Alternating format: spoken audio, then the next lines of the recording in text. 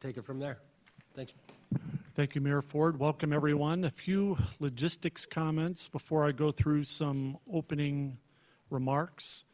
The microphones have a button on top. If you push it, it'll turn to green. That'll make the microphone live. Our advice, as in prior years, if you're not speaking, please turn your mic off. It might pick up side conversations that you don't intend the microphone to pick up. An additional note, the meeting is being broadcast live on Channel 8 and live on the web, as we traditionally do. Dinner will be here at about 5:30. It'll be set up in the jury room next to us. We can either take a break and have dinner or work through dinner at council's pleasure. So that's all we have for logistics. I have some opening remarks I'd love to walk through if everybody's ready. Well, the best place to start is with City Council's goals. The budget is a tool for implementing City Council's goals for the future of the Commerce City community. So a good place to start today for us, staff, for City Council, for those here watching, for those watching on TV, is City Council's goals. It drives everything we do. Everything in the budget that I've recommended is aimed at accomplishing one of the 5 City Council goals. We are really midway through our annual strategic planning cycle. The 2020 budget process really began on the first weekend of February in 2019. We were only a month into implementing the 2019 budget, but City Council had a retreat the first weekend in February where Council began to identify priorities for the 2020 budget and beyond. So our process at the staff level, our work on the 2020 budget and the 2020 work plan began right after that initial planning retreat on the first weekend in February. Once this budget is adopted in November, it'll be pretty much time to start planning for the 2021 budget. City Council will likely have a retreat in January or February of next year, which will start that next year of strategic planning.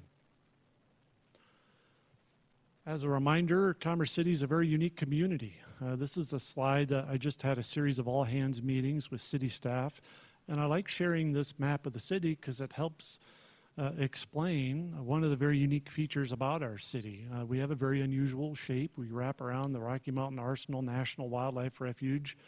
It's a wonderful amenity. It's permanent open space, but it presents some challenges to the city to provide effective services to our growing city. This map also does a great job of showing the tremendous room in which the city has to grow. The City Council has been talking a lot about how to manage growth, particularly in the E470 corridor. Certainly, it's a gigantic strategic advantage for our community to have growth boundary along the entire west side of the airport and just about the entire north side of the airport. It's also what presents some of our challenges as we continue to grow in the northern range. We're sort of a very spread out city. We're not a compact city around a central core like some cities are. So it makes us very unique, but presents some unique challenges for us. As I was thinking about the retreat today, I started to think to myself, kind of where are we as a community? What are some of the things that are going on in the community that kind of drove my recommendations in the budget? Certainly residential growth is a big opportunity for us as a city. You saw that, all that area on the map, that's room for us to grow, but it presents some unique challenges for us. We talk frequently in our study sessions, especially about keeping up with residential growth in our community. I think we provide a very high level of services for a city.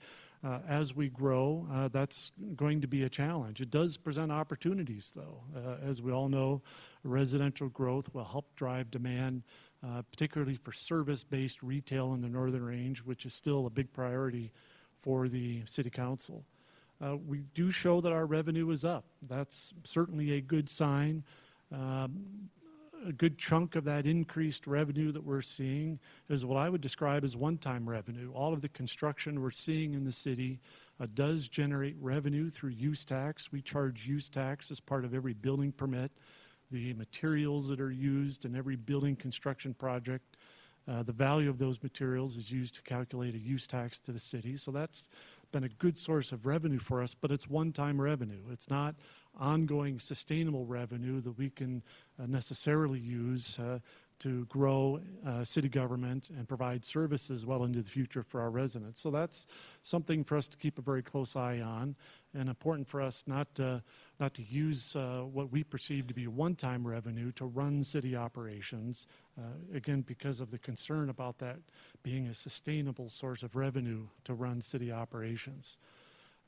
This is an important day in the city's 2019 election process. This is the day petitions are due to be included on the 2019 ballot.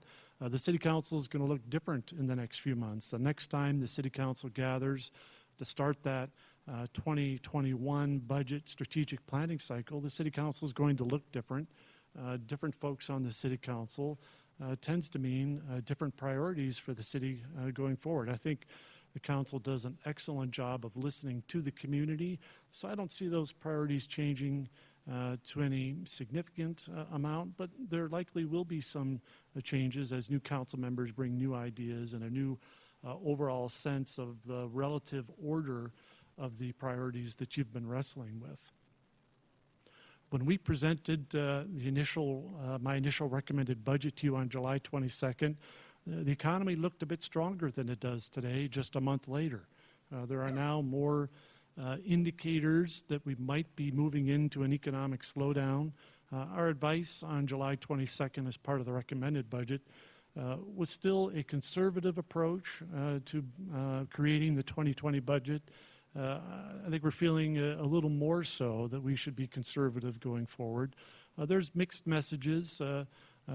Some indicators are that the economy is still very strong and growing. There are some indicators that it is not growing. So in light of that uncertainty, a good thing to keep in mind is a conservative approach to creating the city's 2020 budget.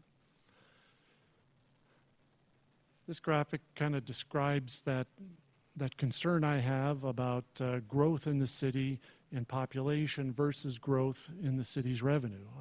We do believe our operating revenue is growing along with that one-time revenue that I spoke about.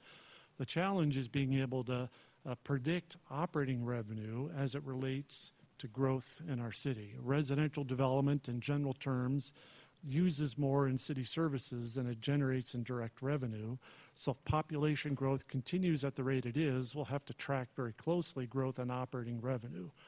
This is sort of my concern to be mindful of. I'm concerned that our population may grow faster than our operating revenue. So again, it's added reason to me to take a conservative approach in crafting the 2020 budget, while at the same time, city government shouldn't make money. It should be spending the revenue it receives to provide services and infrastructure back to the community. As a city staff, we're certainly focusing on sustaining that residential growth. We are scaling services up as the community grows. Again, I think we provide a very high level of services, so we're trying to be very thoughtful at the staff level about how we scale up our ability to deliver the same high quality of services to the community without necessarily a guarantee that operating revenue will grow at the same rate. As part of our capital improvement and preservation plan for 2020, we are proposing fewer projects. On the capital project side, we are catching up. You saw in presentations earlier in the year, we weren't where we wanted to be on a number of projects. We are catching up, but I would say we're not caught up. We are proposing some additional projects. We walked through those when I proposed my recommended budget on July 22nd, but it's a shorter list. A number of the things on the list for funding in 2020 are projects that are already in the pipeline, and we're proposing setting additional money aside for those projects as opposed to adding a great number of additional new projects. Public safety is a top priority for the City Council. It's a top priority for city staff. The chief made a presentation to City Council a few weeks ago that showed that response times aren't moving in the direction we'd like them to. So this budget does propose additional resources for the police department to reduce response times to priority calls for service. It does that by adding staff, but it also does it by adding some efficiencies and some changes in how we provide services back to the community. Some key points, again, key drivers that were baked into the recommended budget. Again, keeping pace with growth in the community, maintaining service levels. That's no simple task when we're growing at the rate that we're growing. A key to doing that is attracting and retaining high-quality employees. Every request from a department in the budget that had to do with investment in existing employees, I'm recommending to City Council. That's the best way for us to provide the best services without necessarily growing city government. That investment can be one-time dollars. Adding staff, on the other hand, is a permanent increase to the city's budget. So anytime we can work more efficiently, keep pace with growth in our community without necessarily adding staff, we're growing at a more conservative rate that's easier to sustain long-term.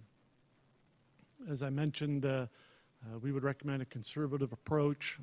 Our revenue is strong. However, again, we're still growing very rapidly as a city, and there are some signs that the economy may not continue to grow at the current rate. In the presentation that was in the packet, we had these additional key points. These were the points that I shared on July 22nd. The prior slide is sort of a roll-up of those things, but all things that I think are worth considering as we wrestle through making some tough decisions tonight about the 2020 budget. That last bullet, we are proposing a budget that's in the black. There is some revenue. After I've recommended to you all the things that I believe should be included in the 2020 budget on the capital side and the operating side, we do show a little bit of excess revenue. These numbers do change. This number is a little different than what you saw a month ago. There are some plugs, if you will, that are in the budget as we continue to calculate expenses for 2020. So this number is a little bit different than if you were to pull this same slide up from July 22nd. I think the number on July 22nd was a little bit larger than this, and it may change a bit again. The general idea is to propose to you a balanced budget meeting the needs in the community while still taking that conservative approach. As part of City Council's retreat that first weekend in February of 2019, these were some of the specific priorities that City Council identified. They all find their way into the budget in some fashion, except direct expenditures for infrastructure at the light rail station, and I'll come back to that in a moment, and infrastructure in that E470 area. Both are topics the City Council has been discussing. The more recent conversation has been around infrastructure in that E470 area. One of the reasons we had such a long City Council meeting last Monday night is City Council is wrestling with a request from a developer that wants some assistance to extend infrastructure east of E470 at 104th Avenue. So there's no direct expenditures planned in the budget right now for that effort. Some funding mechanisms were discussed last week. Likewise, the city has been discussing with its partners infrastructure to facilitate redevelopment in the area of the light rail station. We are still working with Adams County Mayor Ford to arrange a meeting between Mayor Ford, Councilman Madera, and two commissioners. The commissioners have been hard to schedule, but the purpose of that discussion is to begin talking about cooperative efforts between the city and the county to fund infrastructure in the area of that light rail station as a means of facilitating quality redevelopment in that area. Absent a funding source, infrastructure investments in that area would have to compete with all of the other needs around the city.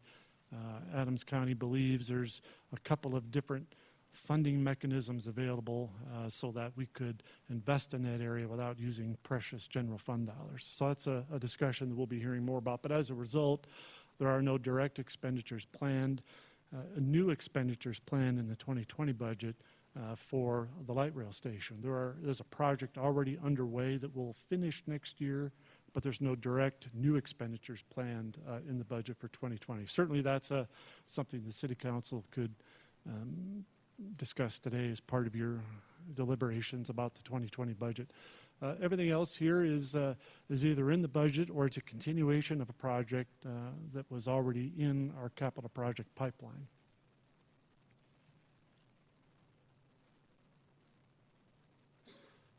We do have some options on how to go through everything today.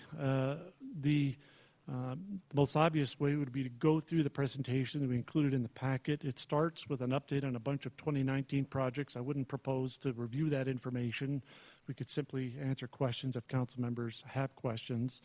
We structured the presentation to go through 2020 and beyond capital projects first, and then circle back to the city's operating budget, those things that I've recommended in the operating budget. There's also the opportunity to revisit City Council's legislative budget to see if you wish to make any changes to that. Another approach that I think might be beneficial would be for council members kind of at the front end to list individually what items are kind of on your list that you would like us to be sure to cover today, that you would like to discuss with fellow council members, additions or subtractions to my recommended budget, other things you would like to discuss for possible funding in 2020. By doing that, we can build a list up front, use that list to focus our discussion during the retreat this afternoon and evening. It also gives staff a bit of a heads up of things you're going to be talking about to make sure we can put our hands on the best information to help with your discussion.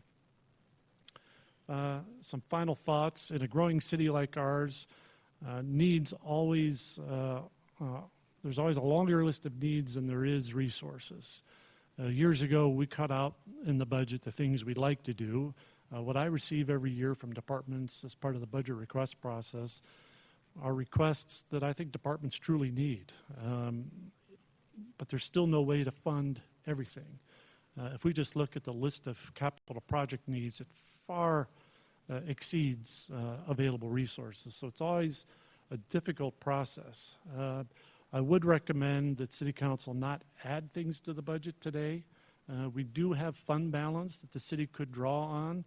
I would recommend keeping that fund balance intact, but that's ultimately a City Council decision.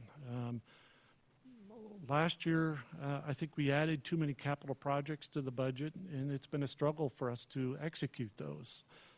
So my advice would be, if there's things you believe need to be in the budget, consider removing something.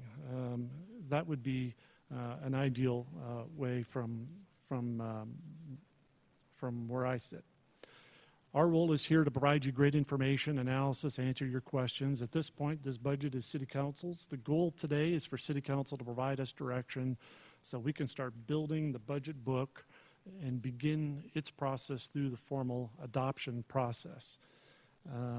So we're here. We've got a bunch of talented folks in the room that are experts in the things that they've recommended, so they will help me answer your questions, help you assess some alternatives if you're considering some options.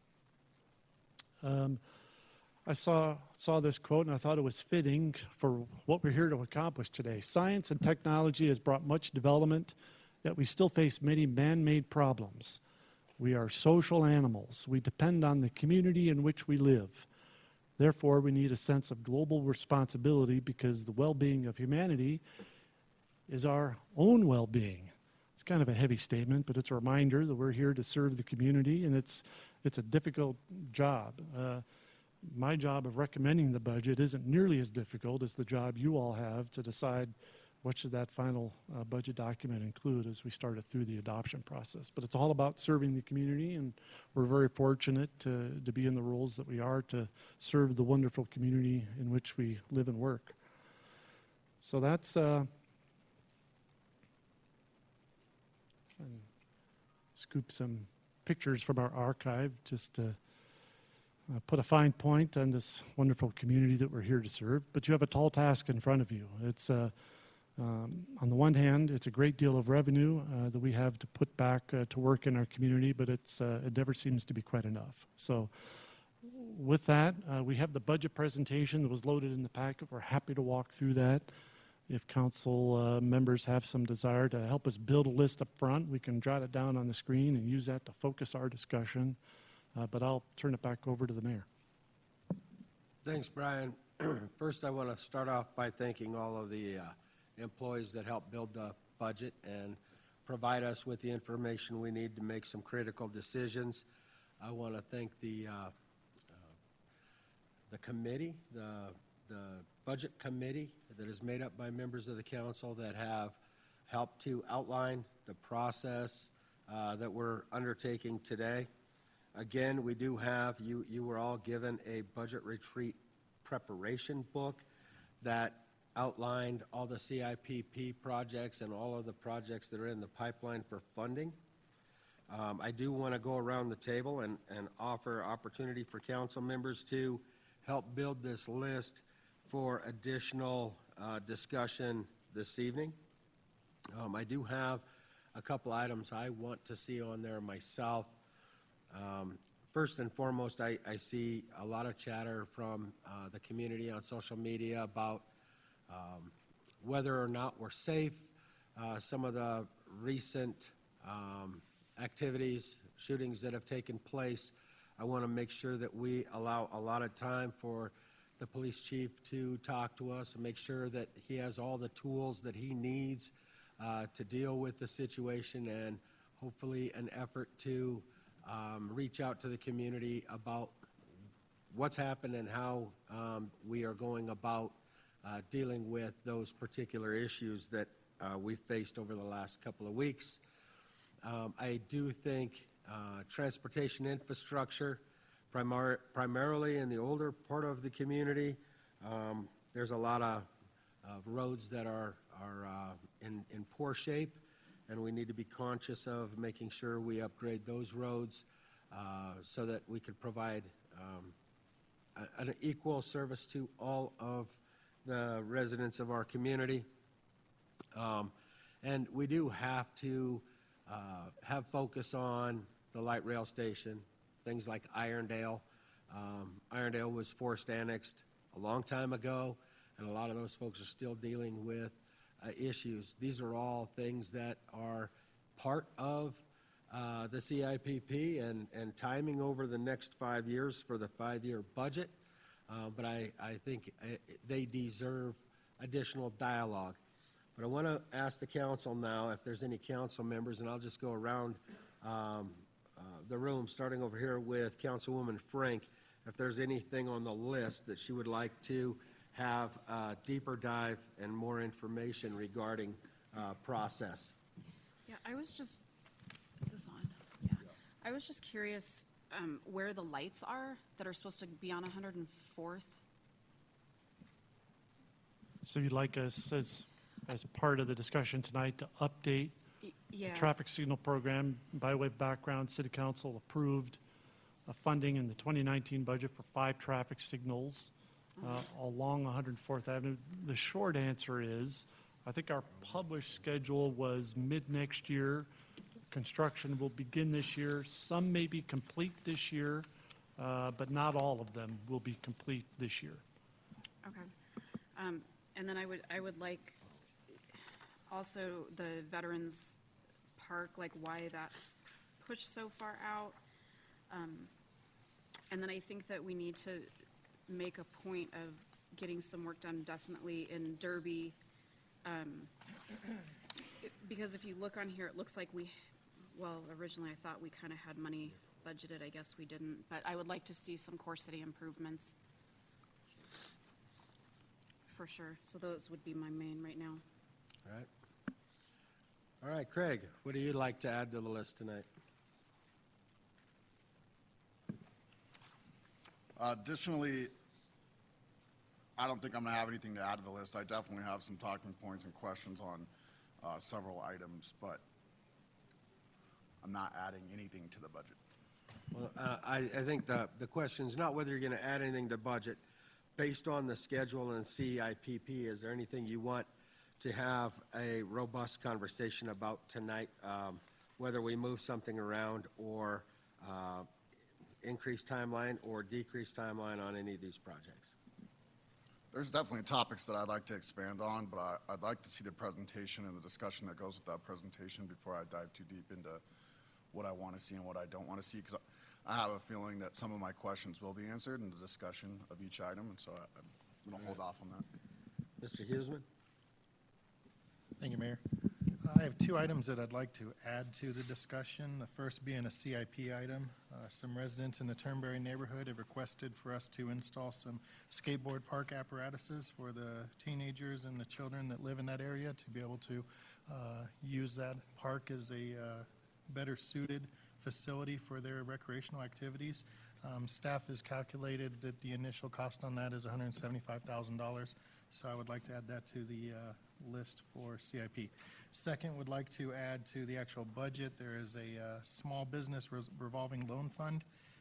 The estimated budget request is $200,000, total budget goal $500,000. They would use the Colorado Enterprise Fund, which is a nonprofit lending company. It's been doing small business lending for 40 years. We have a lot of entrepreneurs in our community, and entrepreneurs, whenever they are up and running, they contribute back to the community through sales tax. I think a small investment on the front end on our part that can help them to get their business started. They can be it they're a coffee roaster or pastry maker, or they sell salsa or anything of those lines. Give them an opportunity to get out, get into a brick and mortar store, get started, and start contributing to the community and providing products and retail that we truly want, as well as start contributing revenue. So it's a small investment on the front end that can pay dividends on the back end towards the community as well as the bottom line budget. So those are two items that I would like to consider adding to the budget request this year. Then as far as items that we really need to drill into, most notably is going to be 112th Avenue from Chambers to Parkside. I know there's a lot of discussion going on, it being out for design and everything, but we really need to get a handle on how we're going to get that taken care of, especially with all the development that is taking place along that corridor. I had an individual who said that they drove down the road and never knew how bad it was, but think they need new alignment on their vehicle now.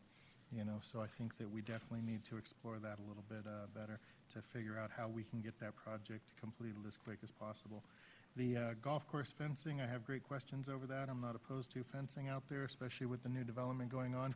However, I wonder why it is that we rely on developers to fund certain projects, yet that would not be one that needs to get funded whenever they're building right up next to the golf course. So why is that on the city to put that fencing in instead of the developer? So I'd like to know some more information on that one. Other than that, I'll reserve my comments for later. Thank you. Okay. Mr. Douglas? Well, mine was, I mean, I've had several on here. That's when we had our budget retreat back in January, and they're still on track here, especially 112th. My main concern is making sure the funding still is in a timeline for the next few years from Potomac to Chambers. And then, let's see, Parkside, the tower. We discussed Chambers and Parkside. So, no, at this time, no additional. All right. Thank you. Mr. Teeter? Thank you, Mayor. I'd like to make sure we come back and talk about the 104th and Brighton Boulevard North, and see where that road is at. I don't see it on anything as far as repaving that section. Beyond that, I have no other further. For Brighton Road, right? Yes. All right. Mr. Davis? Thank you, Mayor. I had a few things on here.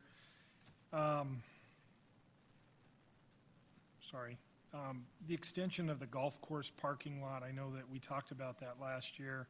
If you go out there during the summertime, it's overflowed to where there's just no place to park out there, and it causes some problems with the overflow out onto the roadway there. The extension of 112th from Chambers to Parkside might fix that problem. And also in accordance with Ben's request, excuse me, I'd like to see what economic development has to say with small business outreach and incentives for small business owners. I know that a couple of them have come to me recently and have complained that they just can't afford to move into the community and start their small business. So I know there's work being done by our economic team, and I'd just like to just focus on that and just get some answers on that. Traffic signals and pedestrian crosswalks were another concern of mine. I had a lot of individuals, both in my ward and outside my ward, ask me about how do they go about just getting a simple crosswalk for some of these intersections to avoid some of the auto pedestrian accidents that we've seen around the other metro areas that are becoming a problem. And then lastly, obviously, public safety is a concern of mine to support. That's all I have for now. Thank you. Councilman Guardiola? Thank you, Mayor. I'd like to see what we could do for the old Derby Tire building, if there's a budget to tear it down. I mean, we're talking about signage to see how we could get that going. And then I think, looking at Ben's requests, I think if we're going to add these, I think we got to go through the whole budget to see if we got to remove things. Because I do believe in Brian's recommendation that we shouldn't add anything. And if we're going to add to, especially the amounts that they're asking for, we have to go through the 2020 budget and seeing what we're going to take out, especially since we got to lean to the more conservative side. So I'd like to go through the 2020 budget item by item and kind of prioritize it if we're going to take these two requests in consideration. Thank you. And given all the different topics, I know we'll have to go through the 2020 budget and identify things that, if you want to add things or you want to move things up, some things that are going to be pushed out a little further, what's going to take priority and what is going to be pushed out. So that's the whole reason for the list, including Ben's request is to leverage our staff to identify the things that can wait, the things that can't wait, and prioritize more timing rather than additional cost. So we'll keep on line with that, Mr. Guardiola, and I'm going to turn it back over to the city manager now that we have a list in place. As you've seen, as you were walking through your items, we've built a list on the small screen to the right, so we'll use that to guide our discussions going through the evening and make sure we address those in some fashion before we leave tonight. Thank you for sharing those things with us up front. This way staff can be researching those items, because as we go down that list, we'll start by giving you an update for those things that are in progress. Where are they right now? We can fill in with whatever information we might have to help you have a good discussion about those items. I think the point's well taken. If there's something you're considering adding to the budget, but you want to perhaps consider removing something from the budget, it might make sense for us then to walk through the recommended budget again, give you a chance to ask questions about things that I've recommended initially. In both cases, the projects that have been identified could potentially use fund balance to fund them in the budget. Then it becomes a question of staff capacity to execute them. So I'm certainly concerned about that, but we can certainly talk through that as we go through the evening. So why don't we walk through the recommended budget. I mentioned earlier the packet includes at the front end of this presentation an update on 2019 and prior CIP projects. I won't cover those things unless you have specific questions. We'll go right to what's being recommended for 20 and beyond. So can we, somebody have the ability to skip ahead to the presentation that's on the main screen? Can you skip ahead past the 2019 updates? We could come back to any of those if you'd like. It's really just there as background information. Some of your questions refer to, some of the items on your list refer to projects that are already in the pipeline in some fashion, so we'll cover those when we go back and go through the list.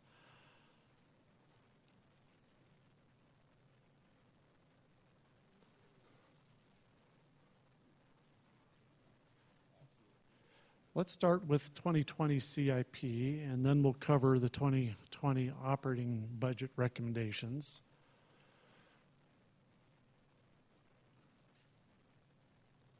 So again, many projects have a timeline that extend past the budget year. That's certainly the case with the list this year. So these are projects that are included in the update to the city's 5-year capital project plan. Rosemary Street widening, US 85 and Vasquez Boulevard improvements, 88th Avenue widening, 112th Avenue widening. These are, I think, on our list to the right are each of these three segments. So there's some effort being proposed in 2020 on all three segments. But when we go back to the list, we'll walk through the status of each of those three segments. There are some bridge projects included as recommended in the 2020 budget. There is a budget amount for core city improvements like the 2019 budget. What we included in the 2019 budget is a dollar amount for core city improvements. And then we, after the budget was approved, we revisited that budgeted amount with City Council and dialed in a specific list of improvements. So like 2019, the 2020 budget includes a funding amount for core city infrastructure, but not a specific list. So we could talk about the funding amount, but we can also talk about what core city infrastructure investments you think we should focus on.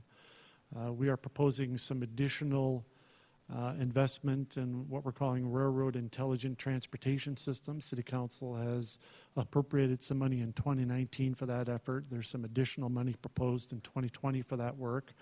And there's some money proposed in the budget for Irondale projects. So when we go back to the City Council list, perhaps we can go through those in more detail. So that's 2020 CIP. Here's a recap of the 2020 general fund budget. So these would be things that departments recommended as increases to their operating budget for 2020. This is the total snapshot. Maybe I'll have, Cheryl, would you please walk through this slide and then I'll pick up after. So this is our source and use document, and this incorporates all of the changes we made. So not only changes that would have been a part of the department's base budget, but also that preliminary yes, no, maybe list that was attached in your packet. So any of the items that were identified as a yes, those have been incorporated into these numbers as well. So the top reflects total general fund revenue we're anticipating of just shy of the 80 million, and then our total general fund expenditures just under 79, which leaves you that 126,000 available. So any additional changes that were made, perhaps if we incorporated the maybe items or any of the no items, then these number would change. There's obviously things that continue to happen throughout the process that cause these numbers to fluctuate as staff gets evaluations that come through, salaries change, benefits correlating to those salaries impact these numbers. That's why there's a difference between the slide that was presented to you on the 22nd of July and today. So do you want me to talk specifically about each line item? Well, maybe I'll pause here before we have a similar slide for the 2K portion of the city's budget. Any questions about this slide? We also have additional slides to walk through specific recommendations that are proposed for funding in 2020. Any questions in particular about this slide? Let me move on to 2K. You want to walk through 2K, Cheryl? So we also calculate the revenue that's going to be generated from 2K, which is the 1% tax and revenues generated from the facilities that we have added. Early on, we adopted a 2K O&M policy so that we did not have to go through the onerous task of tracking every single line item. So we run the revenues and expenditures through that O&M model to determine the prorated percentage for general fund and 2K. So this reflects the 2K revenue of 17.4 million, 2K expenditures expected to be about 14.3, which leaves a surplus of $3.1 million. You can see under the expenditures, we break out all of the areas that are ran through that O&M model, and a lot of the expenditures are calculated based off of square footage. There are a few items, Paradise Pool especially, that those expenditures and revenues are 100% attributable to 2K. So this is the breakdown for the various areas. There's also an indirect allocation, and that's to absorb some of the costs that departments that you don't directly see involved with 2K. So, for example, HR, they do all the recruitment for all of the 2K amenities. So there is a portion that goes back to their budget to cover their costs associated with that. Similarly, finance and some other departments that do work associated with the 2K projects. So that 3.1 million will be added to 2K fund balance in the CIP information that Roger will be talking about likely. Here, you'll see use of that 3.1 million for some proposed 2K projects in 2020.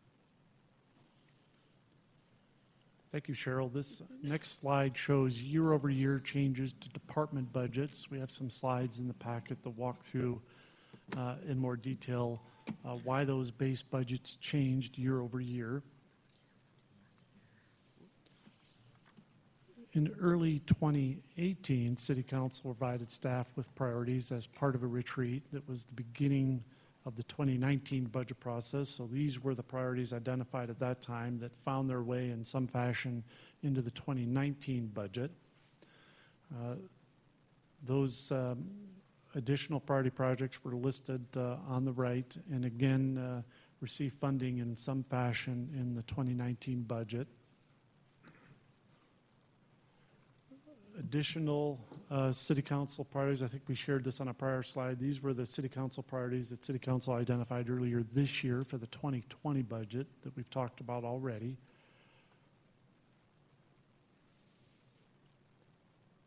City Council provided some additional direction at the February retreat that again were factored into the recommended budget back to the City Council. And all of these things are receiving additional investment in resources as part of the 2020 budget. We can talk about them in more detail if you'd like. We then organized the actual requests that were recommended in the budget by where they fell within the city's administrative work plan. So the next series of slides indicate what was recommended.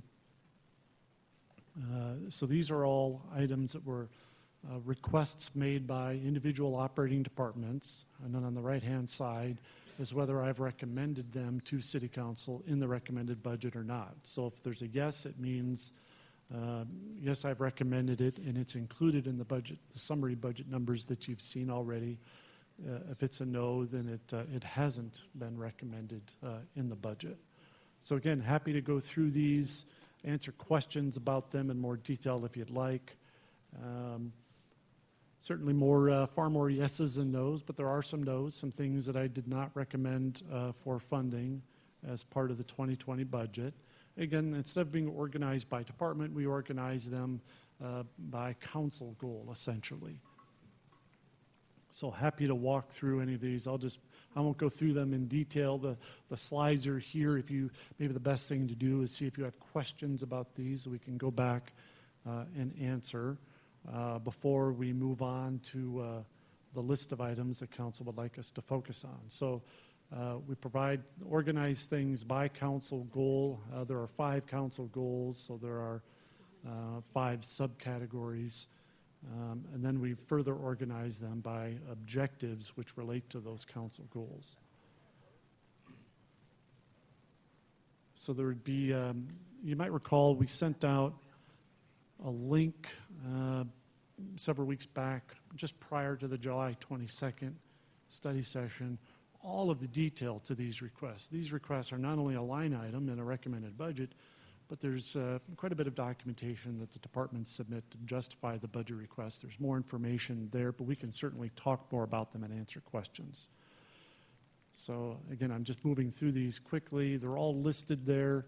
Again, most are yeses. There are some nos. So one option, if you wish to add some things to the budget, we could go back through this list, and there might be some things here you would be comfortable deferring to a future year. So that's a really quick overview of the 2020 recommended budget, but happy to answer any questions you might have about them.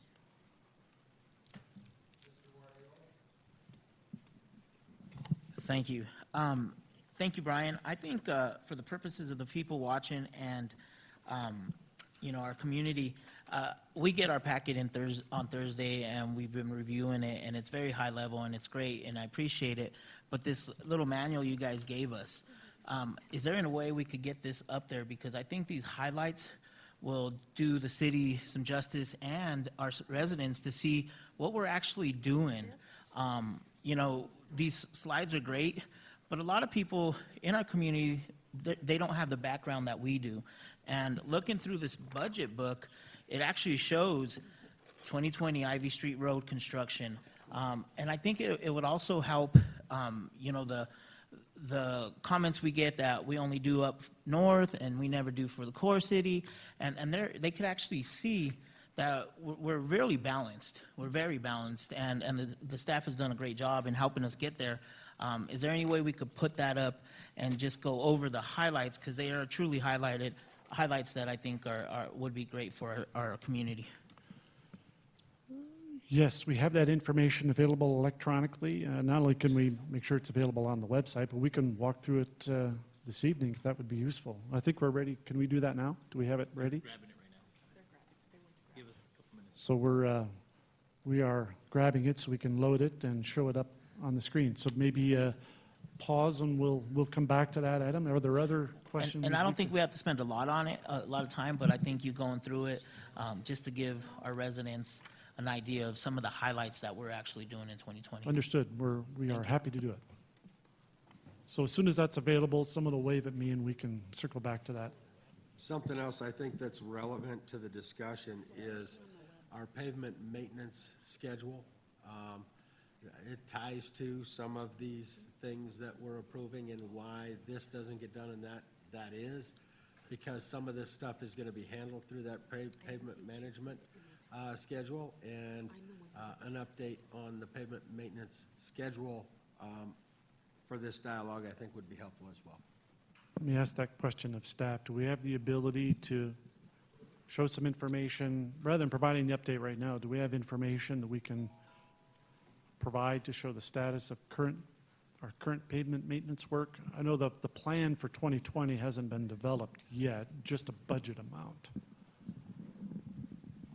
The current maintenance program for this year is roughly, I believe it's just over $4 million in total, which consists of $2.5 million from the pavement maintenance, and then the additional $2 million coming from the Core City and Irondale projects. And the bulk of those projects, the vast majority of those projects are going to be done either in the Irondale or Core City, except for the slurry seal, which is there's going to be some neighborhoods in the north part of town that are going to be accomplished with slurry seal. But the bulk of the reconstruction efforts, as well as the mill and overlay, are going to be done in the Core City area as well as Irondale. And in fact, they started this week in Irondale with the mill and overlay. Joe, while we're answering other questions, do we have the ability to pull up a map to show graphically where current pavement maintenance work is occurring? If you can put your hands on a map, we'll circle back and put that map up on the screen. And that was part of my point, is so that the residents could see what areas are being slurry sealed up north and what to expect in your neighborhood. And if not this year, in a future year, when is slurry seal, and some of those maintenance efforts going to take place in the different parts of the community, so people can have an idea. It's not that they've been forgotten, it's that there's a planned effort for maintenance, whether it be this year, next year, or the following year, when your street is actually going to get some kind of a treatment. So as part of walking through the capital project booklet that we handed out last week, we'll walk through the current pavement maintenance work that's undergoing. Again, the plan for what streets would actually be worked on as part of 2020 hasn't been developed yet. That's typically developed in the early part of the year for execution in the fall each year. We can certainly walk through what's underway right now, just to give you an update as part of the overall capital project update. So we'll work on putting our hands on that information. Yes, Brent's working on that Okay. now. We should be able to bring it up off the O drive. Just one other bit of information is this year we've kind of changed the criteria in which we do the pavement maintenance. In the past, it was broken into 5 geographic areas, and we did kind of a relative peanut butter spread, if you will, kind of the worst in each of those geographic areas. This year, based on the assessment that we did in the city as a whole, we've identified the areas that require the most attention in terms of immediacy and the amount of work. And the criteria for those projects are determined from year to year on that basis. And that, to a large degree, is why the focus for this year in 2019 and additional work in 2020, there'll be a lot of focus in the core city and the Irondale areas. And largely, and that's for the mill and overlay. The slurry seal would probably more of an applicable for the northern sections where it's just doing treatment to the road surfaces, the wearing surfaces, as opposed to the underlying conditions of the roads themselves. So while we're gathering a map with the pavement maintenance work this year and pulling up electronic version of the booklet we gave out last week, what other questions can we answer? Let's go with Mr. Huesman first. Thank you. I have a question on the business recruitment manager that was denied. What is that position about? Why was it denied? What's the justification on that one? And then I just wanted to point out on that small business seed funding, that was also denied on that list that I've circulated that paper on. Yes, Mr. Huesman's right. The Small Business Revolving Loan Fund, seeding that program with $200,000 was a request that Economic Development made from me. I did not recommend it at this point. But again, as a one-time expense, it would be possible to fund that either by removing something else from the budget or funding it with unrestricted fund balance. Mr. Huesman's other question was about the business recruitment manager. One of City Council's priorities as part of the 2019 retreat in February of this year was a dedicated staff person to do high-level project management for sensitive economic development projects in the city, priority economic development projects. So staff took that direction and actually made two requests. Michelle Claymore in Economic Development made a request for a staff person. We also proposed creating a new position in the city manager's office, a third management analyst position. So it was my decision to recommend to you solving that need by adding a third management analyst position in the city manager's office that would be dedicated to that work, as opposed to adding that new position in the Economic Development Division. So it's performing that work is in the budget, just in a different position than what was recommended by the Economic Development team. Thank you for that explanation. One other thing I'd like to point out is that $175,000 for the Aerotropolis marketing campaign. A couple weeks ago in the study session, I voiced a little objection to that. I'm going to voice a bigger objection to that. I don't see the need why we need to be spending that money. That Aerotropolis was passed 4 years ago by the voters. Not a single development has occurred. I think we need to hold off on marketing that until they actually start seeing development out there. But there's no reason why we should be spending city funds to advertise potential development area on airport property, especially whenever we have other projects that need to be completed. So I am opposed to the $175,000 for the Aerotropolis marketing campaign.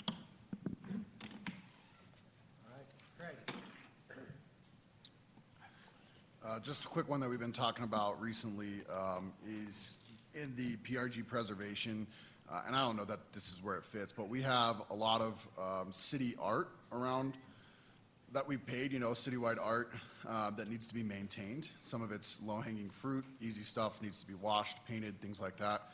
I know we've discussed a schedule and funding for it. Just wanted to see if we can get a quick update on that tonight as well.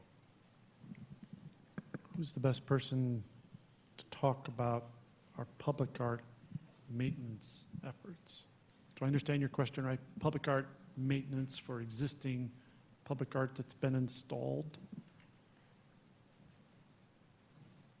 That would be, I think, a Public Works question. Sean? Unless you have an answer? I have an answer. I don't know if you'll like it. As you know from the last committee meeting that I was at with you, that is something that we're working on. The way we take those public art funds into our budget, finance has established a portion of those for preservation and maintenance of each piece that we install in the city. So there is funds programmed for the maintenance of all of the public art in the community. In terms of the schedule, of when that work will be done, that's not something I have with me this evening, but an update I can get to council in the future.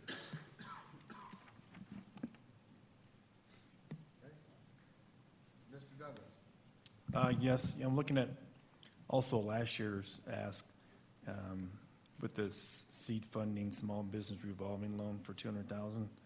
That was also asked last year and was turned down. So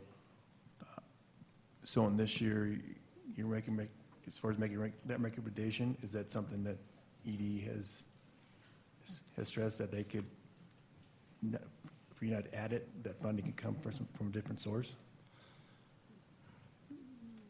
It's my understanding that to initially start that revolving loan fund, the city would put in $200,000, and there's another funding source that would put in a chunk of money. I think the goal is to start it with $500,000.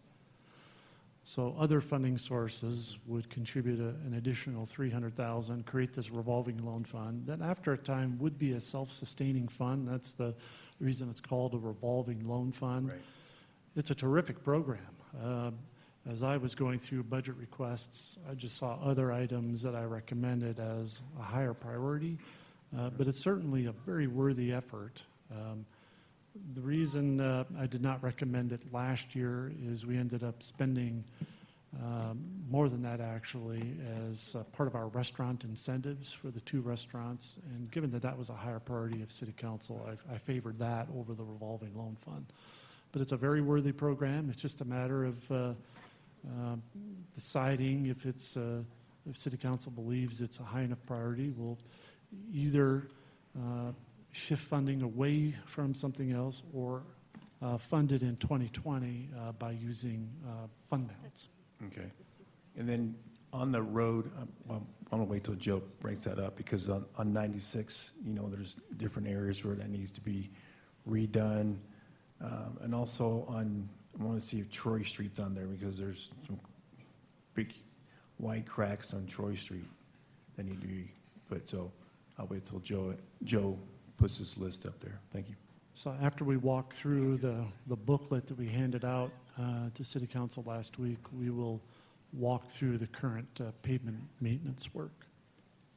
But we're ready to go through this when you're ready. Mr. Davis?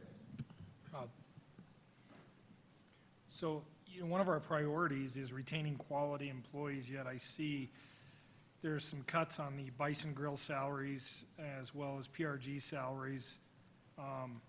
If we want to retain quality employees, I was just curious why those cuts would come. That's a good question. It looks like we're taking funding away. What we actually did, City Council approved adding some resources to those line items as part of the 2019 reappropriation process. So when they're added into the 2019 budget, they become part of the base budget in 2020. So they're baked into the 2020 budget essentially. Therefore, it was not necessary to approve them as requests, if that makes sense. If they hadn't been approved in 2019 and we were adding them to the budget in 2020, they would have been recommended here. But by adding that money in 2019, they get carried over as part of the 2020 base budget. So I'll assure you those additional funds for staff is baked into the 2020 budget already. Go ahead with your presentation. I'm going to ask Roger to walk through this material, and then we're happy to answer questions.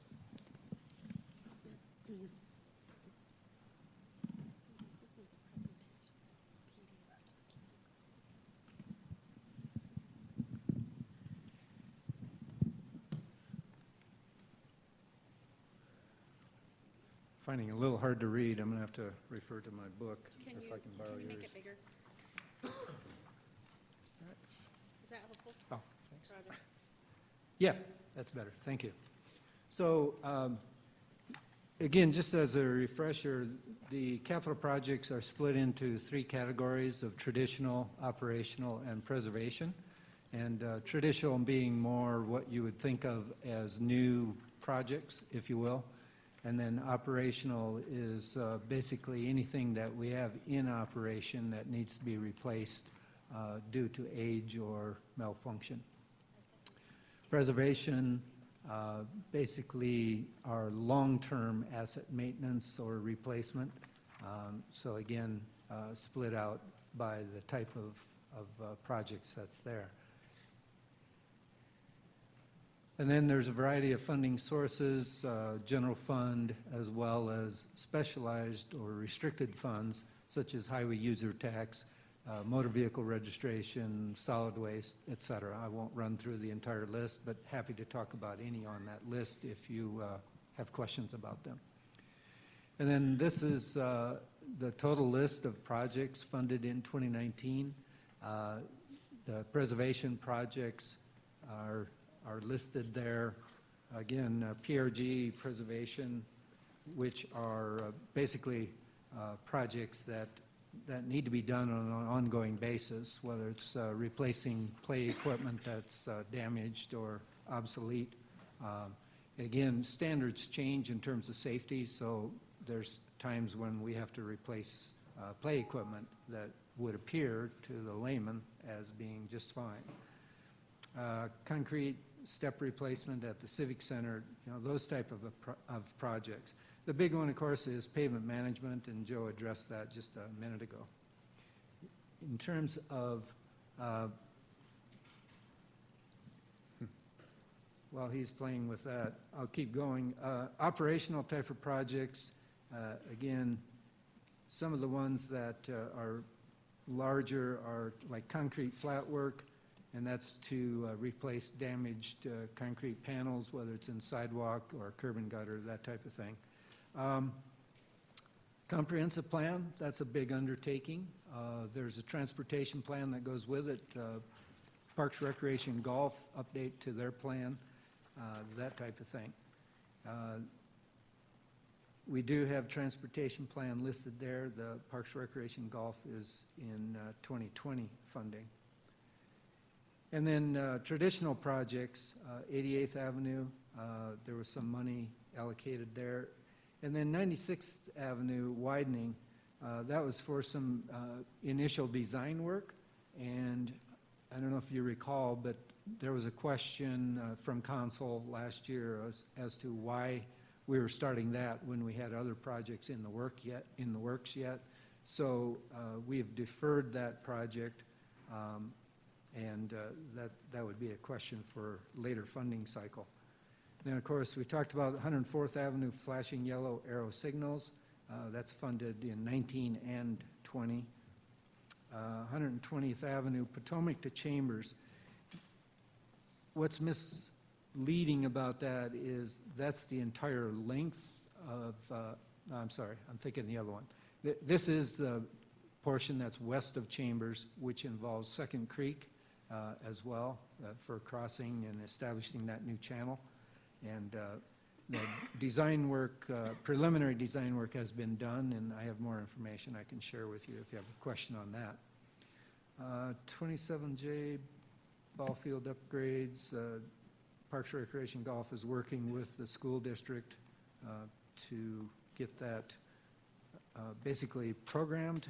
We have a request in for the use tax joint fund that we have with 27J for funding a significant portion of these ball fields.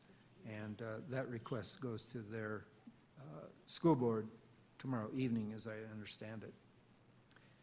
Potomac bridge replacement, we have some CDOT funds, and so you'll see this coming up in 2020 for additional funding to replace that bridge.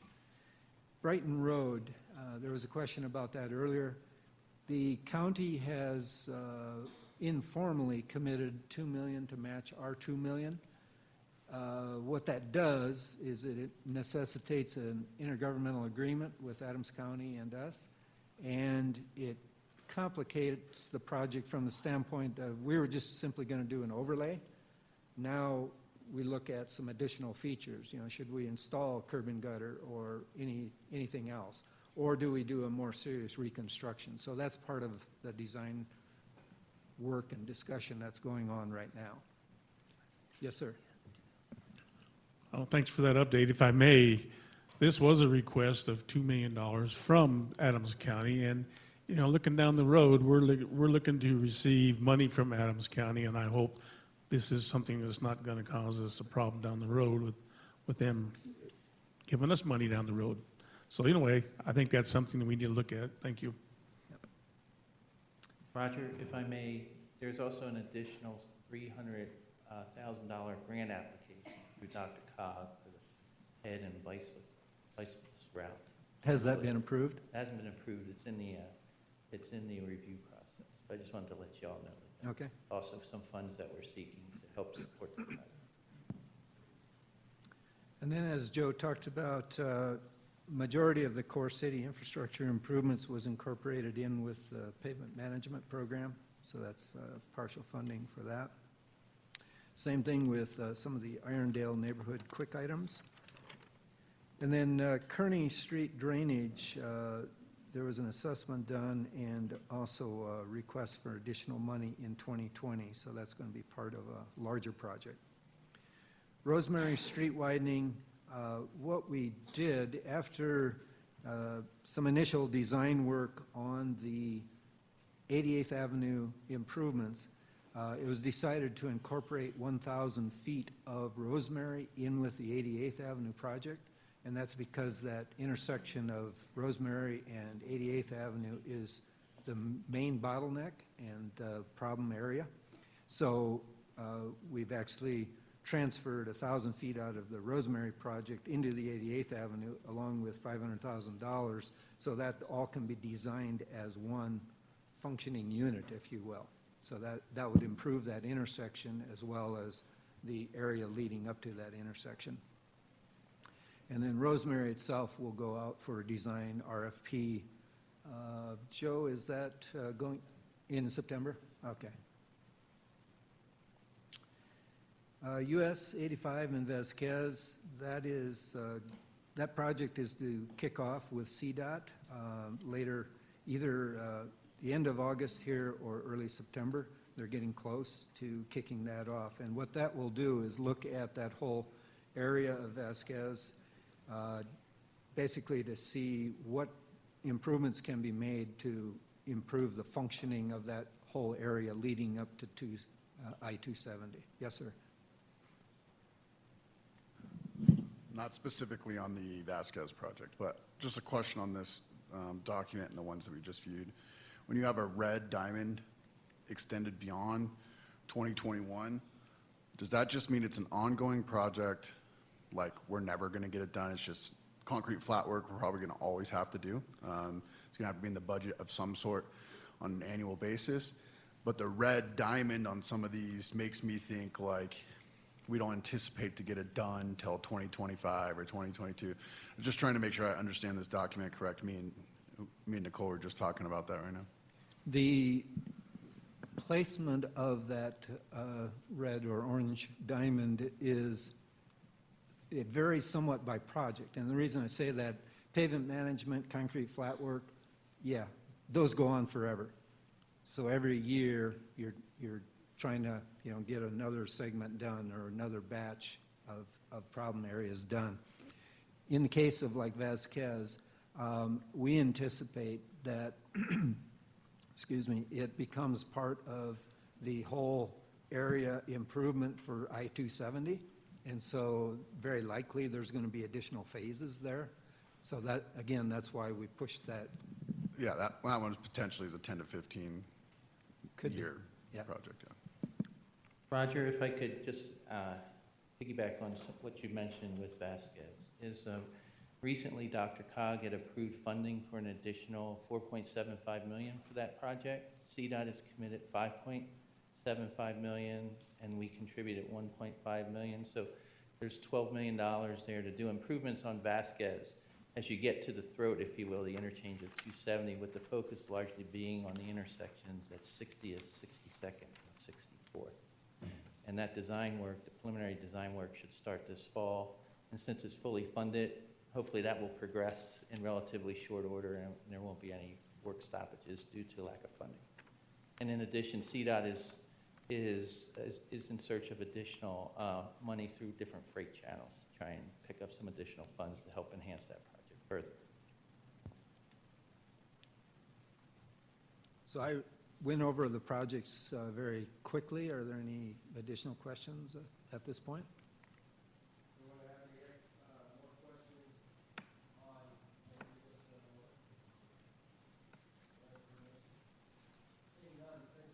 Okay. I think this is the point where we will go ahead and take a break. I was notified that the food is here for dinner. I also was I may updated have- that there was additional food, not because of us, but because of a mistake on the restaurant's end. So therefore, I want to make sure that we include an opportunity for all of our guests tonight to also be able to have something for dinner. So we'll go ahead and take a break and go back. I- Yes, Mr. City Manager. Lisa's going back to check. I might have misunderstood what she said. They might still be setting it up. Why don't we shift gears? Are they good? Okay, sorry. It's all set. My recommendation, and of course, if any of you have a problem with it, just speak up, but is to make your plates and come back in here, and we'll go ahead and continue with presentations as we're eating so that we can take the most advantage of the time. But I want the folks in the audience to feel comfortable about coming on back and making themselves a plate as well. And then when we So- come back, we'll cover 2019 pavement maintenance and then start working through the list of items that council has given us.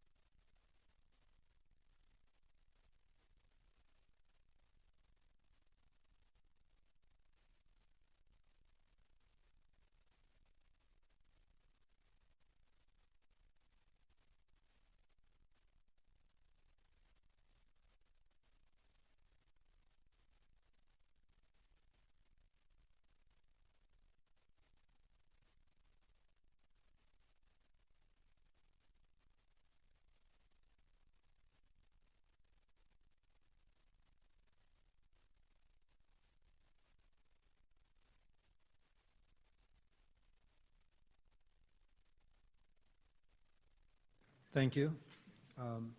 Again, these requested projects are split into preservation, operational, and traditional. Clarifying question, do you want me to go through all of them or any particular ones or particular group? Appreciate that. That's it.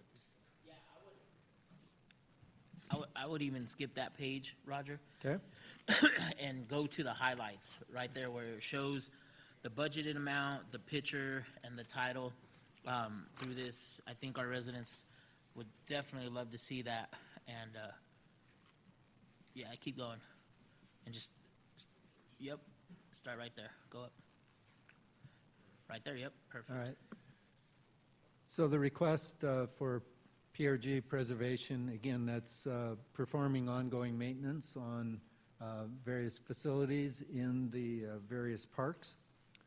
It's an annual program, meaning it's ongoing. Projects may include soil recovery. For example, at the golf course, there are areas where the soil does not support very good plant growth and life. And so the plan is the dredging material from the various ponds that we have was piped into those big bags, fabric bags that you see near the golf course and kind of surrounding different areas of the golf course. That fabric allows that silt to dry out, and so the water drains back to the ponds, but the silt is contained within the bag, and that silt then will be used as top dressing where those areas of poor plant growth. So it's recycling that silt material, which is, pretty much humus, good material for growing plants. Eagle Point PDU replacement, those are pool dehumidification units. And what they do is basically keep down the humidity in those pool areas, and that's to prevent corrosion of both equipment and structure in the building itself. Those were part of the overall assessment done when Eagle Point facility assessment was done several years back in anticipation of the 2K project. However, the assessment did not turn up the deterioration that had occurred inside those units, and so we're finding that we have to replace those units. 2020 emergency roadway drainage repairs. This is to address emergency repairs that may be needed. 2020 evaluation of core city signals. There has been past requests to basically coordinate the signals in the core city area. Typically that's done only with new signals, and obviously the ones in the core city have been in existence for a long time, and so this will evaluate what it will take to coordinate those signals. Golf course railing replacement. We have found that many of the railings are loose and have damaged handles. Again, to prevent injury to clients at the clubhouse, we intend to replace those. Ivy Street Road construction, this actually was moved out of 2020. I had to do that after this material was put together. The funding available overall just will not accommodate being able to do this street, so I moved it back to 2022. And I know it's in bad shape, but in terms of available funding, that was the earliest I could find money to fund it. 2020 pavement management, as we talked about before, that's an ongoing program where we're going to have to continue basically milling and overlaying and slurry sealing of streets throughout the city. 2020 replace illuminated street signs on Highway 2. We have street signs that are illuminated, but the plastic sides that you read, those are prone to damage in high wind. We've had some come out, and it's as expensive to replace that little plastic panel as it is to simply replace the whole sign with LED lights, LED lit signs. And so that's what that program will do. Traffic signal maintenance, ongoing program, again, to make sure that signals and controllers continue to operate correctly. And then moving on to operational projects, keep on flipping down to that one. Concrete flat work, ongoing program. Again, broken sidewalks, curb gutter, concrete cross pans in the streets, that type of thing. Sidewalk connectivity. This is to put in sidewalk where there are gaps, and also to install curb ramps that meet the ADA standards. That's an ongoing process. Hey, Roger, Yes, sir. could we use any of the CBDG budget for these?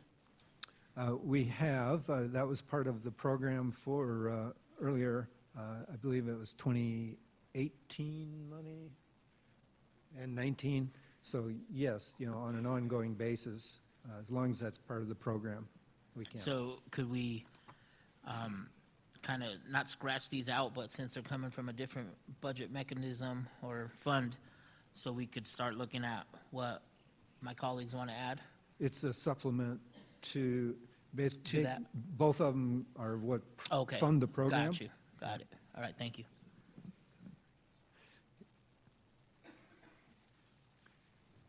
And then we have ADA compliance in city facilities, and examples of that are Parks Recreation Golf at Buffalo Run. There's various items that need to be taken care of for that. We had an assessment done of our buildings, and that's part of a long-range plan. First Creek outfall system. This is a cost-sharing agreement with Urban Drainage. They are now called Mile High Flood Control, or actually Mile High Flood District. They've changed their name. But what this will do is this will study between the refuge and the South Platte River. I don't know if you all are aware of it, but First Creek has not been developed or improved or a channel established all the way from the refuge to the Platte River. There are portions of it that exist, and then it ends, and so we need to basically continue that effort, but there needs to be a study to determine the best route and best way of doing that. MSC generator installation, we have pulled that out of the program, so that is not recommended for funding. Oh, it doesn't appear on the slideshow. It's in the book, though, if you saw that. And then Railroad Intelligent Transportation System.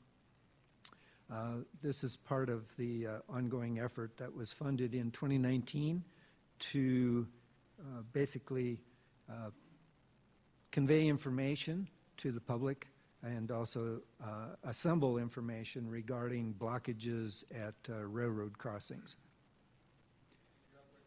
Yes, sir.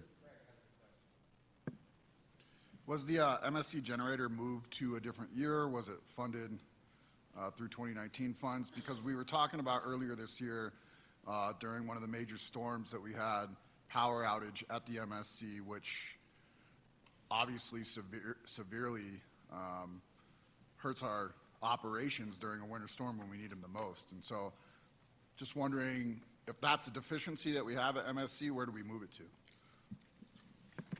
I was just looking at our sheets to see.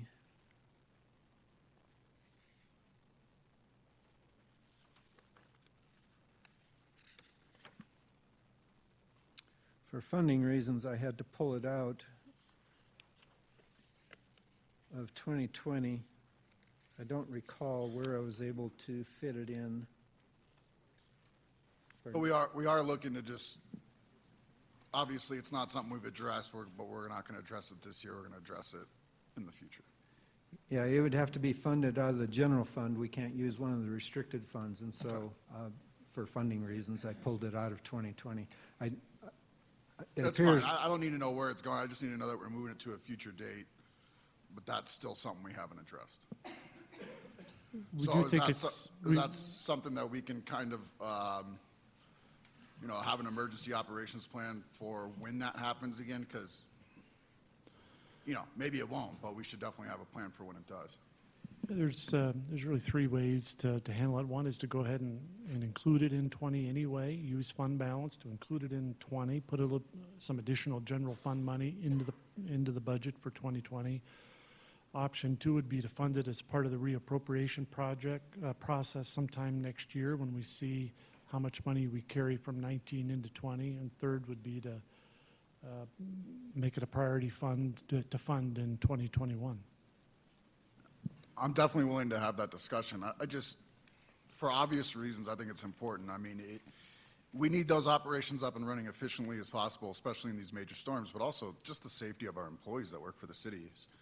If we're in these storms, it's freezing cold, the snow's coming down, and we don't have electricity to fund it, but we're asking them to go out and protect our citizens, and they can't even protect themselves in that situation. So something I think is important. We definitely can have some good discussions around that.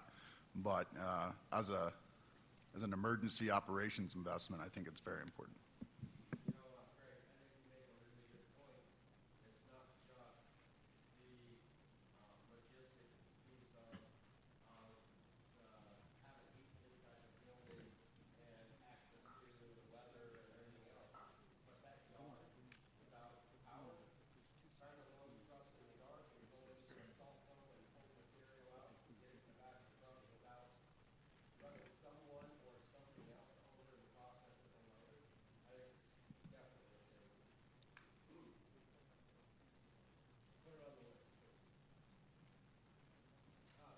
So we'll add that to our informal list on the right here to circle back to.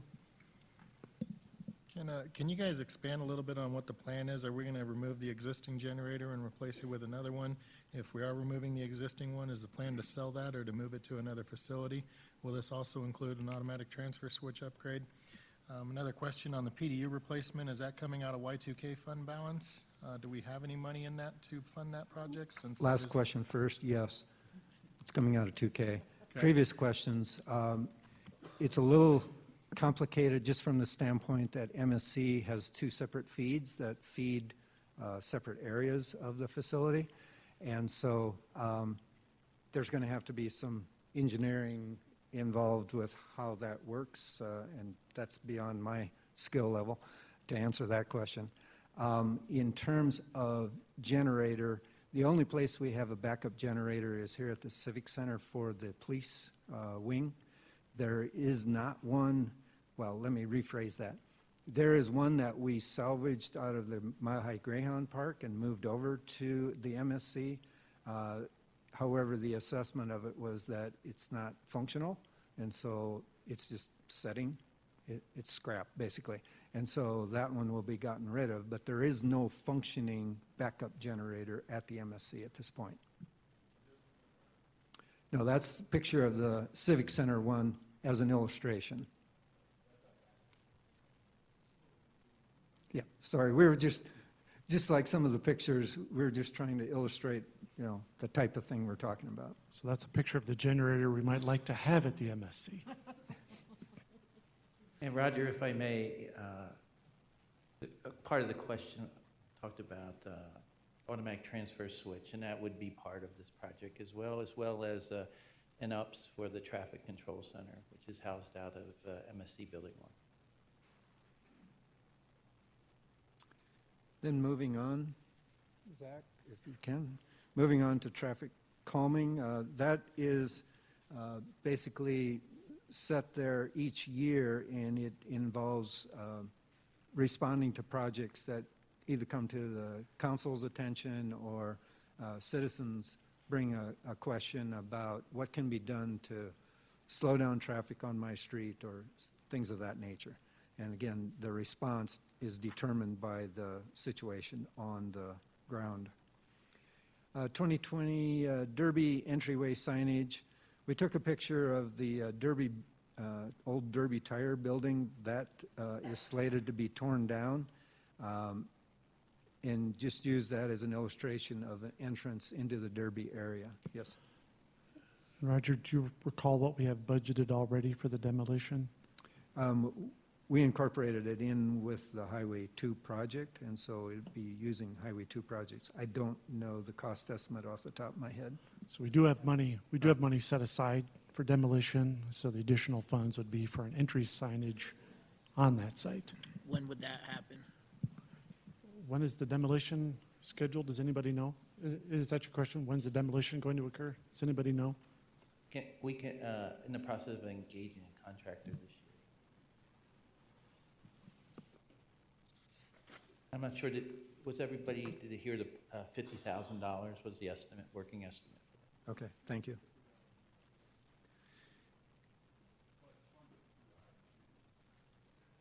Yes, it's a line item in the Highway 2 budget.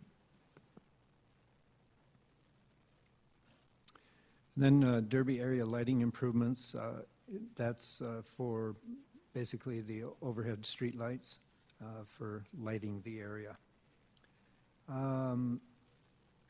We listed this as originally the MSC facility study. However, we have broadened the scope of it to be city facilities study. So it's not just the municipal service center. And that will be incorporated, hopefully, in with the comp plan. So this money will be combined with all of the other plans. And we have a request to the winning proposal, if you will, for the comp plan, that they provide us with a cost estimate to see if we truly can incorporate this in. Fairfax Park drainage outlet reconstruction. This is being done, again, in cooperation with Urban Drainage to best address that system because it's proving to be too small for capacity of the pond at Fairfax Park. And then golf course site evaluation. This came up as an initial request from the council for expanding the kitchen area. The problem is that the utilities would have to be relocated, and if you go to that expense, then should we also expand the dining area? If we do that, how does that incorporate with the parking situation? So all of that really, we wanted to step back and take a bigger look at what does all this entail. Golf course fencing, this would build additional almost 6,000 feet of split rail fence, and what it does is it delineates the boundary between private property and the golf course, and that helps to keep people from wandering onto the golf course, which is a danger to them since they could get hit. And then talked about this a little bit earlier, Park Recreation Golf Master Plan. We have old plans, and the intent is to upgrade, update those plans and incorporate it into a single plan that will be done in conjunction with the comprehensive plan. So the comprehensive plan will have various components, not only the traditional part that you see in a comp plan, but also transportation plan, Parks, Recreation, Golf, master plan, economic development master plan, and facility plan if it all comes together the way we're trying to do it. And then traffic signal, that would be to construct an additional traffic signal. And it seems that every year that an additional intersection meets warrants to be signalized. And then we get to the traditional projects. This is additional funding for 88th Avenue. 88th Avenue is a multi-year project, and so this would widen and improve 88th Avenue from 76th to Rosemary. It would improve it from Rosemary to Highway 2. Yes, sir.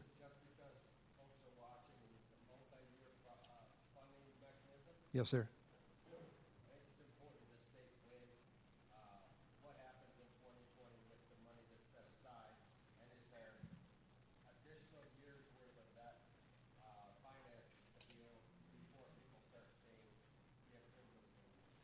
That is correct. I would defer to Joe in terms of what component will be done in 2020. The initial phase of preliminary design and environmental assessment was part of the 2019 program, and the 2020 program will be to complete the design work, to include the potential for a flyover of the canal and the railroad crossing as well. That's roughly $4 million, $2 million from the city, and $2 million that was approved just recently from DRCOG to support that design.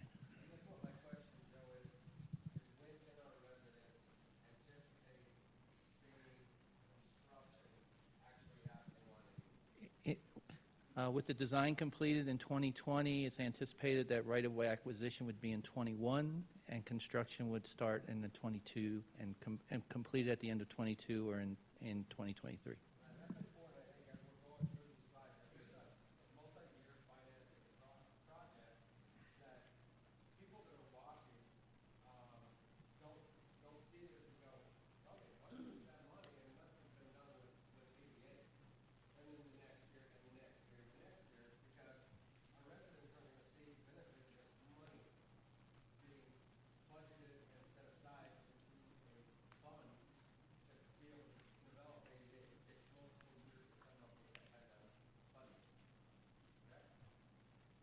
Yes, sir.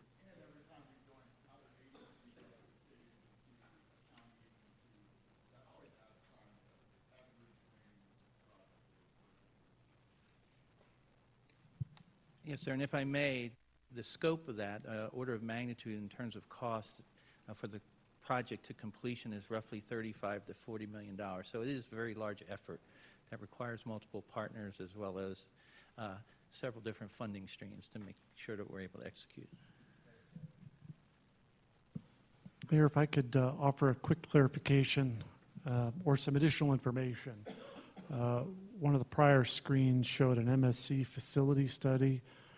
That's been expanded to meet council's direction of a citywide facility study. Did you? Sorry, missed that. And the dollar amount, you mentioned that, went from 150 to 250? The what? I'm sorry. The budget amount went from 150 to 250 to Oh, cover the expanded No, I scope. didn't mention that. I just mentioned changing the scope and title.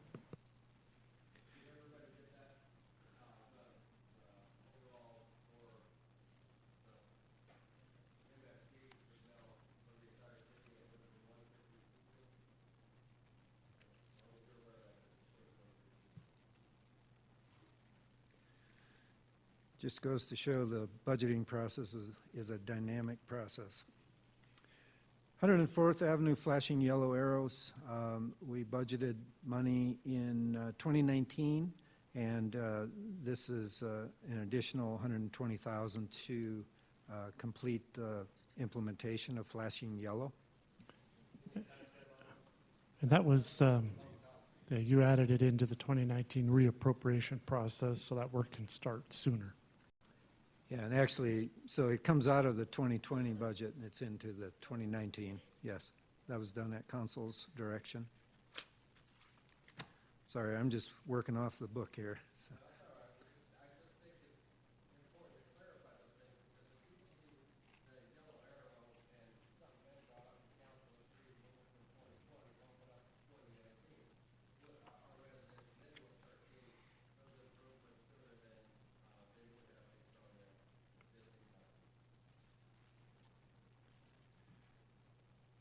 So this is 112th Avenue improvements.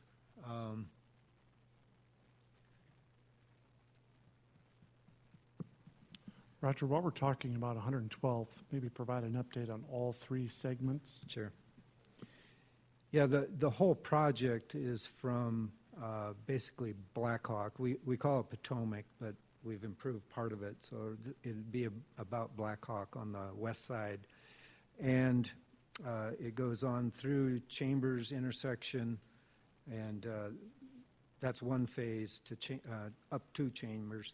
From Chambers to Parkside is another phase of 112th Avenue, and then from Parkside on over to Tower Road would be an additional phase. So in terms of phasing this, the initial work was done for Potomac to Chambers, or Blackhawk, if you will. And so we have a preliminary design on that portion. The segment that Oakwood is asking us to fund in 2020 is from Chambers Road to Blackhawk, or I'm sorry, to Parkside Drive. And the reason for that is that's where they're developing. And so the request for 2020 is actually the money to match Oakwood's portion, and so that would be the first phase in terms of actual construction.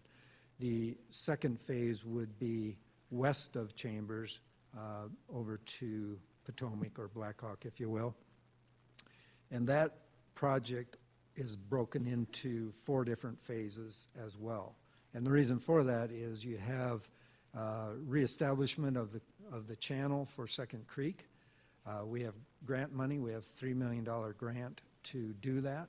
It has to be matched with $4 million of city money, which we have available to do.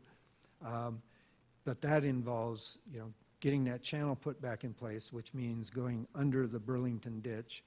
It also means then the second phase of that would be to establish the crossing under the O'Brien Canal. And in order to do that, it's more cost-effective and timely to relocate the O'Brien Canal. And so what we would do is build the Second Creek crossing and that portion of the O'Brien Canal north of the existing canal. And then when it comes time to actually make the switch over, then it's a shorter time frame to connect it at the west end and the east end and get rid of the old part of that loop of the O'Brien Canal. And the reason for that is it's rare that the O'Brien Canal can be shut down for any length of time. And so it's a timing issue and capacity issue. And so it's more cost-effective to rebuild that north relocated part of the canal, if you will. So that would be the second phase. The third phase then is to build the berm for the regional detention pond. That pond is required for the Second Creek whole system to function. And so there is a small retention pond that's owned by Reunion Metro District at this point. So we would, in essence, wipe out that retention pond and it would become a city project to build the large detention pond. And that means building a berm, which then becomes a jurisdictional dam, which means that it has to be inspected periodically by the state. But it accomplishes 2 things. That berm not only serves as the dam for the detention pond, but it also can serve as the base for a future roadway if council chooses. So at that point, somewhere in that entire project, we will be coming back to you with a choice. Do you want to cul-de-sac 112th Avenue at each end and not pave the road through, or do you want to pave the road through? And I can present cost estimates for those different options at that time for that discussion. So that's a future decision for council. And then, so that's 4 phases of the second phase, if you will. Then the third phase is funding east of Parkside Drive. And that would be quite a number of years down the road, quite honestly. I got a couple of questions really quick, and it's probably on the minds of some of my council members.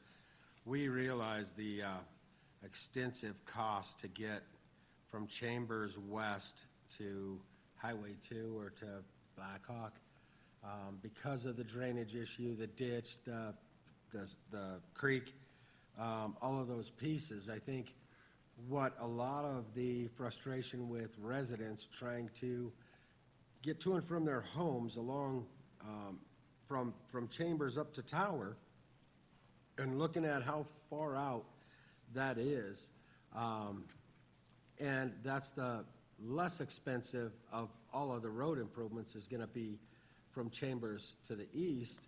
We know the expensive part's Chambers to Blackhawk. So focusing on that, there's got to be some capital improvement dollars that Reunion's putting into 112th. There's got to be capital improvement dollars that Watterson and Bush are putting into 112th. And then I know that I had made a request to reach out to the county for the area along Columbine and States to see if they would participate on their frontage, because that's unincorporated. And not to speak for any of the rest of the council members, but I believe most of the frustration is with the amount of development going on and the amount of additional traffic on that portion of 112th to be able to get from Chambers to Tower. What is the, I believe the council wants to see how we can get those improvements done sooner than later, because to hold it up based on the creek drainage and the ditch and that cost, I think would force additional considerable complaints from residents that are accessing 112th from their homes out of Reunion and/or out of the Buffalo Run subdivisions. And not only that, I think we have to be also considerate of the people that live in the Columbine Estates, because that road just can't handle any additional traffic without having some. And we tried temporary repairs. We tried to go in there and do some recycled materials and things like that. But I would like to see what it takes to bump that time frame up, to make some improvements that are going to alleviate the complaints and justifiable complaints from residents that have to access 112th in between Chambers and Towers. So the plan is to construct the portion, the Chambers intersection east to Parkside Drive, construct that in this coming year, so in 2020. And 50% of the money is, approximately 50% of the money is coming from Oakwood Reunion Metro District. And then we also have a funding commitment from, I can never remember the exact name of the Metro District to the north, Mark Bush's development, to contribute to our share, if you will. And I think that's great. And I think, to my point, you get from Parkside Drive to Chambers, but there's going to be a lot of people that are going to say, that doesn't help me because I have to go west to Tower.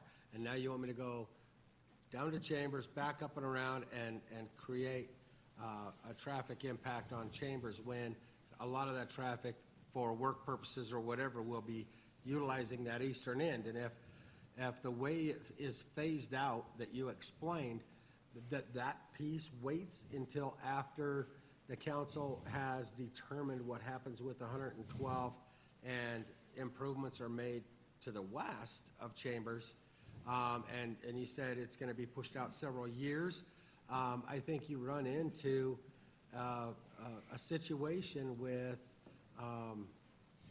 folks in that area are not going to be happy with having to wait multiple years. And I'm good with multiple years of funding for the council to be able to deal with the west of Chambers.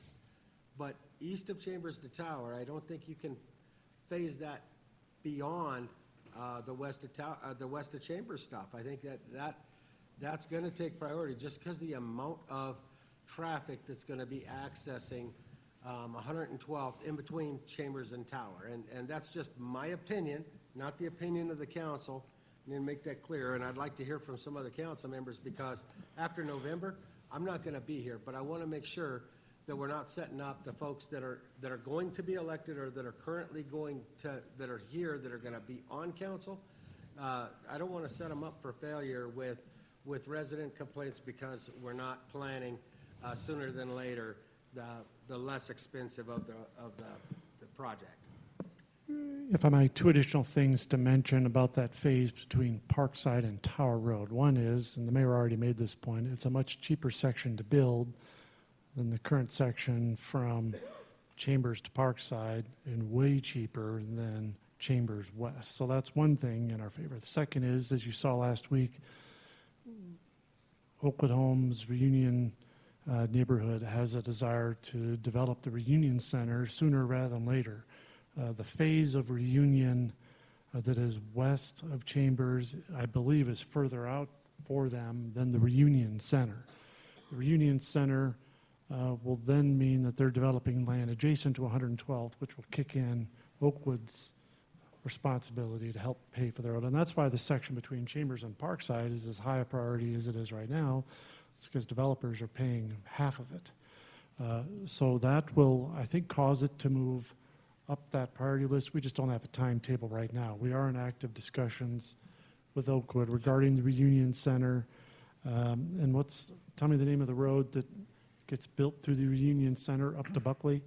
High Plains Parkway. So High Plains Parkway ends up being a part of that infrastructure investment too. So when we bring 112th west of Chambers, we'll bring some updated information on that phase between Parkside and Tower and see what Oakwood's thinking about timing is. A couple of comments. Yeah, I get a lot of comments from people out in that area. Obviously, that east end of Reunion is growing rapidly, and those people are using that north exit tenfold to what they used to be. And there's a lot of traffic, and there's a lot more coming with the houses. My concern is the intersection of 112th and Chambers is going to be so bottlenecked because there's no traffic light there, and it's a dangerous intersection to get across right now. So that's my concern with getting that done fast. A lot of people are going to come out that way that didn't use it before and meet up right at that intersection. You're exactly right. For any of us that drive through that intersection, the gaps are getting smaller and smaller. So part of the phase of Chambers to Parkside includes signalizing the intersection. If circumstances arose where we had to do the signalization project first, we've talked about how we could separate that out and do it first. We haven't seen a need to do it first ahead of the paving from Chambers to Parkside. So right now it's part of that phase. So it would be done first. And what's again the current estimated timeline for 112th Chambers to Parkside? It's been designed, and they bid the project. They have not awarded to the contractor yet, but they're ready to award to the contractor.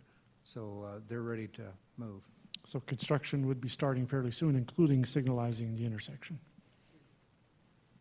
Yeah, it's compounded in the summertime with the golf course. It's going to get pretty nasty. So I would guess if they're bidding it out now, it will be done by this time next year. Yeah. Getting a nod from the engineer. I love it when you can sit here and watch some heads going like this and other ones going, I don't know, let me check. And Mr. Sheasley's reminding me, before that project officially kicks off, we need an agreement with Oakwood Homes, which we're still finalizing. Right. So construction would start this year, but that phase, again, includes signalizing 112th and Chambers. The business points of the agreement have been worked out. It's up to the lawyers now. No pressure. That's scary. I got Douglas, and then I'll go to Hearst, and Hughesman, and then Hearst. Douglas. Yes. Roger, does that include an intersection going east and west, north and south, that it's going to be, the intersection being expanded as 2 lanes or, 4 lanes width for future development of Chambers going south from Chambers and 112th? Because north to, 112th, that's going to be future 4 lanes as well. So that It'd would be better save just to cost. send, 112th will remain 2-lane. Chambers Road, I have to defer. Yeah. I'm not. per- perhaps then, rather than getting bogged down on those details, we can send the current design out to council. It's, I think the money, our share has already been budgeted For which part? I'm for sorry. 112th. It's in the 2020 budget for our share. So it might be relevant to this discussion. If we can send that out, do we have the ability to send the intersection design out this evening?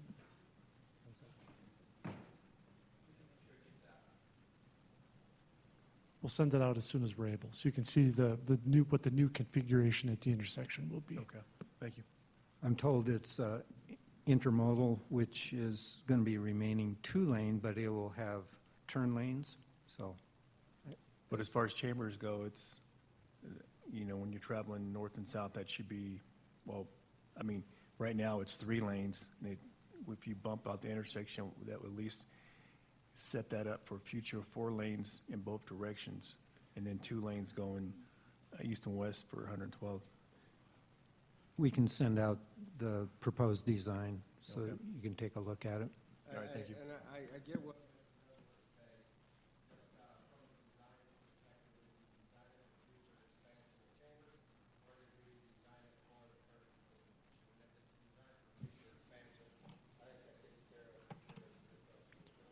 Certainly, the signal poles, well, I would assume, but we'll confirm, the signal poles will be located to accommodate the future width of Chambers. But we can, again, send out the interim configuration at the intersection until Chambers is widened all the way through. Thank you, Mayor. This was one of the items that I brought up I wanted to dive deeper into during my opening remarks, so I'm glad that we're on this subject. One other question I'd like to know whenever it comes to the Oakwood funding piece is, what is the source of that funding?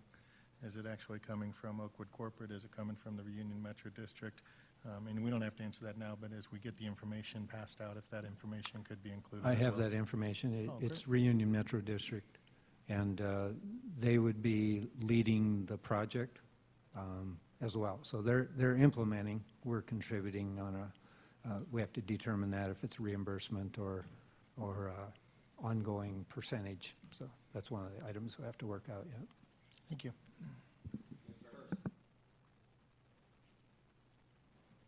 I think my question will be answered in the design. I think one thing that, I'll admit, I played golf there a lot.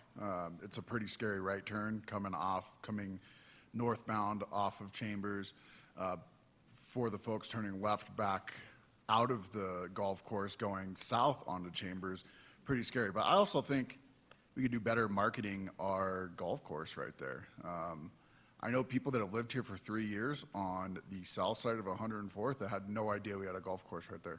Now, that, open your eyes, but at the same time, the only thing you see from Chambers is 17th, our 17th hole. And so I think we have, I'm not saying build some monstrosity of a sign, but we can do a little bit better at marketing our golf course at that corner.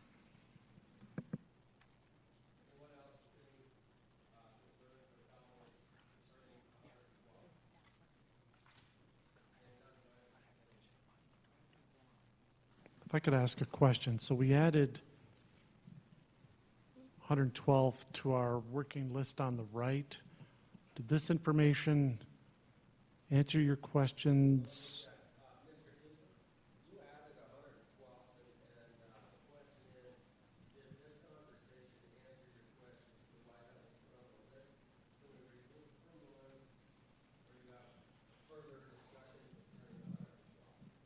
No, my concern is that we move forward as quickly as possible, and it sounds like if this is going to be sent out for bid this year and under construction early next year, then we're meeting a reasonable timeline. Yeah, it's already been bid. They just need to award the contract. That's even better. And we need to execute an IGA between the city and the Metro District. Right. Okay, thank you. But again, that's 112 Chambers to Parkside, including the intersection only.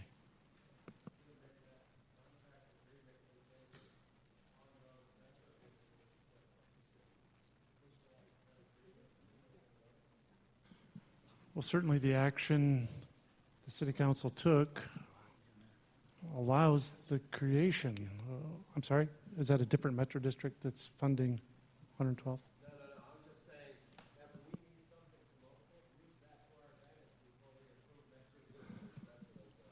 There's certainly a willing partner in that effort. It benefits the developer as much as it benefits the residents who use that stretch of 112th.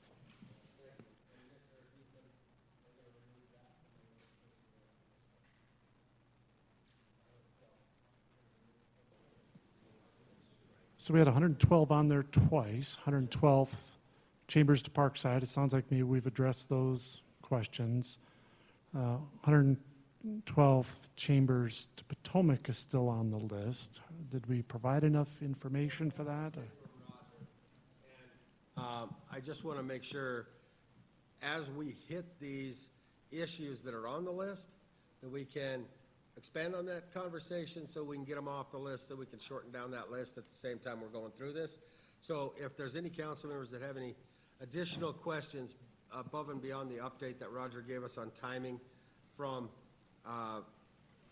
Chambers to Highway 2, now's the time to bring that up so we can remove that from the list as well. And also, as Roger indicated, we'll be back to you in a study session to walk through that project in more detail. Again, there's 4 phases to it. So sounds like we'll be back I before got too long. one over here, Mr. Douglas.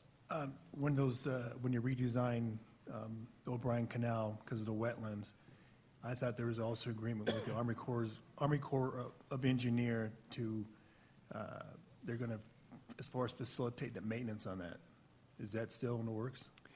We'll have to have agreement from the Army Corps of Engineers, but they do not maintain. Okay. So the maintenance comes into play with urban drainage, or now Maya High Flood District. Yeah. So they would be the ones that would take care of maintenance on an ongoing basis. All right, thank you. Any other questions about 112? The only other thing I would offer on 112th, the Chambers to Parkside Drive project includes expanding the parking lot for the clubhouse for the golf course. So there'll be additional parking to the west of the existing parking lot. And that's incorporated in the project. We're paying for that. In addition to that, as part of City Council's request for the 2020 budget, we are doing some additional analysis at the golf course, additional parking, along with what it would take to expand the kitchen. Next project is Peoria Bridge. For those of you who've been on council for a while, we had a situation arise several years ago where a portion of this failed, and it was causing erosion in the roadway itself. As you can see from the picture, it's basically corrugated metal on each end with I-beams across, and that metal has deteriorated over the years and has to be replaced. Complicating factor here is that FRICO has asked that we raise that bridge so that there's an additional foot of headroom, and that will cause other issues because that means raising the intersection. You can see the intersection with 112th right to the north. So that's going to be a subject for discussion / negotiation, if you will. So we'll see if this 100,000 gets us very far. On that, Roger, all I would request is that we get our approvals from the ditch company before we start construction, because the residents in that area, I don't know how many months they had to divert traffic around that, that we get everything lined up so that once we start, we're not all of a sudden shut down and waiting 6 months. Good point. Thank you, sir. Potomac Bridge replacement, again, we have money that has been committed from CDOT, which will supplement the money that we have available for this. This one's a little tough just from the standpoint on a rating of 100 points. This bridge rated, I believe it was 13 points. However, it only serves 2 properties. So, what do you do with that? Replace the bridge, I guess. So that's what we're having to do. Core City infrastructure improvements, again, ongoing process to improve infrastructure within the historic part of the city. Eagle Point projects, now people may ask, didn't you just renovate Eagle Point? And yes, we did. However, we did not include all of the areas. So this would address several of the meeting rooms or craft rooms, I guess you call them, to replace cabinets and countertops, as well as some floor issues in one other room, I know. Irondale Neighborhood, quick items, again, ongoing project to restore and improve things in Irondale. Kearney Street drainage, I talked about this project in the 2019 projects. This is a continuation and additional funding to resolve the situation there. Mile High Greyhound Park, this is for the income qualified housing, and this would be the funding gap of, And I think this was included in the reappropriation ordinance. it was as well. included in the reappropriation request, so it's actually not a 2020 project. Thank you for that. Same thing with the stormwater pond, that 2.5 million. And then Rosemary Street widening, I talked about that in conjunction with 88th Avenue. US 85 in Vasquez, talked about that as well in terms of joint project with CDOT. And Joe mentioned additional funding that's become available. You know, on some of these things, if I could ask, you know, just like Rosemary and some of the others, you're clicking through some of these road projects. Just a brief update of when our residents would see activity, what's just design and what is time frame for them to actually see work being done. Whether it's Rosemary, whether it's Vasquez, so that the folks at home aren't just seeing that there's money budgeted, because sometimes it's just for design, and then they wonder, what did we spend money on? So if you could elaborate just a little bit on some of these road projects, I think it's helpful.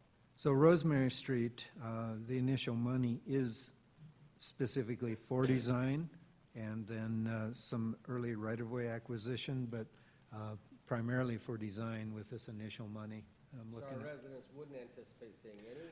no construction for several years, Okay. just like with 88th Avenue.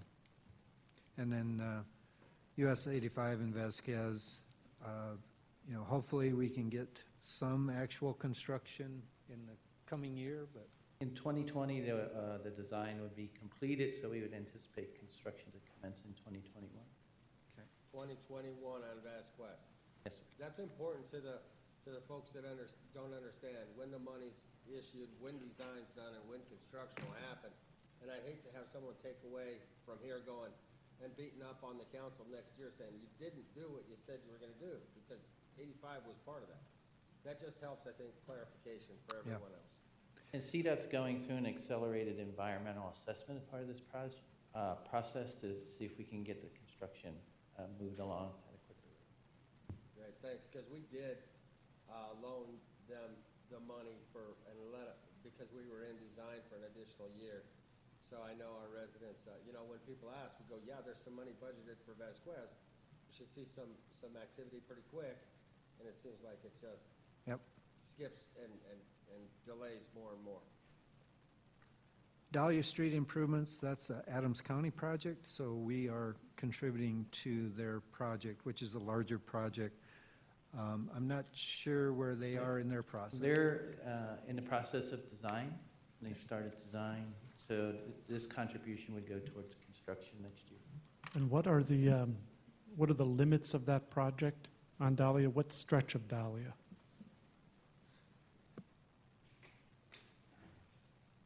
Does anybody know the cross streets? It roughly, I think it's 74th to 69th. And then the remainder of that is Adams County's portion. Well, that makes an impact in that area, benefit to some of the transportation we need for the light rail improvements. So anything in that area helps with the funding that would be necessary for the light rail improvements. And then Derby improvements, those are the pavers. Zach, can you scroll to the picture? Go back up to the picture. Nope, I guess we don't have a... No picture. No picture on that, sorry. So I'm trying to remember the intersection. We I think installed... it's Monaco and 72nd Place. Thank you. So we installed pavers, and just over time with traffic, those have shifted and become uneven, and so this would repair that intersection. And then the final one is the Turnberry outfall. This is to construct the outfall system for the Turnberry Pond, and that has to go not only under Highway 2, but under the railroad and the canal as well. And so that's an extensive project. That should be it. So that walks through the projects that are proposed in the 2020 budget, capital projects, and by doing so, we crossed off, I shouldn't say ticked off, we crossed off a few items on the list that you gave us. Another item on the list was golf course parking lot. And I think you answered that. so we answered that It'll be expanded with this bid that was released. with the widening. So we'll go ahead and cross that off the list as well. Is that okay with you, Mr. Davis? Yes. Okay. Mr. Wardiola? On the Derby Tire Building, is there a way we could combine that with the art piece of Highway 2? I know we talked in the past that that's where the Highway 2 art piece, just to save some money. Is there, I mean, that would free up $50,000 from the budget. Is your question, could we include the demolition of the old Derby Tire No. Building with the ARC project? No, Or the sign. combine the ARC project with the signage project? Exactly. Are they two different funding sources? The signage project and the ARC, I guess the ARC project would be Same funding same funding. from the project. I would envision that corner would be a good location for art. The only question is, would you want, it becomes a delicate dance with the artist, sign, art piece. Do you incorporate those or leave them separate at the same location? I mean, and I thought about that too, but I think if we're being reasonable about the budget, and we're trying to get more for our buck, how much do we have budgeted for that art piece from the Highway 2? And it could be something when we put it out for artists that this has to be incorporated, or knowing that this type of sign is going to be. I'm just trying to find some money because of other stuff that we want to add, and 52,000 could easily go into the art. I'm not sure, I don't think we can tell you tonight whether we could do that or not, or whether we would need both chunks of money to accomplish both. We can certainly look at it. I just don't think we can give you an answer tonight. Okay, thank you. The other question council members had was an overview of the current pavement maintenance projects for 2019 that are underway right now. Again, the budget includes recommended funding for 2020 pavement maintenance, but the specific projects to be completed next year hasn't been developed yet. So this will be an overview of the 2019 projects that are underway right now. So we have this map here for Joe to walk through, and then we have a chart that shows more specific information and the budgeted amounts. Joe, before you get started, really quick, we did have an ongoing, every so many years, the cycled, and I know you guys have changed that. And so all I would ask is that for future maintenance and your plan moving forward on how you're going to identify those needs, to schedule a study session so the council gets up to speed on what this new pavement maintenance scheduling would look like. Absolutely. And as part of that, that new schedule, if you will, the crack sealing, our intent is to do it on an annual basis citywide, as opposed to taking one of the swatches, if you will, and focusing on that area.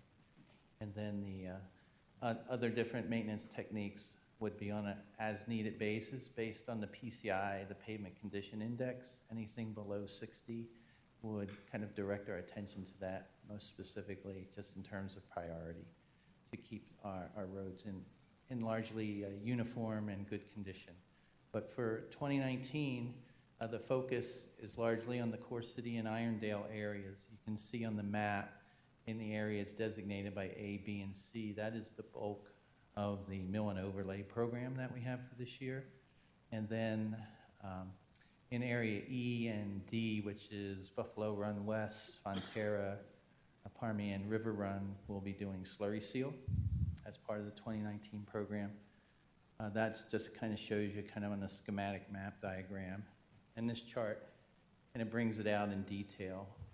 For example, in the Core City, we focus on Dahlia to Magnolia between 56th and 60th Avenue, Kearney to Quebec between 56th and I-270, Lingo to Holly between 64th and 66th, Colorado between 72nd and 74th, Highway 6 to Kearney between 60th and 64th Avenue, as well as the Irondale area, and as I mentioned before, the slurry seal in Buffalo Run West, Fonterra, and River Run.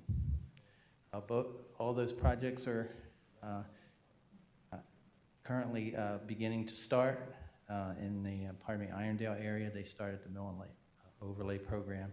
And as we mentioned before, roughly $4.2 million between the pavement maintenance program, Core City improvement funds, and the Irondale quick fixes are dedicated to pavement improvements for this year.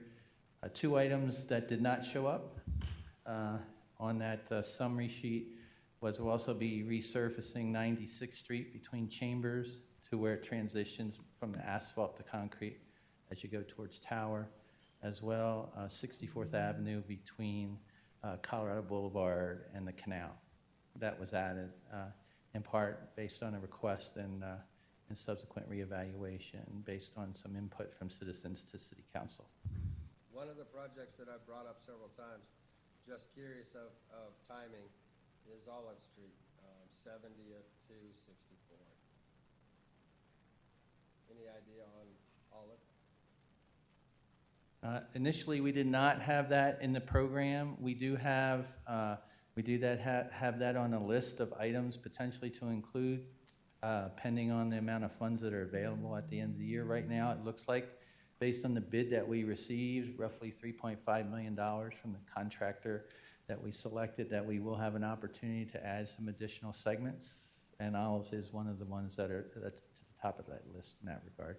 But we won't know for sure, probably for another 30 to 60 days, how much additional work we can include this year. Thank you. Jose? Yeah, thank you, Joe. When you presented this last time at our study session, we asked if we could get some promotional flyers indicating where it's going to be. Where are we at with that? So we could start promoting on our social media, email. And we've met with the communications team on several occasions. You may have saw the article in the city newsletter, the monthly newsletter, as well as the information that's on the website. Currently, Dina and Travis are working on the additional communications to get out to the community members, including some more detailed information depending on the neighborhoods that the work is actually being done. At the moment, I think communications is a little challenged in the staffing. Travis had to leave on emergency leave, and Deanna's kind of picking up the slack for him as well. So that is in progress, and I would anticipate you'd be seeing that information in the next couple, 3 weeks. Thank you. And just to make sure you guys, it's like additional stuff than the newspaper and city social media. It's additional one-page flyers where it says, look, this is what's happening. This is how much we're spending. So just to be clear, that's the stuff that we asked for. Yeah, Thank you. Our intent is, in addition to the kind of the initial inoculation with the information, is to provide additional booster shots to keep it top of mind.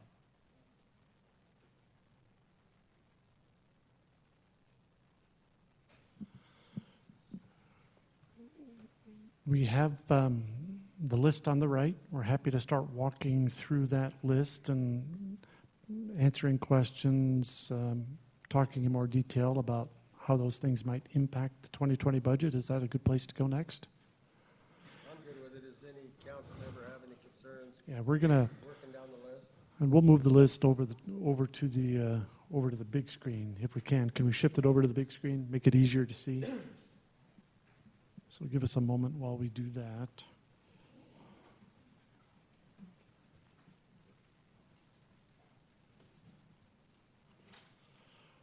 One thing I'll mention as we're shifting the information over, as you know, it's Labor Day weekend coming up. The Fish concert will be occurring this weekend. It's got some unique challenges because of prairie dog issues. At the end of the retreat this evening, the chief has put together some slides to provide an overview of the police department's response. There's some things that are unique and different about the concert this year. So with your permission, before we adjourn tonight, at the end of all the budget stuff, we'd like a few minutes to walk through that. Looks like top of the list is police department, safety shootings, public safety budget. Yes, Chief, that was one of mine, and I guess some of the concerns I'm seeing on social media, concerns with, it looks like residents are worried that they're hearing shooting at night. Some of them are saying it's the same people shooting on a regular basis up into the air, whatever. But there is a sense of safety concerns, especially what I see on social media is in the southern portion of our community. Can you give an update of what you're doing and what's happening given these recent circumstances? Now lean it closer. Oh, there we go. All right. We have noticed an uptick in some violence within Commerce City. Nothing out of the extreme ordinary. I will tell you a lot of when we get those significant events, I know we've had quite a few fatal accidents, several significant bodily injury accidents, and then we've had a couple of shootings as well as a few homicides that have occurred. They tend to tax our resources, which means the availability for police officers to everyday routine policing tends to drop off the map, for lack of a better word. And so that may be why residents are experiencing what they may call a lack of response from the police department. We're literally just tied up with other things. Those types of events require massive amounts of bodies to deal with. For instance, the real estate shooting, which occurred on a Saturday at noon, literally took every available cop we had on the street. That took them about 2.5 hours to search that entire complex, which means we didn't have anybody else available. So our resources just got extremely thin. I will still tell you Commerce City is still relatively safe in comparison to like-sized cities. We've got a couple of things that work against us that none of us are able to do anything about. The availability of highways through the city, the roadways, the proximity to the airport. Commerce City has a significant amount of pass-through traffic that comes through Commerce City. Unlike a landlocked city where if you're in Arvada, there really isn't a need to go through Arvada for anything. Commerce City is a gateway literally to everything east of us, to west of us. So that causes some significant challenges for us as well. Our numbers tell us that we're trending in the right direction. They aren't greatly reduced, but we are trending down on some of our violent crimes. Our property crimes are remaining relatively consistent. And despite the recent violent outbursts that we've had, we are on par with where we've been the last few years. Nothing out of the extraordinary. Having said that, this only is August.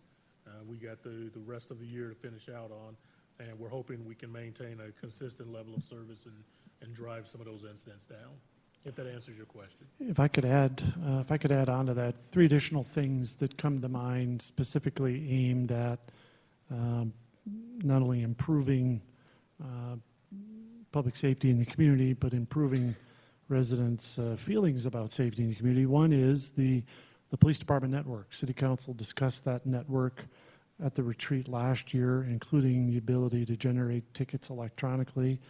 That work has been ongoing literally since the retreat last year. The police department network was rolled out earlier this summer.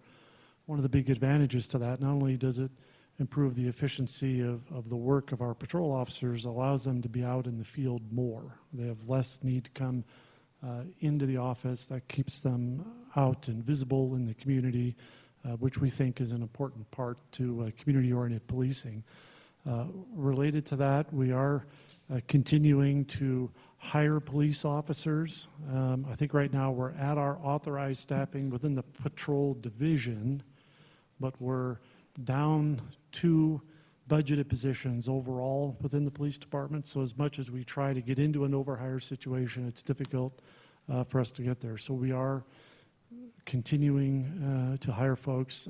Something else that's included in the 2020 budget is adding additional non-sworn personnel in the police department to help take call volume and work off of sworn officers.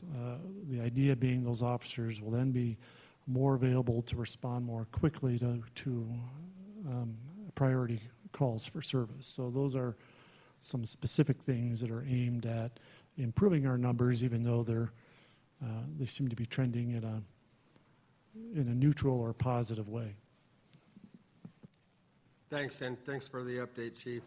I just think after, monitoring social media, seeing some of the concerns residents have concerning crime and events that have taken place recently, I do think there's an opportunity for some communication on the city's website,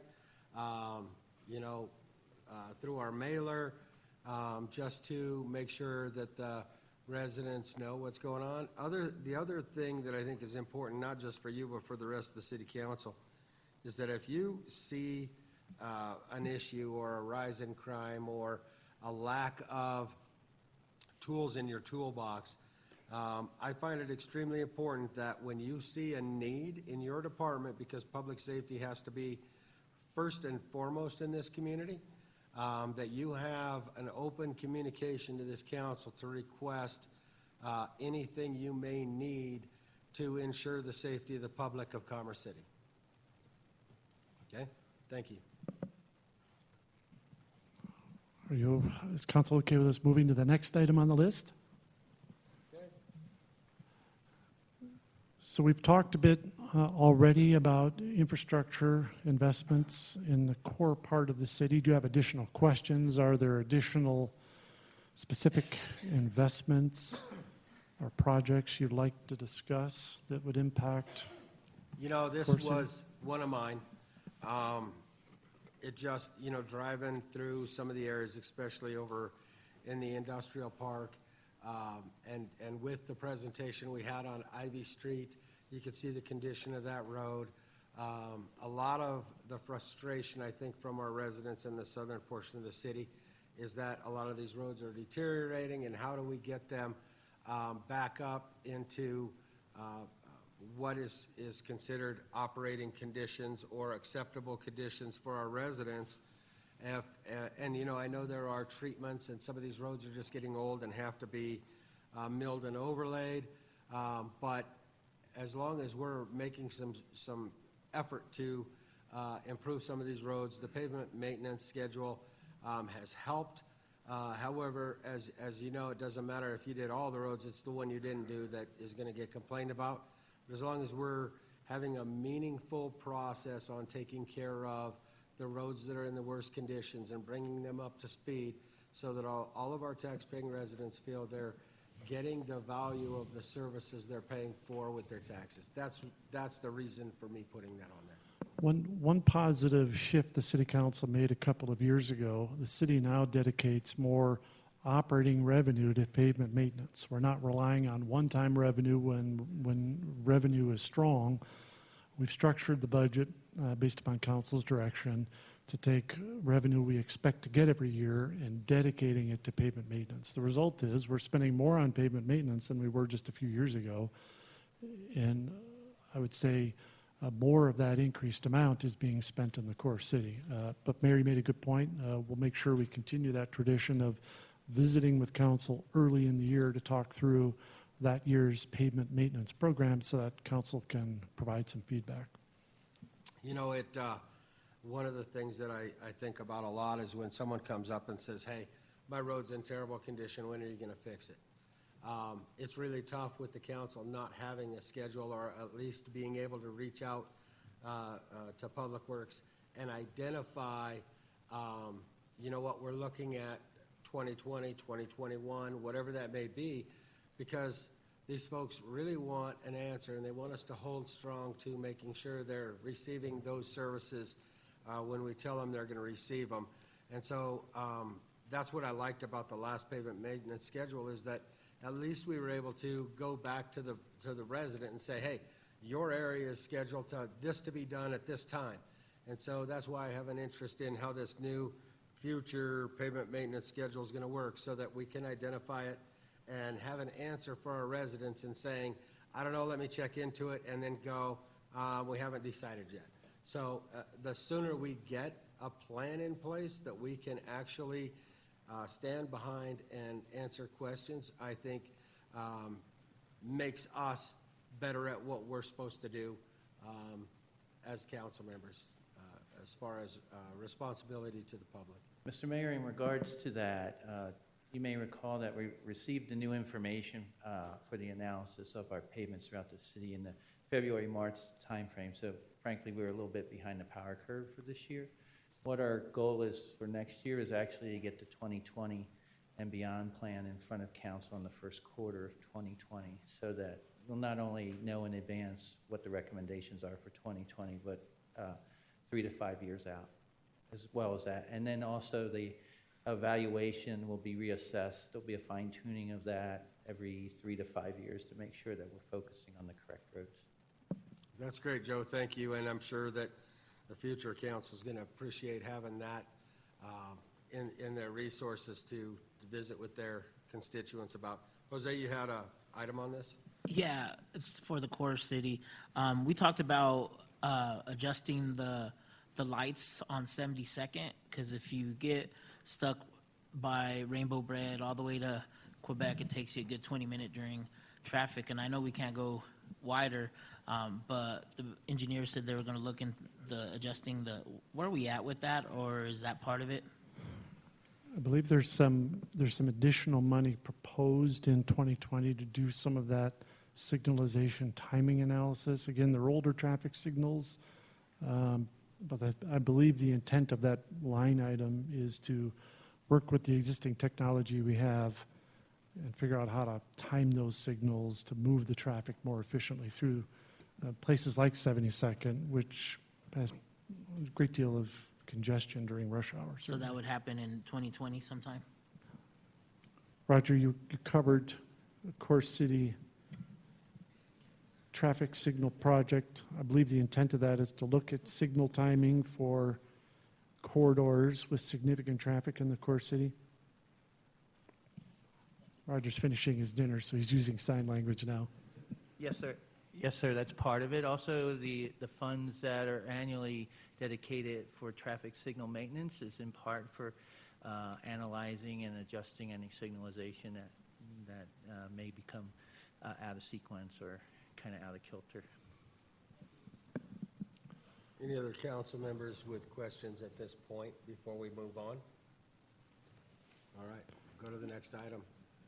Next item on the list is the light rail station. I believe the idea here is, again, infrastructure investments around the light rail station. As I mentioned briefly earlier, we're still awaiting some dates that work for two county commissioners. The goal is to meet with them and talk about funding strategies for infrastructure, both in the city and in the county. The county has proposed informally both URA in that area as a funding mechanism and a different funding entity called an RTA. So both would be discussed as part of the meeting. The key for most infrastructure projects is having a source of funding. If projects are to be funded through the city's general fund, they're just much tougher to fund, and it takes us much longer. So if there's other sources, as difficult as the URA legislation is now to work with, it's still one of the few funding mechanisms out there that doesn't rely on the city's general fund to fund major longer-term infrastructure projects. So my suggestion would be allow those discussions to percolate a bit. but we don't really have anything that I would suggest that we include in the 2020 budget for that effort. And I appreciate that, and yes, we do have to have those meetings and see where the county and what we structure. But I think it's important, and I've brought this up at multiple budget retreats, that they're under testing with that line now, perceive it to open in less than a year. It's gonna open, and I already foresee issues with 72nd Avenue and Colorado Boulevard and increased bus traffic and things of that nature. And when you start talking about impacts to Adams City Middle School, the elementary school there, I noticed that they're having crossing guards and they're limiting some turning and access, egress and access to some of the school pickup and drop-off areas. With the increase in RTD buses and/or people going there to park and get on the train, we can anticipate some major increase to that traffic in that area. I just want to make sure that we're trying to stay ahead of it, because without improvements on 72nd and without improvements at least on the northern end of Colorado Boulevard, I think we start to cripple ourselves from a transportation issue in that area, regardless of these discussions. And that's something that future revenue streams and the future council are going to have to figure out a budgeting mechanism to deal with that, because it's gonna come and cause a problem sooner than later. Was that, you have something on that? Isn't there money for curb and gutter already allocated? Sidewalk. And that work's actually underway right now. If you've driven over there lately, it's a bit of a mess, and that's primarily aimed at pedestrian improvements. We certainly expect a much larger amount of pedestrian traffic heading in and out of the station. Yes, I was actually over there yesterday, driving around, looking at the light rail at 70th and Colorado Boulevard now. For the people that haven't been over there, that is a four-way stop sign now for all, to slow that traffic down over there, which that was one of the concerns that one of the residents had not too long ago. They are putting in also, it looked like, stormwater sewer lines, and I'm sure that the sidewalks are going to be going in above that. So, Joe, would you explain the DRCOG grant and what's going on, where it's going to be at for them sidewalks? Sure, sir. I think Brent would probably be in a better. Okay.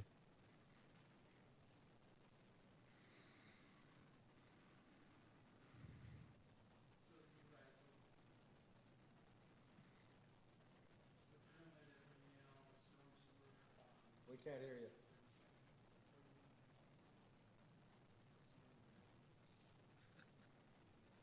Michelle, give them a mic. The microphones should be plugged in so they don't go. Can you hear me now? Better. So you're correct. So they are putting in the storm sewer between 70th and 72nd right now. And they'll be moving in, putting in the sidewalk, and then repaving the road. And then we plan to have the project done. It'll be early November, maybe the end of October. And I guess we've already gotten our grant from DRCOG, so we'll fulfill that obligation when we meet that deadline. And that'll go from basically Highway 85 at 72nd clear over to 70th and Colorado Boulevard. Yeah, so the current project's between 70th and 72nd, and that was one of the reasons in the pavement maintenance project we added mill and overlay between 72nd and 74th, was to kind of complete that entire project. Thank you. Anyone else on If I may just to add is when Mr. Teeter mentioned DRCOG total grant contribution is roughly $1.7 million to that effort. It's about a $2.5 million project total. The next item on the list is Irondale. Mr. Tinklenberg did share in summary fashion some additional infrastructure investments planned in Irondale both in 19 and in 20. Is there other information that we have to present about Irondale Is there anything you didn't mention in terms of Irondale investments that would be important to note? That was one of mine as well, and what I was looking for is, I know there's a little over $500,000 for quick fix items this year and next. Can you elaborate on those quick fix items? And I know there's some work going on over there now, and elaborate what they're doing. Sure, I'll let Brent take care of that as well, if you don't mind.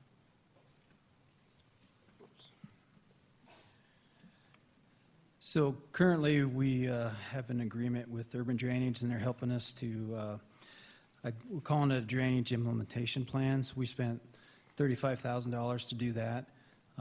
We're also reconstructing a lot of the roads within Irondale, but part of the goal is to maybe go ahead and buy some drainage basins. You know, the goal is to try to implement the master plan, because there's really no way to properly do infrastructure improvements if there's nowhere for the water to go. So kind of our focus is to maybe do some land acquisition with that money.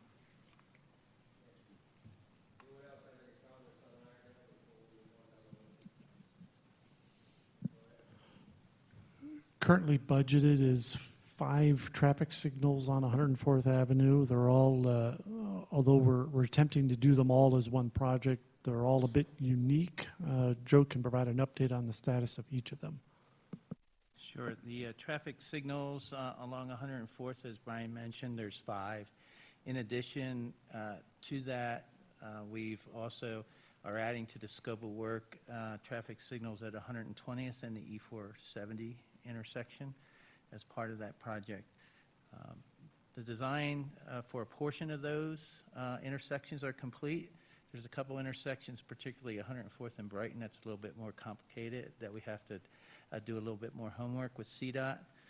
We've done an advanced purchase of the steel for 3 of the intersections. Typically, it takes roughly 24 weeks to get steel. We were able to find a source that could provide it to us in 10 to 12. And then with it, actually some advanced funding for materials, they think they can knock that down another 2 to 3 weeks. So we anticipate receiving the... Joe, which 3 are those that are sort of out in the lead so far? Pardon? Which 3 intersections are those signal poles for? Those are Revere, Joliet, and Dahlia, or Peoria? Well, Peoria is one. John.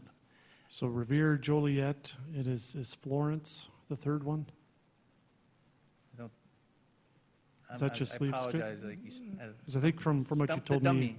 Peoria and Brighton are the 2 most complicated and are Yeah. taking the Yeah, longest. the 3 that... The both 3, because of yeah, CDOT. Peoria, Brighton, as well as the E470 is the 3 that we have remaining to finish the design on. So the 3 that are kind of out in the lead so far are Revere, Joliet, and Florence. Steel's been ordered. Steel's been ordered. We anticipate the delivery of that steel end of October, beginning of November. So that, and then in addition, during that time frame, we anticipate getting the go-ahead from CDOT for the other 3 intersections. These intersections require CDOT approval in most cases. So in turn, we will then go through that fast procurement action for the steel on those as well. So we anticipate being able to actually start hanging street signals and steel first week in November. So first week of November, construction would likely begin on the first 3. Yes, sir. The other 2 will probably push into next year. Yes. In our queue, in terms of priority, the E470 one is the last in our queue in terms of priority for that. And in terms of discussions and negotiations with E470, they understood that would be the case, and that the installation of their signal would likely not take place till the first quarter of 2020.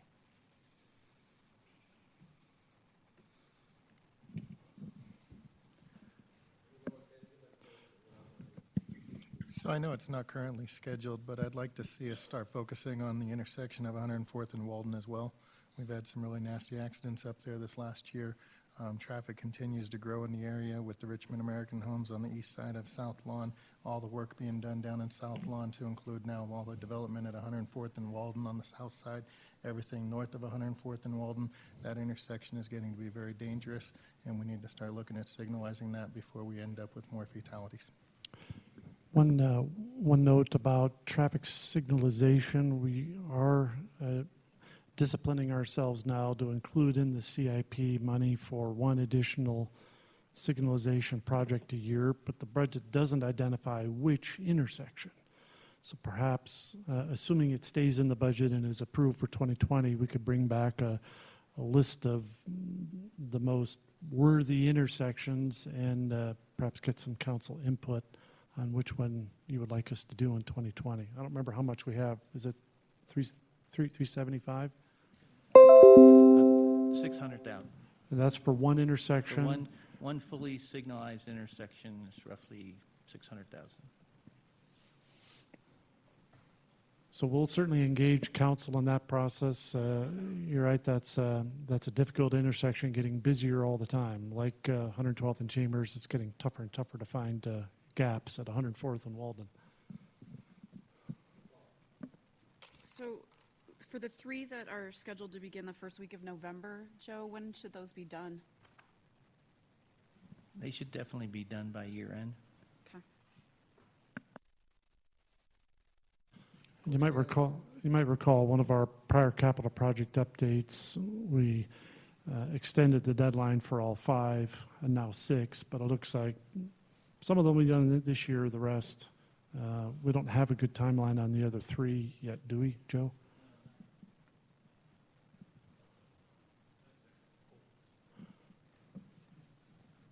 We got you, Joe. He said no, sir. So the other 3 intersections, Peoria, Brighton, and 120th and E470, we don't have a good completion date yet.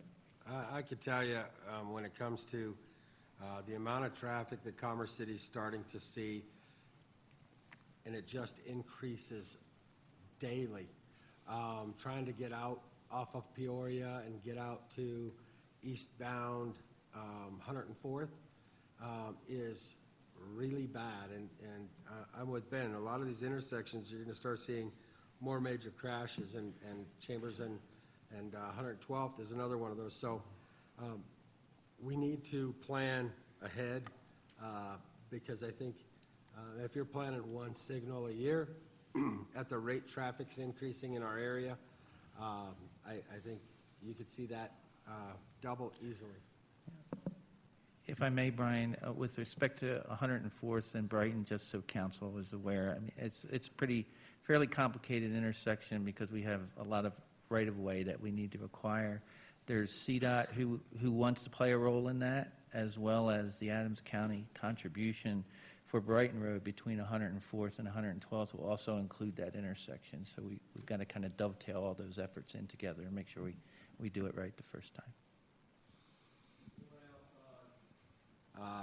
Traffic signals on 104th?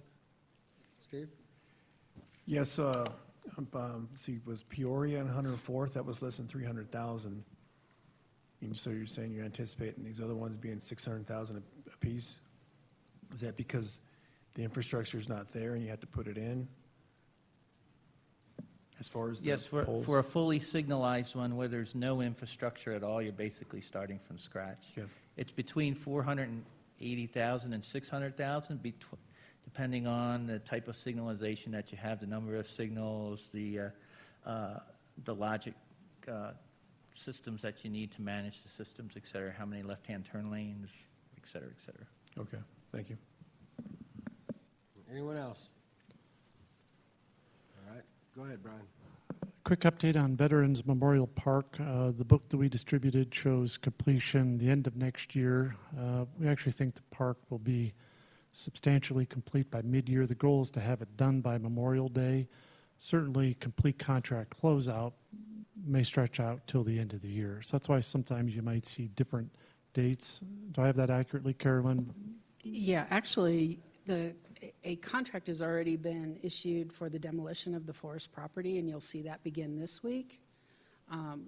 part of the reason the RFP for the general contractor for Veterans Memorial will go out still yet this fall.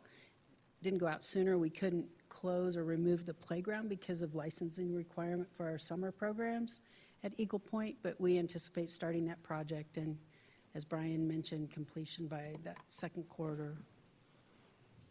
So the goal is mid-year, park substantially complete, may very well be open to users mid-year, but full closeout, landscaping, everything will probably run till the end of next year.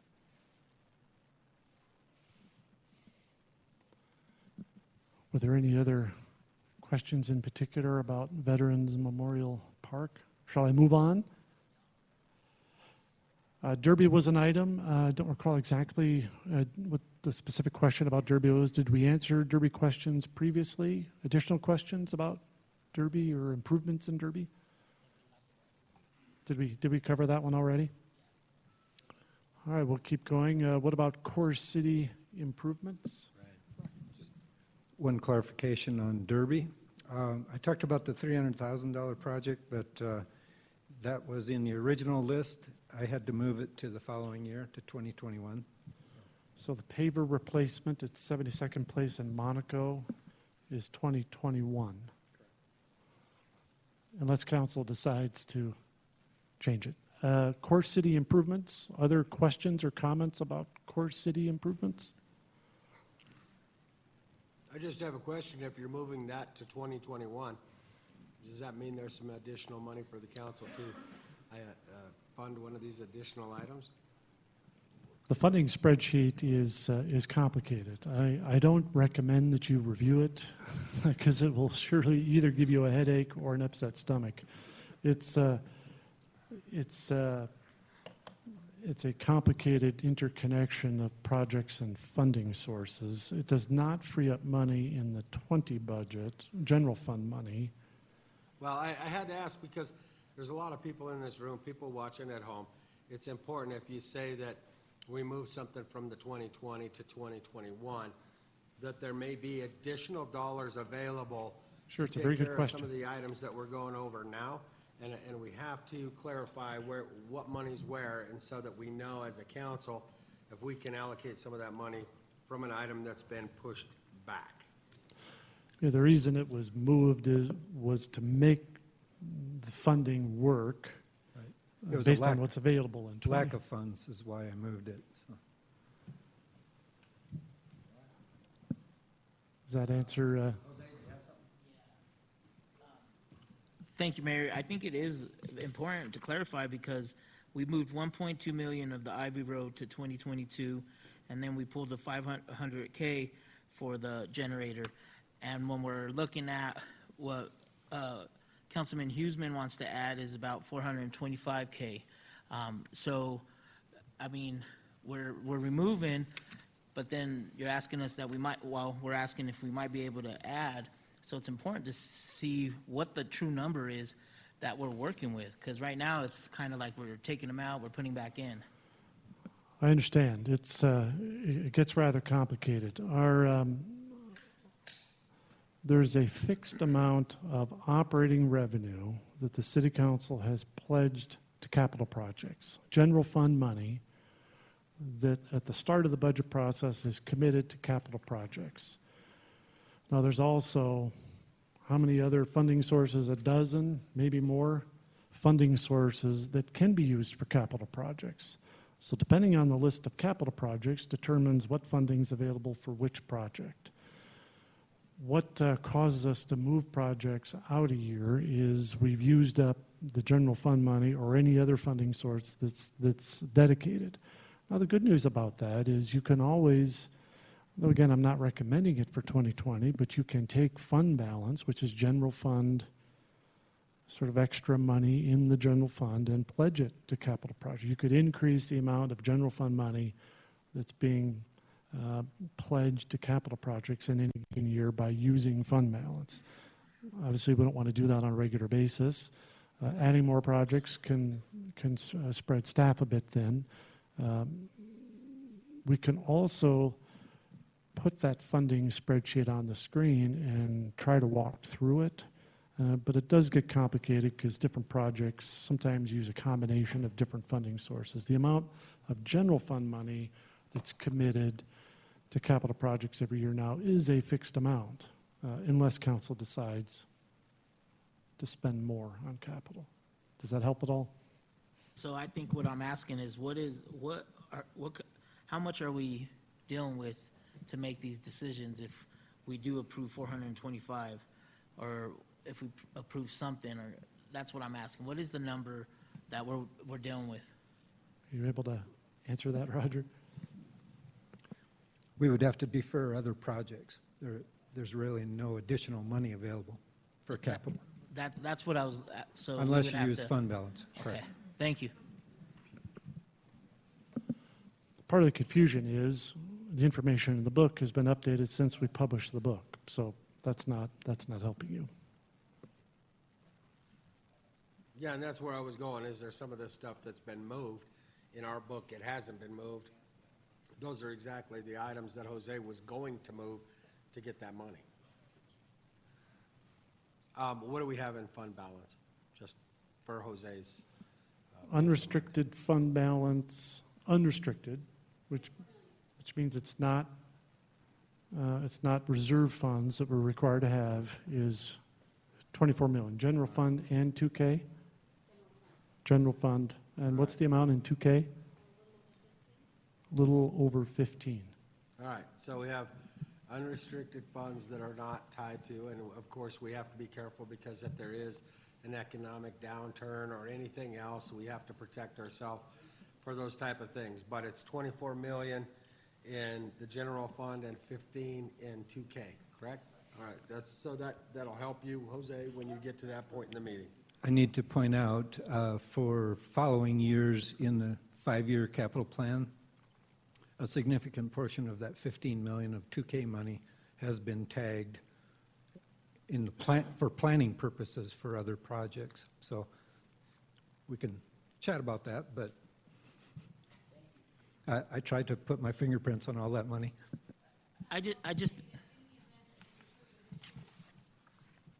In the event that we approve additional items for operating expenses within the general fund, those go into the 2K O&M model and will need to be covered by the 2K revenue. So that fund balance is impacted. The bond issue was intended to provide for the construction, but also the ongoing operations and maintenance. So when we make changes, we have to amend that each year. So that could play into what Roger just mentioned about using it for CIP funds. thank you. So it's just, I was just want to be clear on it, and it's not recommended that we tap into those funds. Thank you. Another reason for recommending a shorter list of complex capital projects in 2020 is staff's capacity to execute them. We are catching up. We're fully staffed in the engineering division and public works for the first time in several years, and they're getting themselves organized to better and more efficiently execute projects. So the list of projects that are recommended for 2020 don't impact public works as much. A number of those projects are either being done in partnership with other agencies, or they're projects that are being executed by another department. Would you like me to keep going? Yeah, I'm going to ask the council if they see differently, but I think because the next two are funding requests, we continue down the list and we come back to those funding requests after we've satisfied the list and identify or ask if the council wants to identify the funds to deal with the requests that are before us. So let's go through the ones that don't have a request behind them, and we'll come back to those. Just so you know, Mr. Huseman, I'm not skipping over you. Golf course fencing is a project that was recommended by the department that I'm recommending in the 2020 budget. It's an example of a capital project that would be completed by Parks, Recreation, and Golf, and not Public Works. Any other questions? I think, Mr. Huseman, your question is, why is the city paying for that? Why is the adjacent property owner, if it's a development, why are they not paying for it? I think in some cases they have, These are Carol? the gaps that the developer wouldn't be responsible for, that leave the course open to the general public, and it allows for us, that fencing, we need to fill those gaps, because right now we lose that control of access to the golf course. So by way of example, Mr. Huesman, if you think of hole 6 and hole 7, those holes are adjacent to brand-new developed land, and the developer's installing the fence there. So there are other areas where there are gaps that general fund dollars would be used to fill in. Okay, anyone else have questions on the fencing? Go ahead, Rob. We provided an update already tonight on Brighton Road. With the county's $2 million, we're able to do more work on Brighton Road, which has increased the amount of design necessary. We also are still negotiating an agreement with Adams County to formally commit their $2 million. It'll also include the intersection of 104th and Brighton Road, which had some funding already identified. So the total project is the $4 million from both agencies, the $300,000 for Brighton, and I think you indicated an additional $300,000 from, I don't remember the source. We have a grant request from Dr. Cog for $300,000 for pedestrian and cyclist access. So an additional 300 request from Dr. Cog, has that been approved yet? No, it's still in the vetting process, so we won't hear from that probably for another month. And what's our best estimate of when construction would begin on Brighton and be completed? Do we know enough to be able to project that? I would anticipate that construction would start early second quarter of next year. So construction, second quarter next year, completion would be Should be by the end of the calendar year. by the end of 2020. So we would not recommend any additional funding. There was funding put in 2019 CIP that would automatically roll into 2020. It's taking longer than what was projected. However, the ultimate improvements made will be beyond what we initially planned. And I think that's great, and it's what the council was asking for. However, there are a lot of residents in that area or non-residents in that area. Again, I think getting information out to them and let them know what the scheduling is, utilizing social media and other tactics to inform them, and some of the complaints that have come in, reach out to those folks via a letter or email or what it may be, to let them know that it's been funded and this is when to anticipate construction. It lets them know and calms them down, and maybe diverts some of the complaints that will be drawn from that area if we do some outreach. The next item is, I believe it's the Small Business Revolving Loan Fund Program. Oh, no. That's, sorry, that's a different item.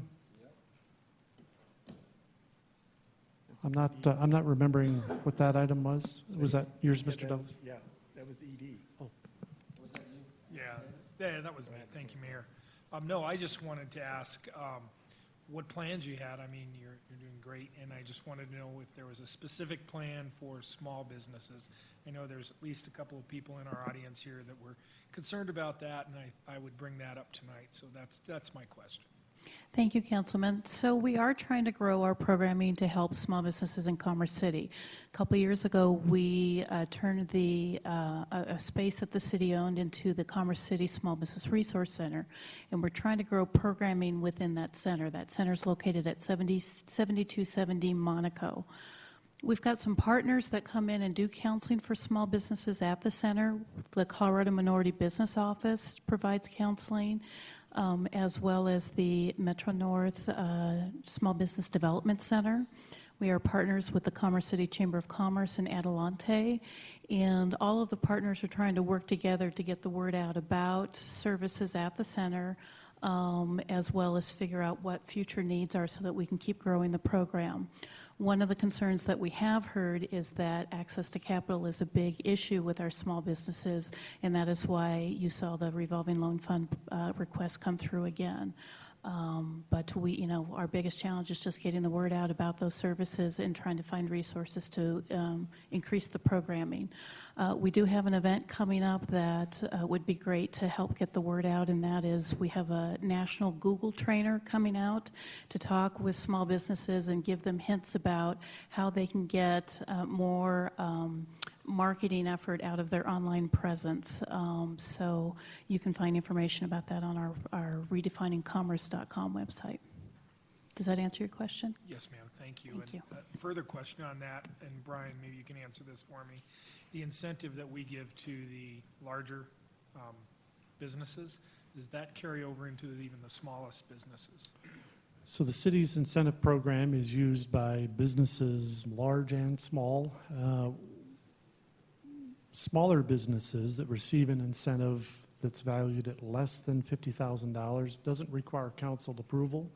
So you may not be aware of how many incentives are granted each year to smaller businesses. Is that a list we could share with city council? Incentives that don't require city council approval? I believe so. Yeah, I don't know why we couldn't. That's public information once the agreement's been executed. Why don't we send you that list? It'll give you a bit of context for incentives that you may not be aware of for smaller businesses. That's a lot of the information I'm being asked is exactly that. What's out there and how can we find it? And if it's not out there, then they can't find it. But it is out there. That's a good point. And Yeah. always, I would encourage folks to Just where? to reach out to the economic development staff if they're considering a new business or making an investment in their existing business, to reach out to Michelle and her team. Yeah, please do. Now, it is a common thing with small businesses. They're looking for that magic pot of free money.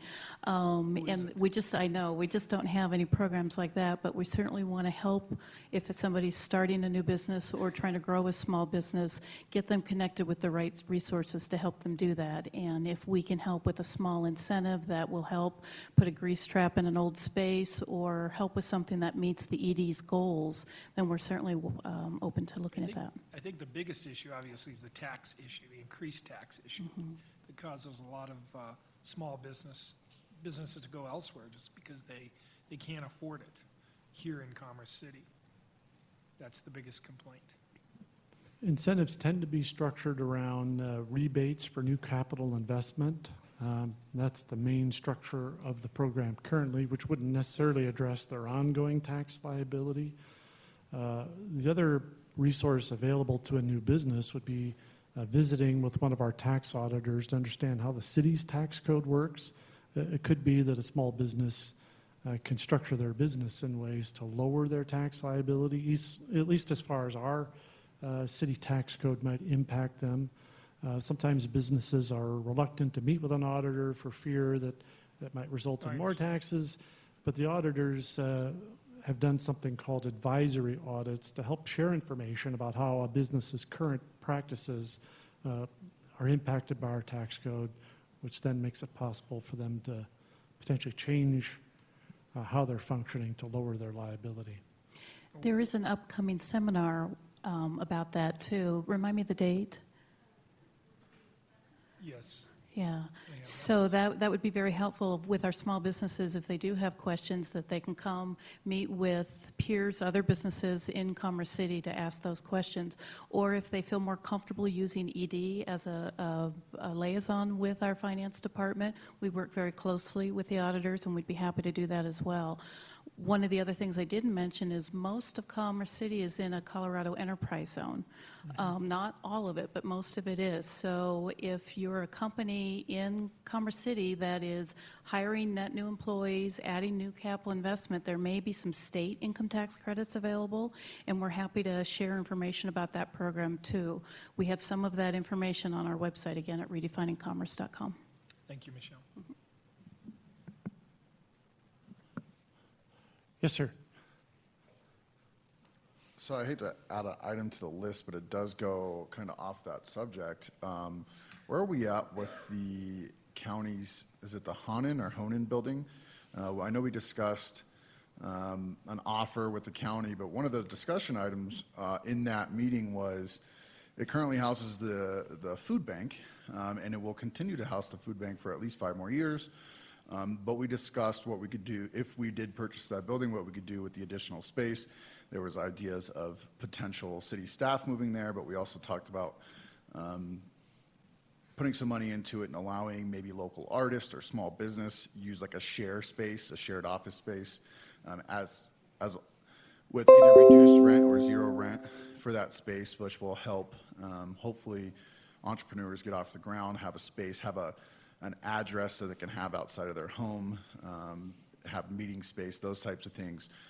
So I think that's an idea that we can also pursue moving forward if that deal goes through with the county, and I believe the county kind of wanted us to buy it from them, and so between the council, I guess we could discuss that as an option moving forward as to help small businesses as well, and the southern part of our city in terms of economic development and trying to get small businesses off the ground. I think that's also a good option or opportunity for us to discuss and look into.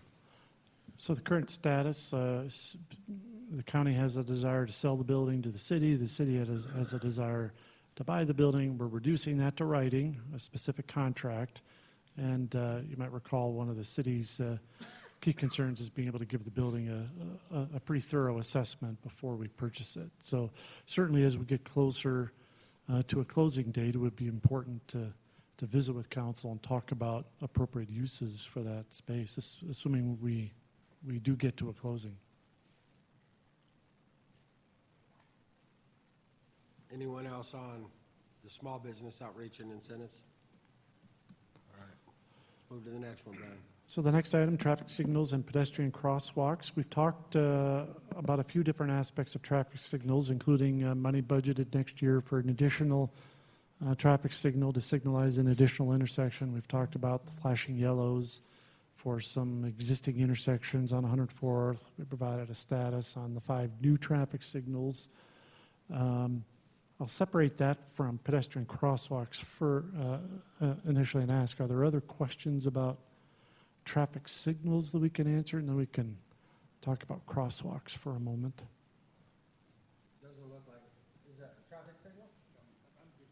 All right, let's talk about pedestrian crosswalk. I believe we did note there's some money in the budget next year for sort of miscellaneous improvements like pedestrian crosswalks. In addition to that, we did have a study session several weeks back about the rapid flashing beacon program, and since then, City Council has approved an updated policy for when to install the rapid flashing beacons.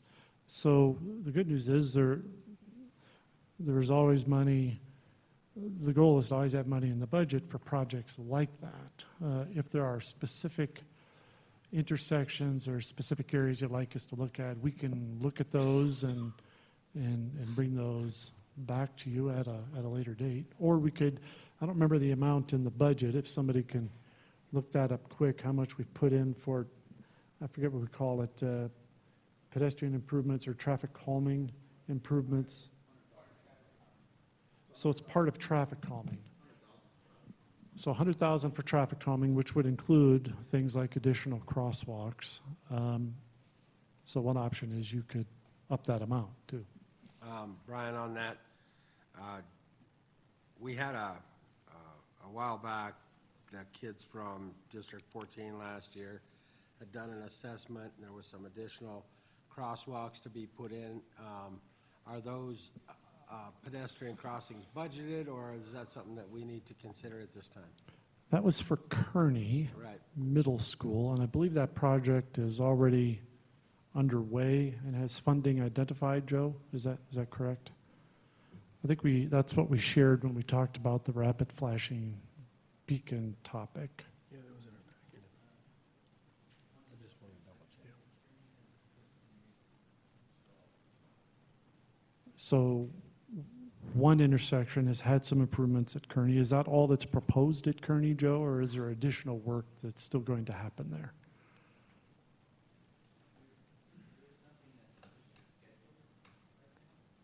So the work we've done at Kearney just recently is what's proposed unless the need arises for additional improvements there. And I'll go back and double check on the status of the other intersections that were mentioned. All right, thank you. I do want to ask Mr. Davis, I know this is one of his items that he brought up, as to what intersections he may have concerns with, where we need to consider pedestrian crossing improvements.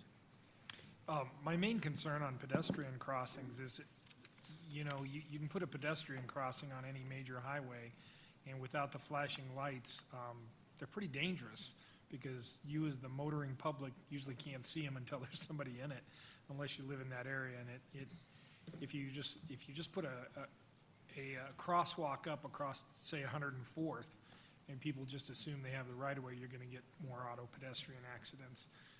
The ones I was speaking of, at least up in my ward, in Ward 4, the Reunion Coffee Shop, for instance, they ask for a crosswalk up over the roadway, because a lot of people, their parking is very limited there.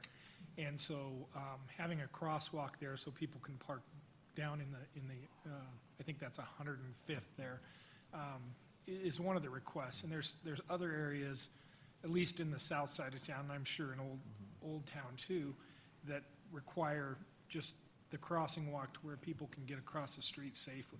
I understand that the flashing lights are pretty expensive, and I don't, you know, expect that to be at every crossing, but in the inner neighborhoods is what I'm specifically interested in. We can keep track of that, especially like the coffee house, but the last two times we assessed that, it didn't fall under warrant criteria. So the amount of traffic there, and pedestrian traffic in particular, did not justify or warrant a crosswalk. But I think over time, again, as it gets more popular and more populated, we can reevaluate it on a continual basis. Thanks, Joe. And on that subject, I mean, it would be nice to be notified of that, because I keep getting asked, where's our crossing walk? And I didn't know that until just now. I thought we, wasn't that part of our study session It was one of the update? examples in the The one study was session. that. Yeah, it was one of the examples we used in the study session when we introduced the crosswalk and rapid flashing beacon policy. I can't Okay. recall if you were at that session or not. I apologize if you didn't get that I would have information. remembered that one, so. But as Joe indicated, the data, the traffic changes. So all these intersections, even if it doesn't meet warrants today, it perhaps will in the future. In the meantime, if you hear from residents about concerns about intersections and pedestrian crossings, share those with us. We can match them up to the policy.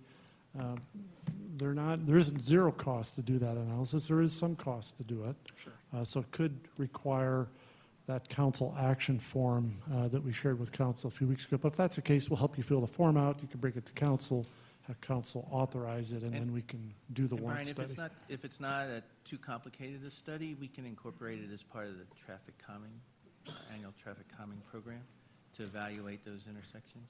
So And as I'll you- make sure you get that information, Mr. Thanks, Davis. So as you become aware of those concerns yourself, or you hear about them from constituents, just forward them on to us, and we'll work with you on them. Okay, anybody else on pedestrian crossings? All right, moving on, Brian. Troy Street, I'm not recalling what the issue was with Troy Street. Who brought up Troy I did. Street? Mr. Davis? Oh, Steve. Go ahead. Yeah, yes, that was for the street cracks over in Troy Street, and then asking to put a kids at play, because they're working on a park over there. And they're already trying to get, well, they're in the process of getting infrastructure over there. They already got a water tap fee, water tap. They're just looking for a sign that says kids at play, a road Is- sign. I'm wondering, is this, Roger, is this one we're already working on? yeah. Yeah, I don't have knowledge on the top of my head of the status of that. I'll have to get back with you, sir. Okay. Why don't we just, we'll follow up on that as sort of a normal council action item as opposed to making it a part of the budget process, but we'll get an update back to you. Yeah, thanks. And then on Troy Street with the crack repair, Joe gave the update that they're annual crack repairs, so should be happening soon.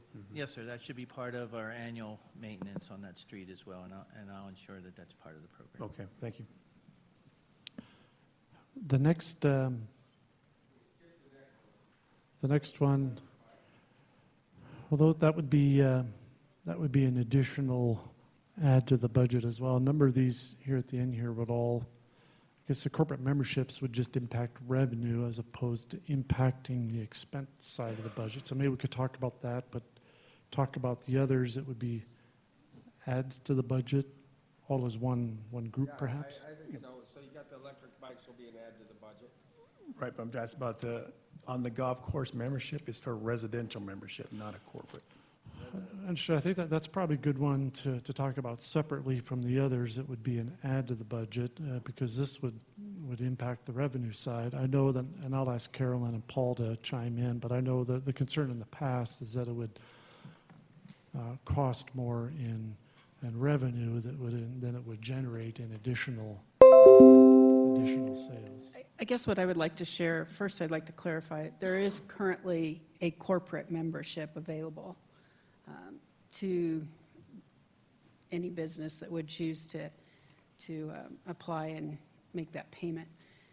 The individual memberships, what I guess I would like to suggest, I don't know that there would be a significant budget impact. There certainly wouldn't be an expenditure for City Council to approve. I guess I would like to request that staff is able to gather some information, vet that through the Park Recreation Advisory Committee, and bring it back to City Council in regards to options for individual annual passes. But if you didn't know, we already have a corporate annual pass. And we have since the golf course was open. Yeah, they just put it down wrong. It was supposed to be residential, so that's why. Yeah. So the good news in Carolyn's approach is we don't have to resolve that today to build the 2020 budget. We can do some analysis, bring that back to you separately outside of the budget process, and give council the opportunity to look at that a little bit more. If we're going to add individual memberships, would council action be necessary? Yes, that is a fee that City Council approves as part of the city fees and charges directory. So a fee for an individual membership would get added to that fee schedule and would require council approval. Right. That somewhat answers my question, but I guess in the analysis that I would like to see on that is you'd have to make some assumptions, obviously, right? So $1,000 a year would be equivalent to 20 summer rounds type of thing. You know, would we get our ROI on that type of thing? But on the other side of it, too, we could also consider memberships bring more patronage or more people back, and so you can additionally drive up revenue in the restaurant, the bar, so on and so forth. And so I think that's the type of analysis that Steve would probably want to see. I know that I would want to see because I think it's a good idea. I think we can severely charge way less than any type of major golf course that's private membership only, drive more business that way, and potentially increase revenue. I don't know. I haven't seen the analysis, but it makes sense from what we currently charge, from the amount of potential membership there. I think we could actually bring more foot traffic as well to the golf course by doing that. We will do some work on that and bring it back. We did talk about the Hanen building. I'm skipping around so we can come back and talk about the short list of items that would be left that would all require some additional funding in the budget or moving something to pay for these items. Any other questions or comments on the Hanen building? Where would it be 2020, 2021, or? That's a good question. So when we get to the time of closing, that's a good point. We did not appropriate money for the purchase, as I recall. We were negotiating a purchase agreement, investigating the building. It might be premature to appropriate money, so if we get closer to a closing, we would have to appropriate that money, and it would likely come from the general fund. That's what the county was suggesting. Yep. So we would need to bring forward an ordinance to reappropriate that money, assuming we get to a closing. So I wouldn't recommend including it in the budget because we may not get to a closing. All right, well, my request would be as this thing progresses and you have a better idea of what's happening, bring it back to the council for council input on whether we want to make it on. We can absolutely do that. There's a good chance if we proceed to closing, I guess there's not a good chance it would occur this year. I think the lead time we were seeking to do the building investigation might push us through the end of the year. So that takes us to maybe if we can come up with a new list with the help of somebody who's got control of the computer here. Let's pull on a separate list those items that we still need to resolve that would require additional funding, and that would be the skate park, the small business revolving loan fund,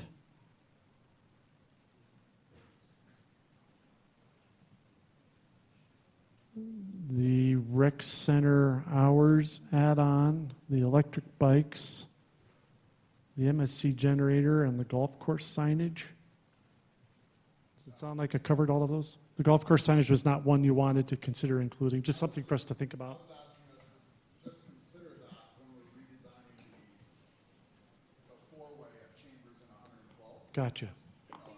There's an opportunity there. I'm not saying fund it or anything like that, but in the design, we need to consider that as a possibility. Thank you for Right. that clarification. So we won't include it on this short list of things that might require some additional funding. Could I comment on that, just quickly? Well, we had actually, we have requested our property on that corner to do a future monument sign. In the past, we weren't able to do that. That's why it was placed just south of 112th. But that is the long-term intent. And we have had some recent negotiations with Oakwood, so we can rekindle those conversations and see what we might be able to create at the corner there. So that leaves us with a bit of a shorter list. Does it look like we captured everything? Are we missing anything from this list? Council have anything that's not on the list that was brought up? Just want to make sure that we're down to this short list of funding.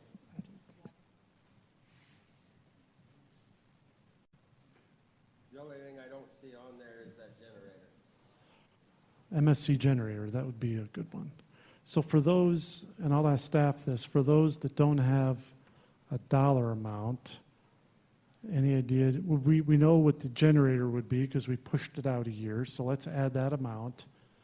Mr. Douglas, any idea what the cost for the electric bikes would be? About $3,500 a piece. About $3,500 a piece, so let's call it 11 grand, 11,000 for three. Do I have that right? 11.5. So 10.5. No. Did I do the math right? Yeah, 10.5. So let's call it 11,000 for 3 electric bikes. Maybe as part of that conversation, we kind of talked about the others a bit. I don't think the chief had an opportunity to weigh in on the idea of electric bikes. Do you have any opinion about that, chief? He did speak with me about it. The only thing I would add is either 2 or 4, they ride in pairs. So if you get 3, then somebody's going to be riding with somebody pedaling, and that'll be a source of frustration. So either 2 or 4, round numbers only, be the request of the chief. So if it's 2, that would be, so let's call it 15 grand for 4. So now you have these 5 items to consider.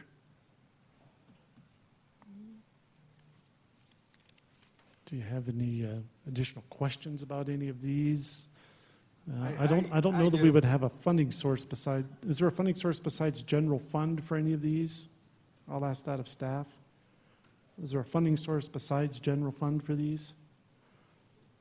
Skate park could be 2K. The rec center, Bison Ridge would be 2K. Eagle Point would be general fund, right?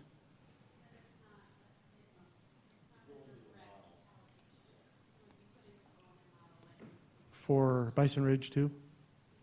So, okay, so would not, essentially it would be general fund with some portion of it perhaps paid by 2K.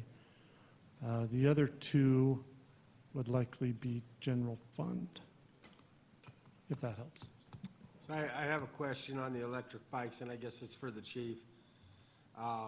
In consideration of this and some of the wellness checks and monitoring of the homeless population and everything else. I know our officers are having to go down the Platte River and Sand Creek and areas where bicycles would be of benefit. Is this an added benefit, Chief, to your arsenal of ways to do the job? Yes, sir, it absolutely would be. Great, thank you. Could we get a total, if someone wants to total that up, so we know exactly what we're looking at?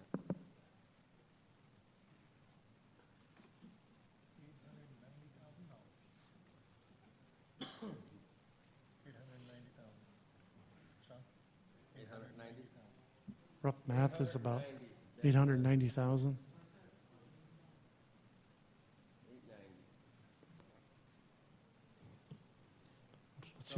Let's see how good Mr. Huesman's math is. Let's see. What is the number? 903.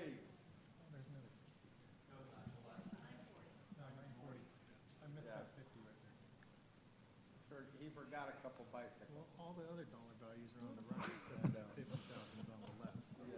Yeah, we didn't list it very well. There were 3 toothpicks left in the box. So we're looking just shy of $1 million. I guess the question to council at this time is going to be, do you have things you'd like to remove off the 2020 budget to allocate for some of these items? Do you want to consider general fund revenues? What is the desire of council at this time? Does anybody have anything? I guess the main thing is, does anybody have anything on the 2020 budget list that they'd like to contemplate taking off to offset this 940? Of course not. Nobody ever wants to take anything off.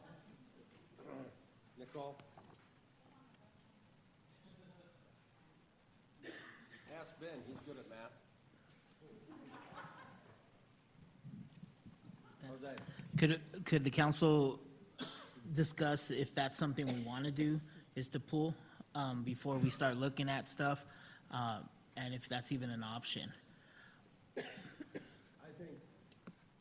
I think that that's imperative, that first and foremost, if we have some items that can be taken care of at a later date, in 2021, 2022, or if you want to remove them from items that are currently budgeted before we start looking for ways to fund this.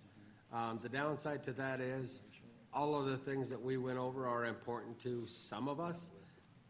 Therefore, it's really hard to get people to pull something off of the list, and it comes down to how do we fund it? And I would also ask too is, do we want to tap into that general fund, the 24 million and the 15 million? That's not really 15 million. So I just think we really have to be cautious about that. And I think that's a good start, because I think before council starts considering the 24 million in general fund reserves, that we get a good solid explanation of that this, how it's set up, what has to be maintained, the fact that if the council's going to consider the Hanan building at a later date, that you're going to also have to have the ability to tap into probably those general fund reserves. So how critical, and I'm looking to Roger and the finance department staff to give a good layout of what this means to the council by tapping into that 24 million, and how critical it is, what has to remain, where it puts this council for future needs, even into 2021, so that the council knows by pulling $1 million out of that 24 million and maybe an additional $500,000 later in the year or early next year for a Hanan building, what that means to the budget, so the council, articulate that to the council so that they have a good idea of how sacred that money is, and if there's some room to utilize some of it without putting ourselves into a position, given a downturn or something else. You know where I'm going with it, so why don't you go ahead and lay that out for the council? I asked to speak before Roger because our opinion might be different. All right, well, just a second. Craig? Can we just assume that the Hanan building is going to cost us $750,000? Because if the offer's $500,000, we've all talked about it's just by visual inspection is not going to be $500,000. It's going to be $500,000, and then we sit on it and watch it dilapidate. I mean, we're going to have to put at least $150,000.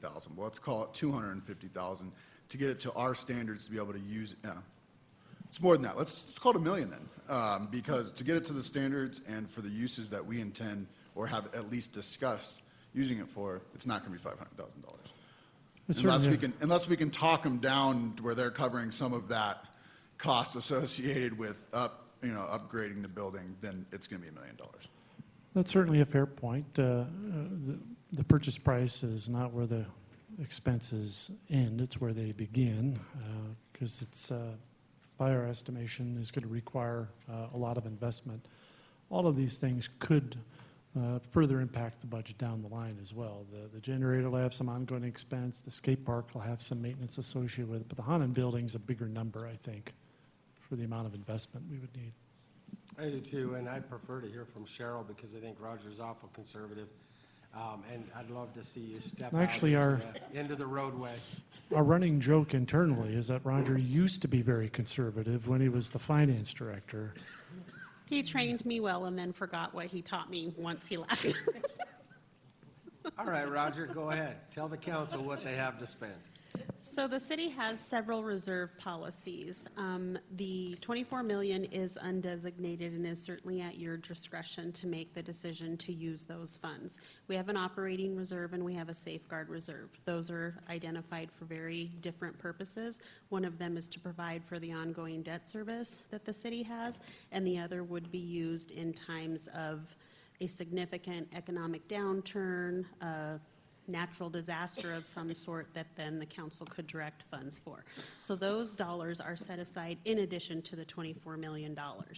There is no general guideline on the value or the amount that we should leave sitting in the fund balance. I will tell you that that fund balance has grown and decreased over the years. In the last recession, for a period of about 7 years, the city did anticipate having to use that fund balance in order to be able to balance the budget to the tune of almost $12 million. Because our revenues don't suffer the same impact some other municipalities do, we did not have to dip into it to that $12 million. So we have weathered the recession better than some other agencies. So it is at your discretion. We certainly would not recommend that you take that down to the bare minimum, because in the event that something else does happen, you want to be able to have that. And there are, as you heard throughout the presentation tonight with all of the other CIP requests, there are some significant projects coming that you're going to want to be able to fund in the next 5 to 10 years that you likely will be looking at this $24 million to be able to accomplish some of those things. So you have to weigh all of those things before you make a decision of what to use. The last thing I would say is each year fund balance changes based on the revenue and expenditures in that year. So if revenues come in higher than budgeted and expenditures are lower or at the amount that we budgeted, your fund balance will continue to grow. And you've seen that as we've presented the information of how 2K has grown, how general fund has changed over the years. So there will continue to be some fluctuation, and we will provide that updated information at every year-end close for you. Cheryl, how much is our restricted fund balance? Cheryl talked about restricted funds that we have to keep. Let me do What's some the amount really, of that? really quick math here. I think So our that's total helpful- general fund helpful for balance is, context, because the point, you wouldn't want to only have those restricted funds in fund balance to weather a dip in the economy. Some amount of unrestricted fund balance would absolutely be appropriate. so the general fund's total fund balance exceeded 72 million at the end of 2018. So 24 million of that is undesignated in general fund, a little bit over 15 million for 2K, then the safeguard and the operating reserve. So it's 45 million in the restricted fund balance areas. And then our total budget, all funds for 2020 is estimated at how much again? Just for context, total budget. Oh, all funds? Yeah, just shy of 200 million probably. So just to give you some All funds? context of how much is in reserve. That's general fund. So really, if we got everything that we are talking about on this list, plus a high price on the Hanan building, we're talking about 8 to 10% of our general fund. Yes. Out of our reserves, and of course, that's not the emergency reserves, but we've always tried to maintain a buffer in reserves for the purposes stated. So I guess what the council's decision is levied on here, with the Hanan building in this, you're in that 2 million range to be conservative based on what the Hanan building could come back at. So it's really up to the council. And honestly, I'm going to lay a lot of this on the council that's going to be remaining, because you're the ones that are going to, down the road, in future years, be dealing with financing CIP and other things of that nature. So would like to hear from the four of you, well, three that are here that are for sure going to be, three of you that are for sure going to be here. So when I look at that list, because of where we're at, I see one for sure option that's a necessity for the entire city, and that's the generator. I look at that, and that's something that we need to have because of the safety. I would also throw in the bikes because of the public safety, but the other three I think we could wait on.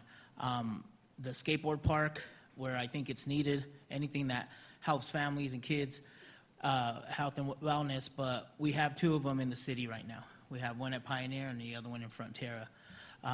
The small business revolving fund, I think it's a great idea. I just don't think this year. I think maybe in the next 2 years. Another question that I have about that is, so we help these small businesses and we're promoting restaurants. Where are they going to find a place to establish their business? And I'm just speaking on restaurants, but that's always a problem in Commerce City. Me and Steve were talking earlier. The taxes are huge, right? So we give a small business a $100,000 loan. The taxes are still going to be high on that small business. So where would they establish themselves? I get the complaint about the 5 a.m. all the time also. I truly do. And I see that, and I'd like to see how we could work that in the next couple of years also. But to me, I would really want to see the generator for this round of the budget. Thanks, Jose. I think there's some additional information we may be able to gather here. First and foremost, on the 5 a.m. rec center opening, this is something that's been requested and going on and discussed for many, many years about how early do we open and what's the impact to staff.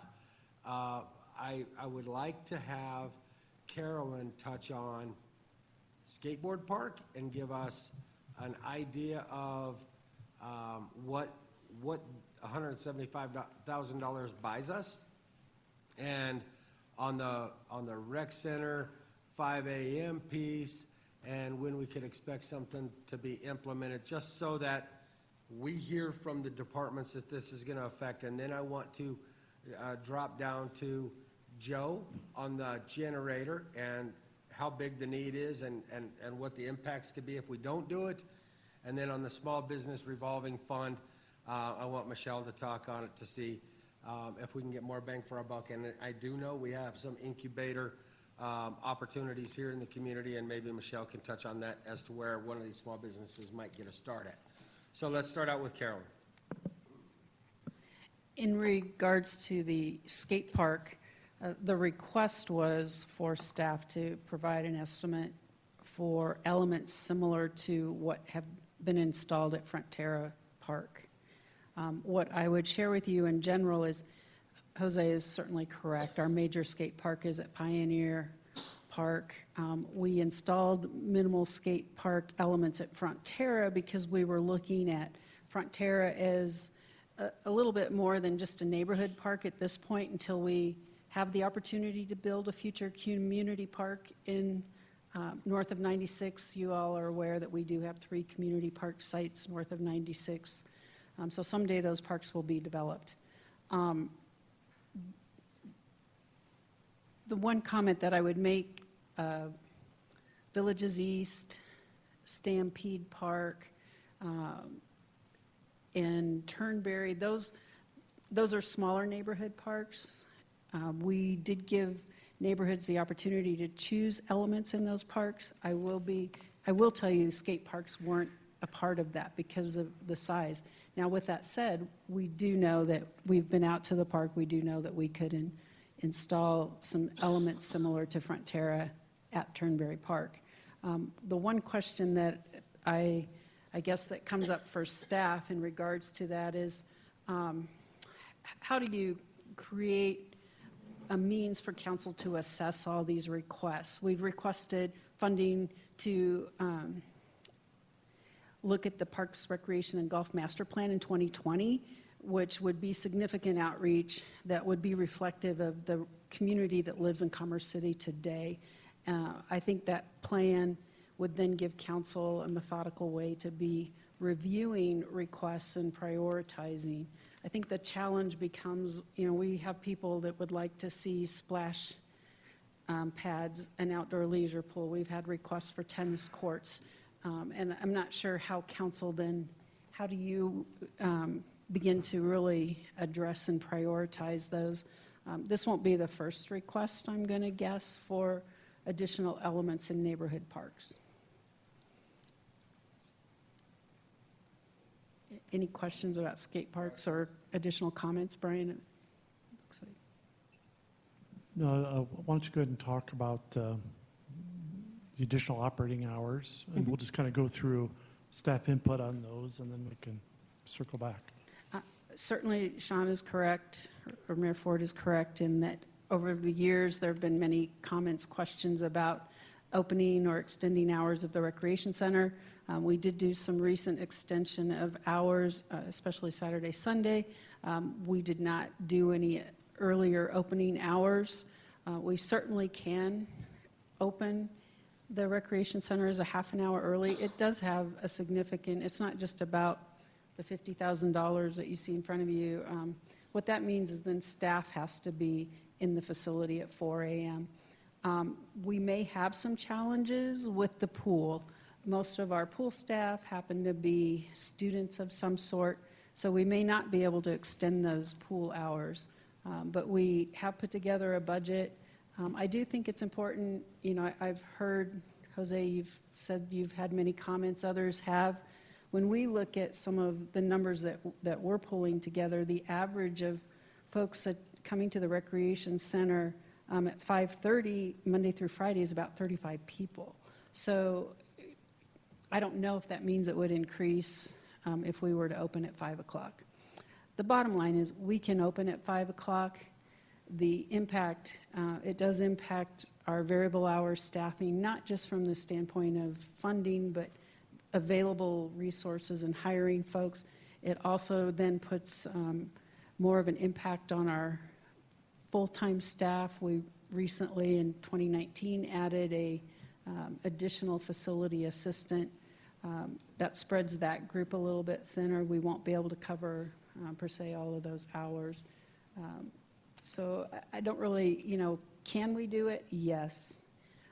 Does it have it may impact our ability to get staffing, especially in the pool. And I'm not sure, number-wise, if it will really increase our usage at that time of the morning. And at least from the numbers that we've gathered, we know more recently we've been looking at about 35 people. And I don't know if Chad would have any additional information or additional questions from council. I want to make sure the council can get any questions they have about these two park-related issues before we have to make a funding request. So, Steve? if it's about these two items. Yeah. I requested this a couple of years ago, and last year as well. You do have people who would love to use the rec center at 5 a.m. And the reason why I probably only have 35 is because those who are requesting this are going to the facilities that are open at 5. And so maybe you could do like a pilot program or something. Maybe you could do it for like 6 months or so and try it out and see where the numbers are at. And if they're successful, then continue the service. But at least, we could advertise it and let people know, hey, our hours now are 5 a.m. and we're going to see how this rolls out. That would be my suggestion. Ben, you brought this up originally. I'd like to hear what you have to say about it. So I'm all in on all these items. I think when we talk about investing in the skateboard park, we're talking about investing in our community. We're providing a space where teenagers can go and they can play in a safe manner, keep them off the street, keep them out from doing things that we don't want them doing. And so I'm all in for that. The rec center, I mean, that's a very small dollar value. Yes, you're going to have to adjust your staffing. Yes, you may have to add some additional people. I'm sure that there are plenty of people out there in our community that would relish at the opportunity to work at the rec center and would look for that opportunity to work there. So if it's a matter of adding staff, I think we have people in this community that would do it. It is something that's been requested on a regular basis. I know one resident was circulating a petition trying to get it. She has 208 people signed so far. So if your numbers are 35 and there's 208 people, it looks like there's a lot of people that want to be at that rec center at 5 a.m. Let's give it a shot for 6 months and see what it takes in order to continue it, or see if it was a failed experiment and we back it off and say you had your opportunity, but the demand wasn't there to make it work.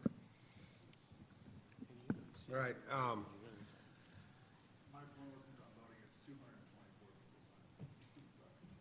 All right, so I'm hearing a few conflicting things. I just want to sort it out.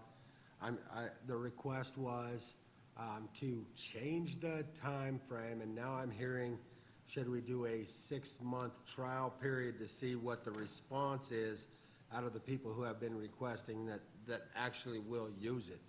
I'm going to lean back on Carolyn and ask if we do this as a test for 6 months, what do you feel that cost would be versus the $50,000 of changing it on an annual or on an ongoing basis? And to give you an idea and give the council idea if it's something they want to continue based on use.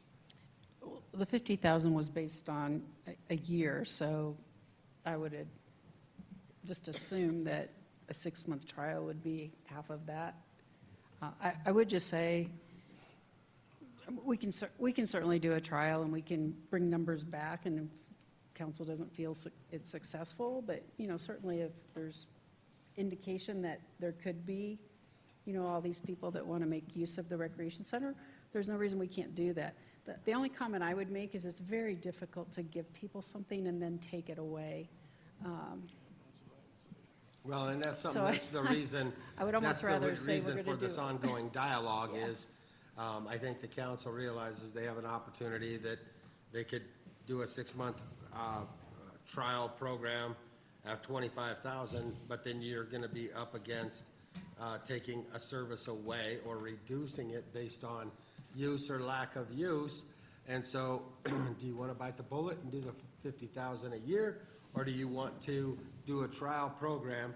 And before I go further, I do want to get some more information about some of these other items before we contemplate on what we're going to increase the budget based on these items or not. And then I'll talk to each council member individually or give them an opportunity to say, these are the things I want to fund and these are the things I don't.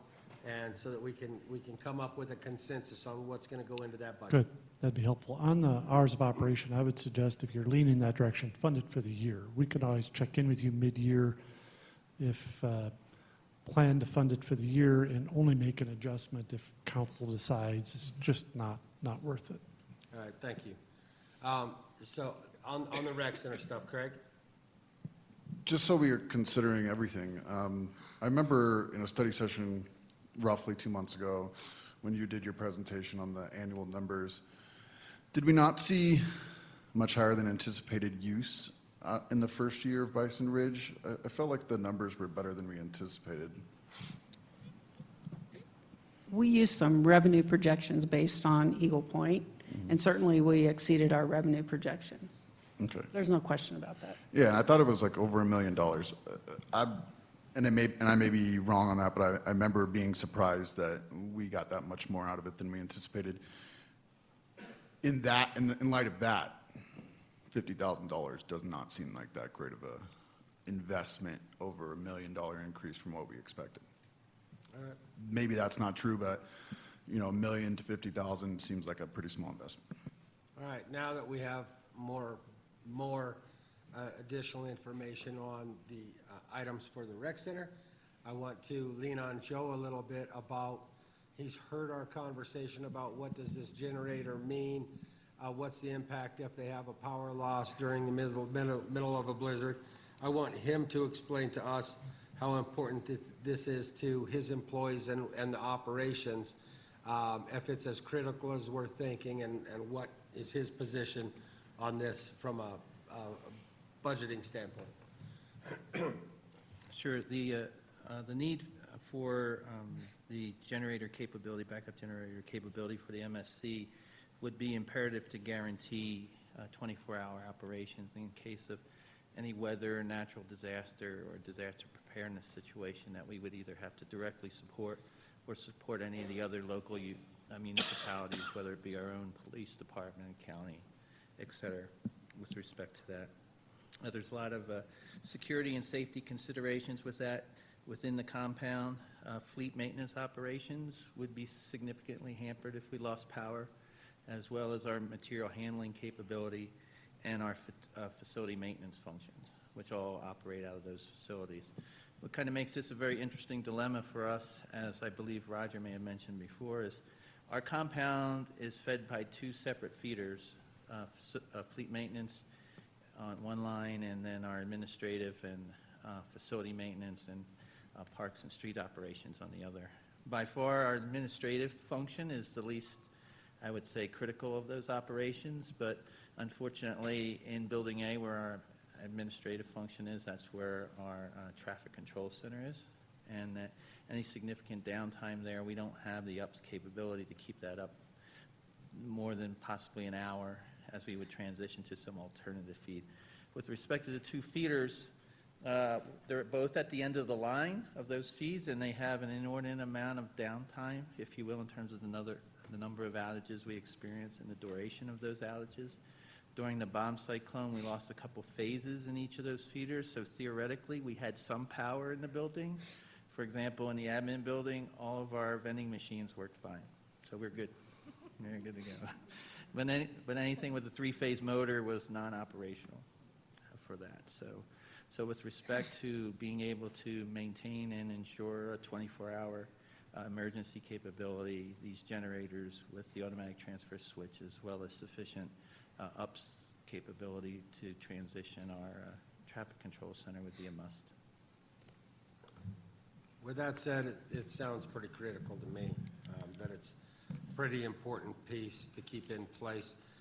Joe, let me ask you this, with the amount that we're talking about at $500,000, does that take care of the line switches and things that Ben had mentioned earlier, as well as tying both of those buildings to this generator?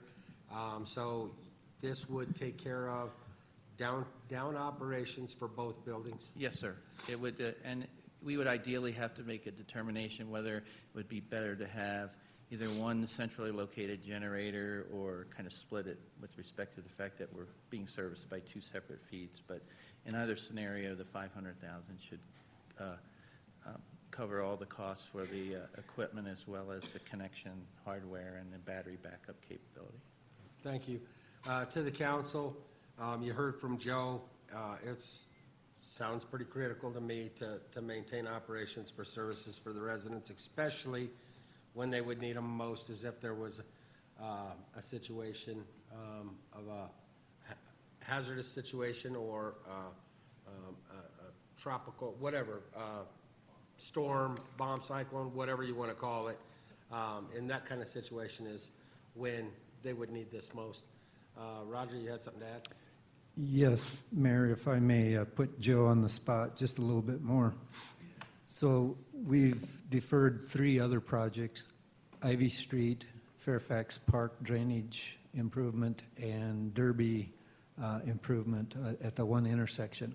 How would you rank the emergency backup generator with those 3 projects? What would be the relative priority?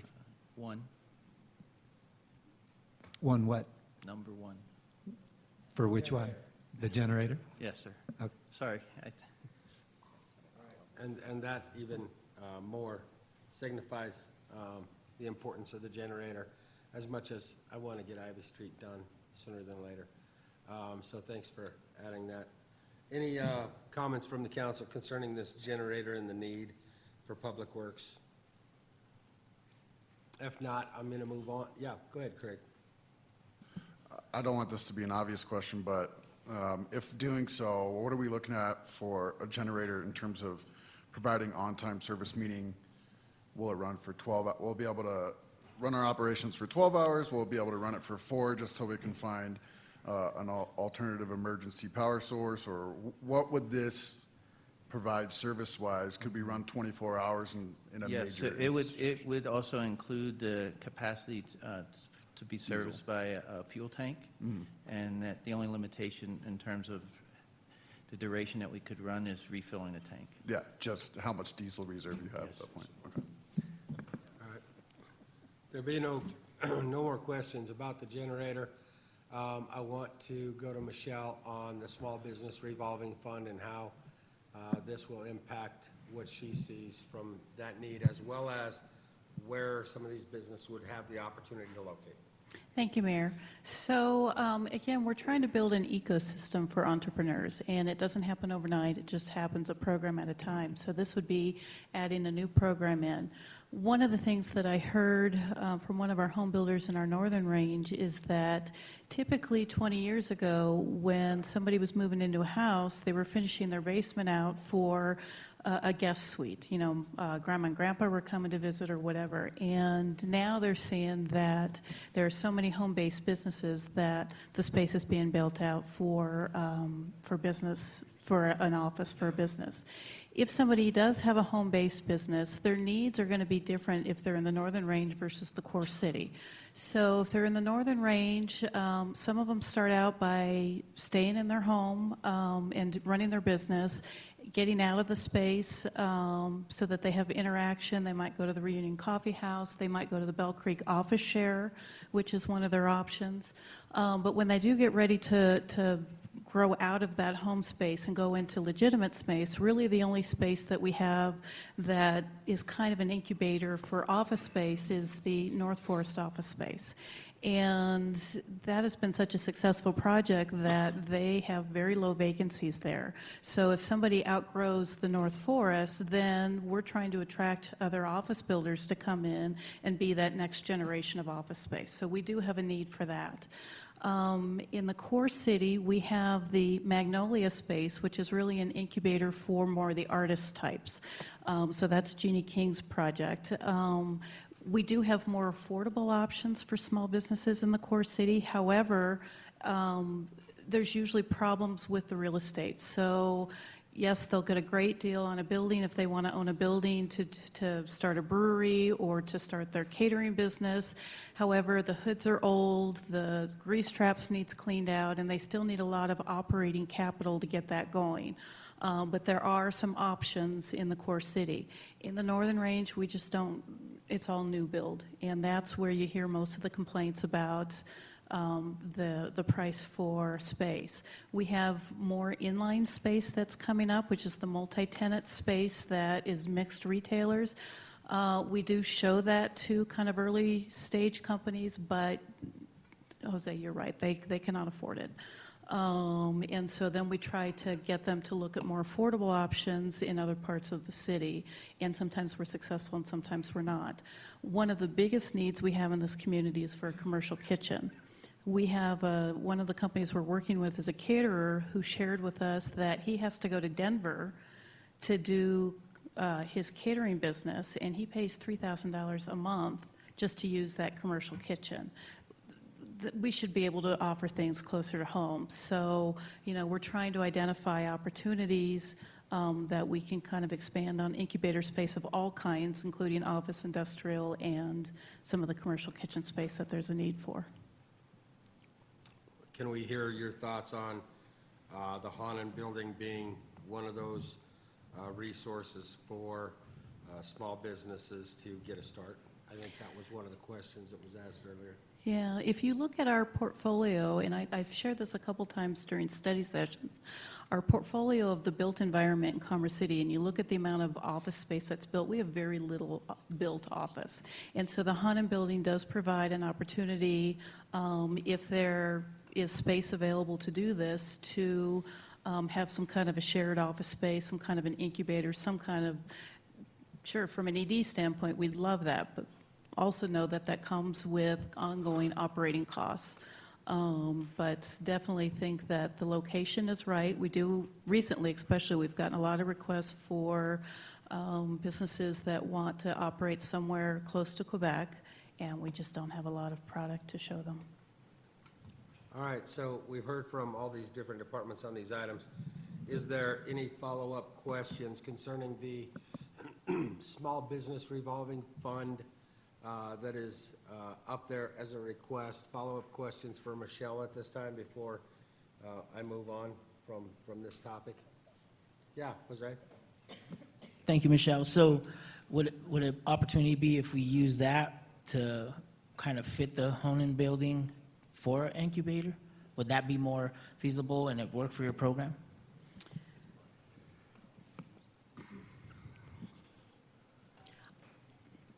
I think they're sort of two separate efforts. Right, Incubator exactly. space would be separate than a small business revolving loan fund used for different purposes. Yes. So there's real estate needs and there's access to capital needs. And so right now, if a small business doesn't have access to capital, if they've used up their credit card limits, their friends and family, and they can't get regular commercial funding, then they're stuck. A lot of them are going to online finance programs that are really getting them in trouble. And so this would help with that startup stage when it comes to the access to capital. And they're going to use that money for very different things. They're not going to use it just for real estate. They're going to use it for operating capital, for inventory, whatever their needs are. However, another need that a startup is going to have is real estate. So they're really apples and oranges. They could use the revolving loan fund to help on the real estate side or not. So it just depends on what you want the tool to focus on. If I had a preference, I'd say the revolving loan fund is a pretty easy thing to get established because we're recommending using a not-for-profit capital company that has set up these programs for a lot of other groups, is willing to match the money so that we get big bang for our buck with the $200,000, and we can get it set up very, very quickly. I believe that the incubator space, which is a cool idea, is going to take a little bit more planning, a little bit more resources for us to do it right to make sure that it's successful, but I love the idea of it. Is there any other follow-up questions for Michelle on this item? All right, seeing none, we went through all of them. We've got a little bit of an idea from the department heads on how this would or could impact the day-to-day operations for them. I want to start with the three council members that are not, for sure, not leaving the city. I want to have your take. I'll start with Nicole on these items, and then I'll move to Ben and then Jose, and then we'll hear collectively from you, and then the rest of us will chime in. So for me, the skateboard park, I'm more focused. I know that it's two different parks, but I'm more focused on getting Veterans Park done, and so the skateboard park, give or take for me. The small business revolving fund, I think, is incredibly important to Commerce City. We say that we want businesses here. We need to support these startups. I feel like we talk about, one of our council goals is our can't think of it right offhand, but to me, that's incredibly important, is to have the small business revolving fund. The 5 a.m. rec center open, I'm fine with that if we want to give it a stab and see what goes with it. The electric bikes, I wonder, could we have two? Only because the amount of, and I guess I could ask Chief Nichols if he's here, the amount of people that are on staff at one time, police officers that are out, would there actually be 4 at a time out using the bikes, or if we just had 2 bikes? I realize it's not that big of an amount, but I'm just curious. There potentially would be, particularly during special events like Fish or 4th of July weekend, Memorial Day Parade, there would be. Generally, when they do ride, there's 2 south and 2 north. Depending upon staffing levels, though, that could change. But yes, potentially there could be 4 out at a time. Okay, so I'd be fine with that. The generator, I think, is a definite must-have. And then the Hanan building, I think, would be a good thing to get. I think we could do a lot with it. Okay, the only one that, out of those that you don't have to have at this time would be skateboard park. Correct. Ben? So like I said before, I'm all in on all these items. As far as to refute the comment regarding Veterans Park, I'm also committed to Veterans Park and making sure that that's the first inclusive playground that we have in the area. However, that's already been budgeted for, bought and paid for, so I don't see this expense as being one that's going to detract from that getting done. 2 separate contractors that are totally dedicated to different styles of playground equipment and everything, so I don't see that as being an issue. I've already stated my reasons for why I support all those. The generator is a no-brainer, obviously. The Hanan building, we've already talked about what we want to do with that, so I'm all in on all this. You know, we talk about how much do we want to use out of our general fund. We ran an $8 million budget surplus last year. We reapportioned a lot of that money for this year. The year before, we had a budget surplus. We continue to estimate conservatively on how much money we're going to draw in. We bring in more and we spend less on a continual basis. So I'm not concerned about fronting $1.94 million this year in order to continue to fund these projects and move our community forward with the anticipation that we're going to turn around and recoup that money with conservative budget estimating and efficient city services. Thank you, Ben. Jose? So I just want to clear something up, Mayor, so that way people at home, and it's clear that we're willing to take out of the general fund to fund these. Is that a clear consensus of the council? So that way our residents know what we're actually doing, because we're not taking any out. So is that? From what I've heard from finance, it's the only place you That's have the money only to draw place. from. So Is from so that any one. of these funded have to come from general fund. I'm not for the skate park. I think for something that's only going to be used in the summer and the fall, we could use $175,000 to enhance our teenage programs at both Bison Ridge and Eagle Point. So being that skate park, I think it could come later. The generator's a no-brainer. The small business, I think I would hold off. I'm not a big fan of it yet. I do agree with Nicole. I think we need to start building that.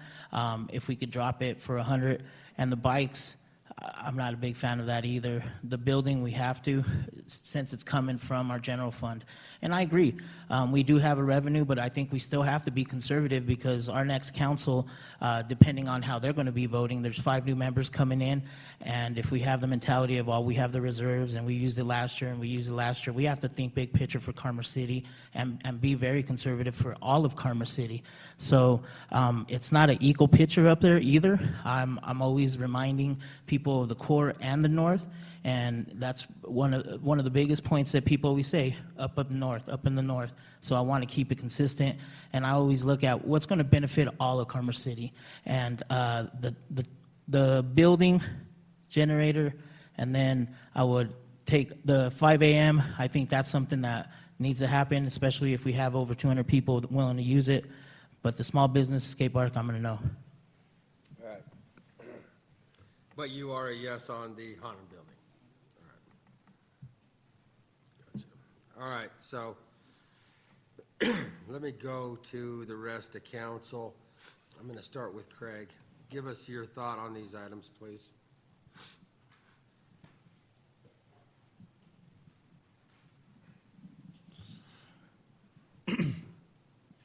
So the Hanan building, I think I've talked about quite a bit. I fully support that. even at the $1 million, just because of the potential opportunities that it brings to us, but it also helps us to support a local food bank, and just that general area. It gives us so many options. Now, I haven't walked and seen the whole space, but we just heard several reasons why that's a good investment. MSC generator, you guys know what I do, and I think emergency services, but showing our employees that we care about them in those times too. They're already out there in the worst situation that, quite honestly, a lot of us wouldn't want to be out there in. Is important to me to make sure that we invest in that, and then long term, that's a good investment for me as well. For electric bikes, I also think that's also an employee thing.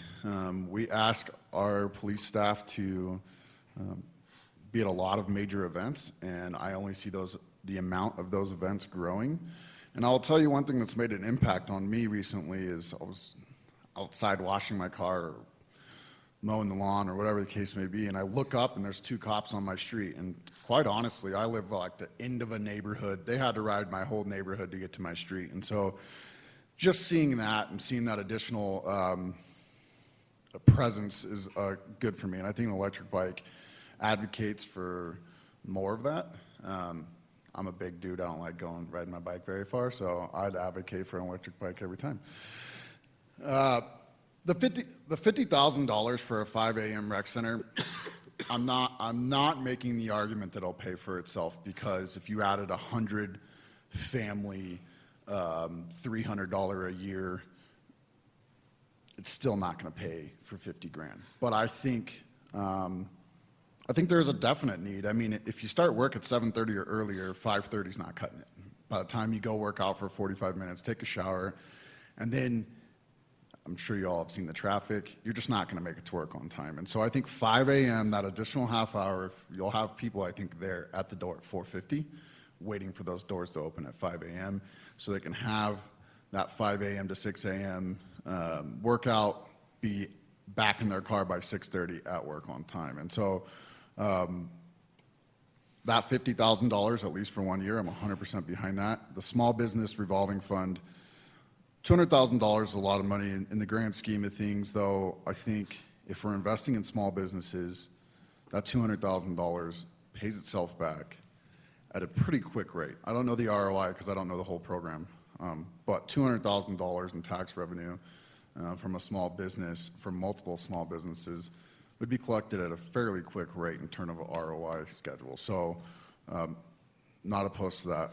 And then I see all sides of the skate park argument.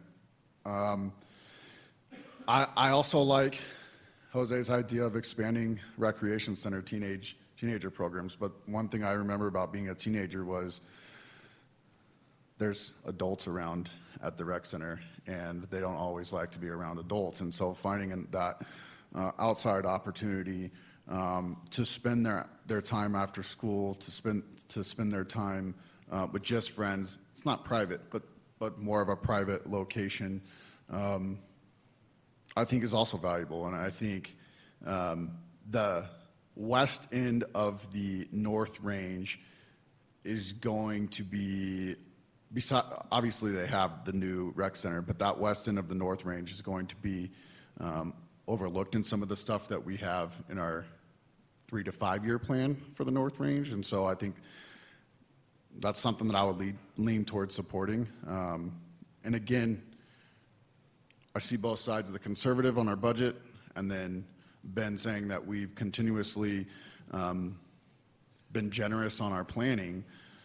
8 to 10% of that budget, when we talked about the worst recession that we went through and we barely had to dip into that, I'm not as nervous now, but I also agree that, you know, if I'm here next year talking about this same thing, we might have a whole different perspective. We might have a couple new people on the council that are bringing completely different ideas to the ballpark, and we definitely want to have that 8 to 10% wiggle room to do this again next year. So moving too far into this general fund could hurt us in the future on that too.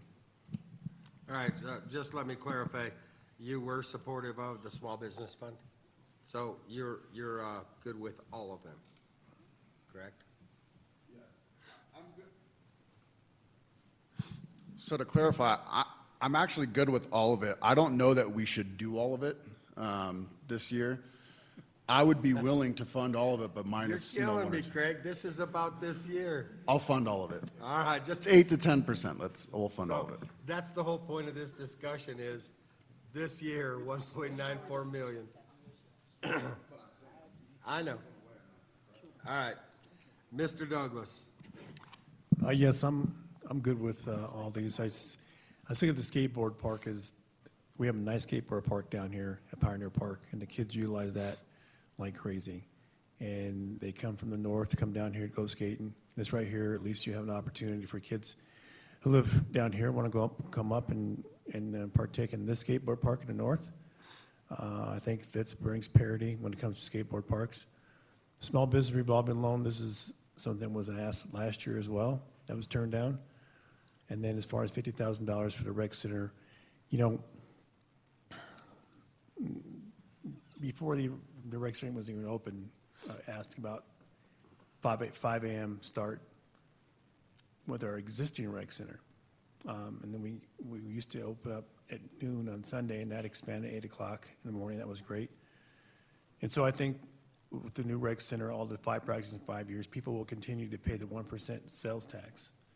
And so by adding this in, that just shows that we're investing in something that they're investing in on a daily purchase within our Commerce City borders. And so I'm okay with the rest. So I'm okay with everything. You're good with all of them? Yeah. Okay. Davis. Thank you, Mayor Ford. Yeah, it takes money to make money. And, first I'm looking up there thinking, other than the generator, I really didn't want to do anything because I don't want to take anything out of the fund. However, with the options that we have, I think it's a good idea. Starting with the skate park, my kids all use the skate park. They built one by our house, and it was packed from day one, and it probably still is today, 20 years later. I think that it's a good place for kids to go, and I agree with Ben. I think it keeps kids from doing other things. So I'm okay with that. Small business revolving, I'm a fan of economic development. I think that's something that we definitely need to move forward with. There's people in our audience here that are here because of that tonight. And a lot of people have asked me about, what benefit is coming our way. And I think that is one that might have been overlooked last time that we should have instituted. I don't even know what 5 a.m. looks like. Does the sun still come up in the east? I think that, I was listening to Carolyn, and I think that, and I was surprised that 200 people want to do that. I've had a few people ask me, but if you have 200 people at the door at 5 a.m., I think that's something we should do, and I think the price is right for that. I was kind of for the whole 6-month thing, but then I thought, how do you staff for 6 months? That would be a nightmare in itself. So I'm willing to do that and see what happens. The electric bikes, law enforcement being one of them. Bikes get you places where cars don't. It saves a ton of gas and vehicle maintenance. It's kind of a no-brainer to me. The generator obviously is a no-brainer, and the building. So assuming that that funding is there, and again, I look at this as this is the taxpayers' money. It's like your bank account. You have your wants and you have your needs. Most of those up there are wants, except for the generator, I think, is a need. And so dip in the rainy day fund. You try not to. I think that money's there for a reason, and God forbid we have a plane go down or something where it's going to just inundate this city, let alone a storm. We have to be prepared. So, 2 million's 2 million, but I think in this case, I think it's money well spent. So I'm in favor for it.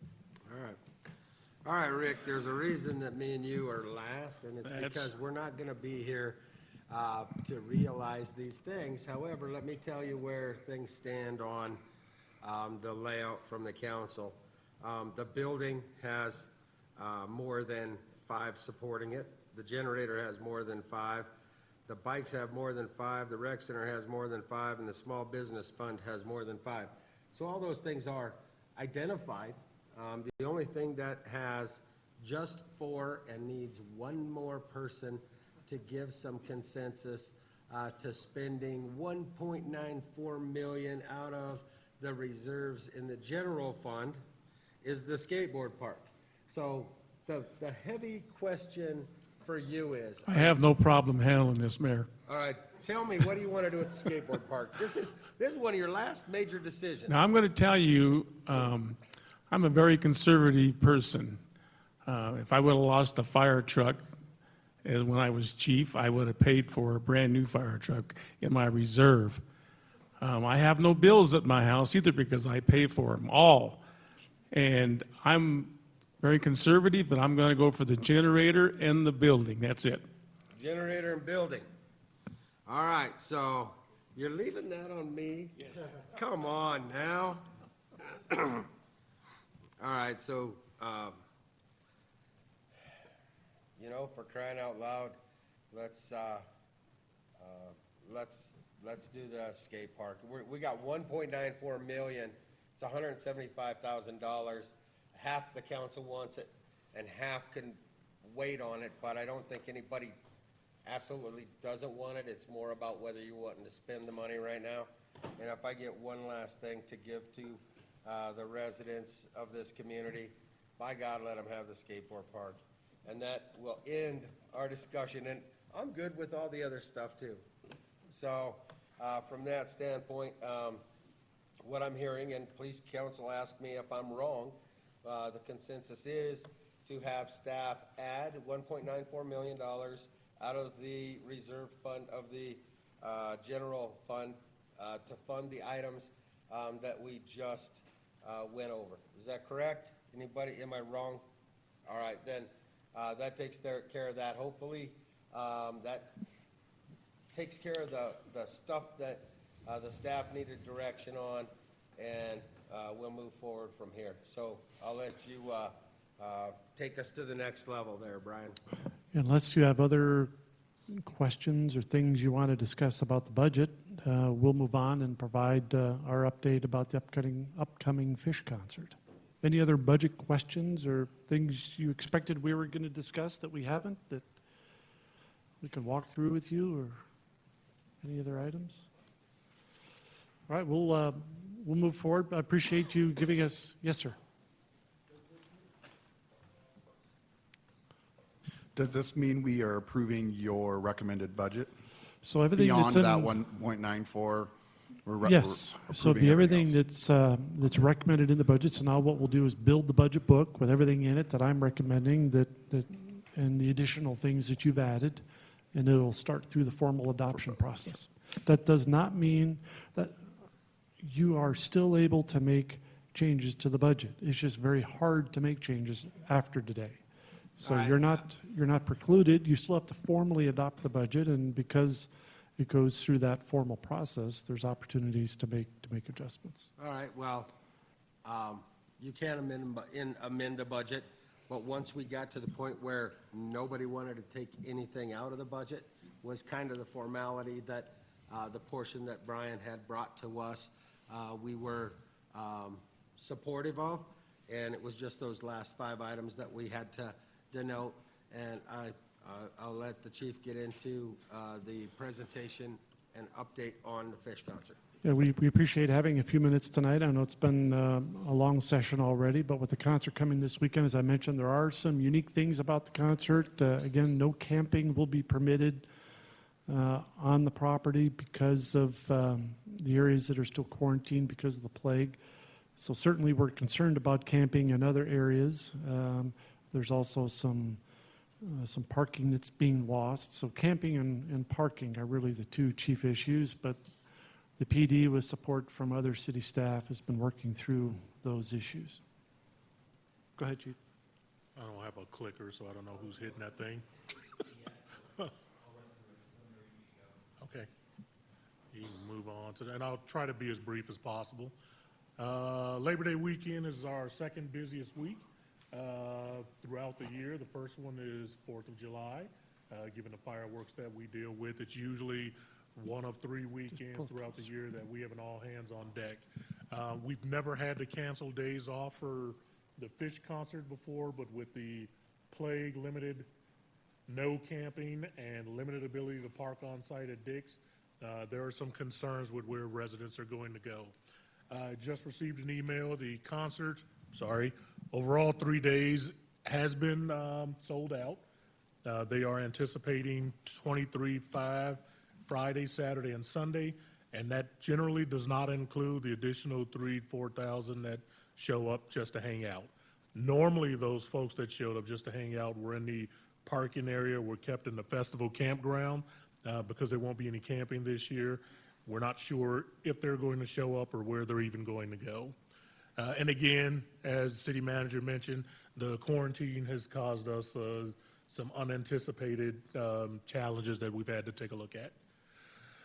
So here are some of our concerns. Parking, as we spoke about, Dick's currently, with all of the things that they moved around, have about 3,700 parking spots available on site. We do know that they've contracted some space out at Stapleton and employee parking over at the Mile High Greyhound Park. Whether people use that or not is sort of where we're at. We really don't know if they're going to use Stapleton or the other location that's been contracted out. They may all still try to get into Commerce City and park somewhere, so we anticipate that's going to be a source of frustration for residents, particularly in the core city. Camping, again, we Chief- know there's no, I'm Chief, sorry. if I might interject, we are making the Mile High Greyhound Park available for employee parking only. They will shuttle employees for the event from the Greyhound Park to Dick's. They had requested permission to use it for guest parking. We weren't comfortable with that, with the other sometimes negative impacts that comes from guest parking that close to our neighborhood. So there will be employee and vendor parking only, and they will shuttle those folks from the Greyhound Park to Dick's. Correct. The camping, I'm sure everybody is aware of the plague. Camping will not be allowed on the site this year. All of those camping permits were refunded. In doing our research, they canceled a show in Wisconsin, and still 3,000 people showed up. So we're anticipating people are going to show up. They probably didn't get the news for whatever reason. Where they go, we'll have to figure out. And then the impact that the plague has had over there. Some of those areas are still quarantined off. We're going to do our best to not allow those places to be surrendered, but that may be a challenge as well. So some of our other concerns, the impact on park and open spaces. Not only is the Fish concert a big deal, it is also a very busy time for our residents that have, and correct me if I'm wrong, 100% of the park facilities are already booked out in advance over the Labor Day weekend. So the parks will be full as well. The impact on residents, again, depending upon the parking and the camping situation, right now we're just not sure where people are going to go. I anticipate this weekend will be wrought with parking issues for some of our residents, not only at the parks and some of the open spaces, but potentially on residential streets that are relatively close to walking distance to the stadium. And then the impact on police services. Having that many people in the city in such a confined area is a challenge for us. It's one of the reasons I mentioned earlier that we ultimately ended up canceling all days off for all of the PD employees just so that we could manage the event. Again, the plan is to get on top of it early Friday morning so that we have a consistent message about where people can and cannot go, and don't allow them to get established in those areas. One of the last things we don't want to happen is not hit Pioneer Park for a few hours, and by the time we get there, there's 100 tents put up, because removing them is going to be a significant issue for us. And then again, the residents being there is just going to cause a problem for us. So we will be out heavily in force on Friday to make sure we have a fairly significant presence in our open spaces to prevent people from setting up. So here's our response. We're going to operate the EOC beginning at 6 o'clock on Friday morning, and it will run all the way through Monday. It will close at event end. The concert typically ends at about 11:30 before midnight-ish. We usually keep it open for 1 or 2 hours to get the traffic to egress out, and once that's done, we'll close the EOC. We'll be managing all of this throughout the night, so it may stay open a little longer, close a little earlier, depending upon how that traffic flows in and out and where the pedestrian traffic goes as well. There are quite a few agencies that are assisting us with working simply the event. Brighton, the Adams County Sheriff's Office, Fire Department, one I'm drawing a blank on right now. But we've got quite a few agencies that are assisting with the event. Again, talked about canceling days off, and then also Parks, Recs, and Golf and Neighborhood Services are going to be assisting us throughout the weekend. Again, heavy on presence on Friday to sort of set the stage for what we hope will occur this weekend. And depending upon how Friday goes, we may lessen staffing on Saturdays and Sundays. And at the end of the day on Monday, the expectation is that everybody will pick up and go home. So again, because this is such a large event for Commerce City, we've had to prioritize some of the things we're going to do. And the order of prioritization goes preserve and protect the rights of all citizens and visitors, should go without saying. Identify, control, and remove conditions that could threaten public safety. People camping, multiple people camping, propane tanks, those sorts of things we want to make sure that we mitigate extremely early on Friday. Preserve peace and maintain order. As long as people are not being rowdy and they're moving along and making an effort to leave the city and not be disruptive, we want to allow them time to do that. That does come with some pushback from residents that think we should just show up and start arresting people. The idea is to get them to voluntarily comply, pack up and leave and do what they need to do.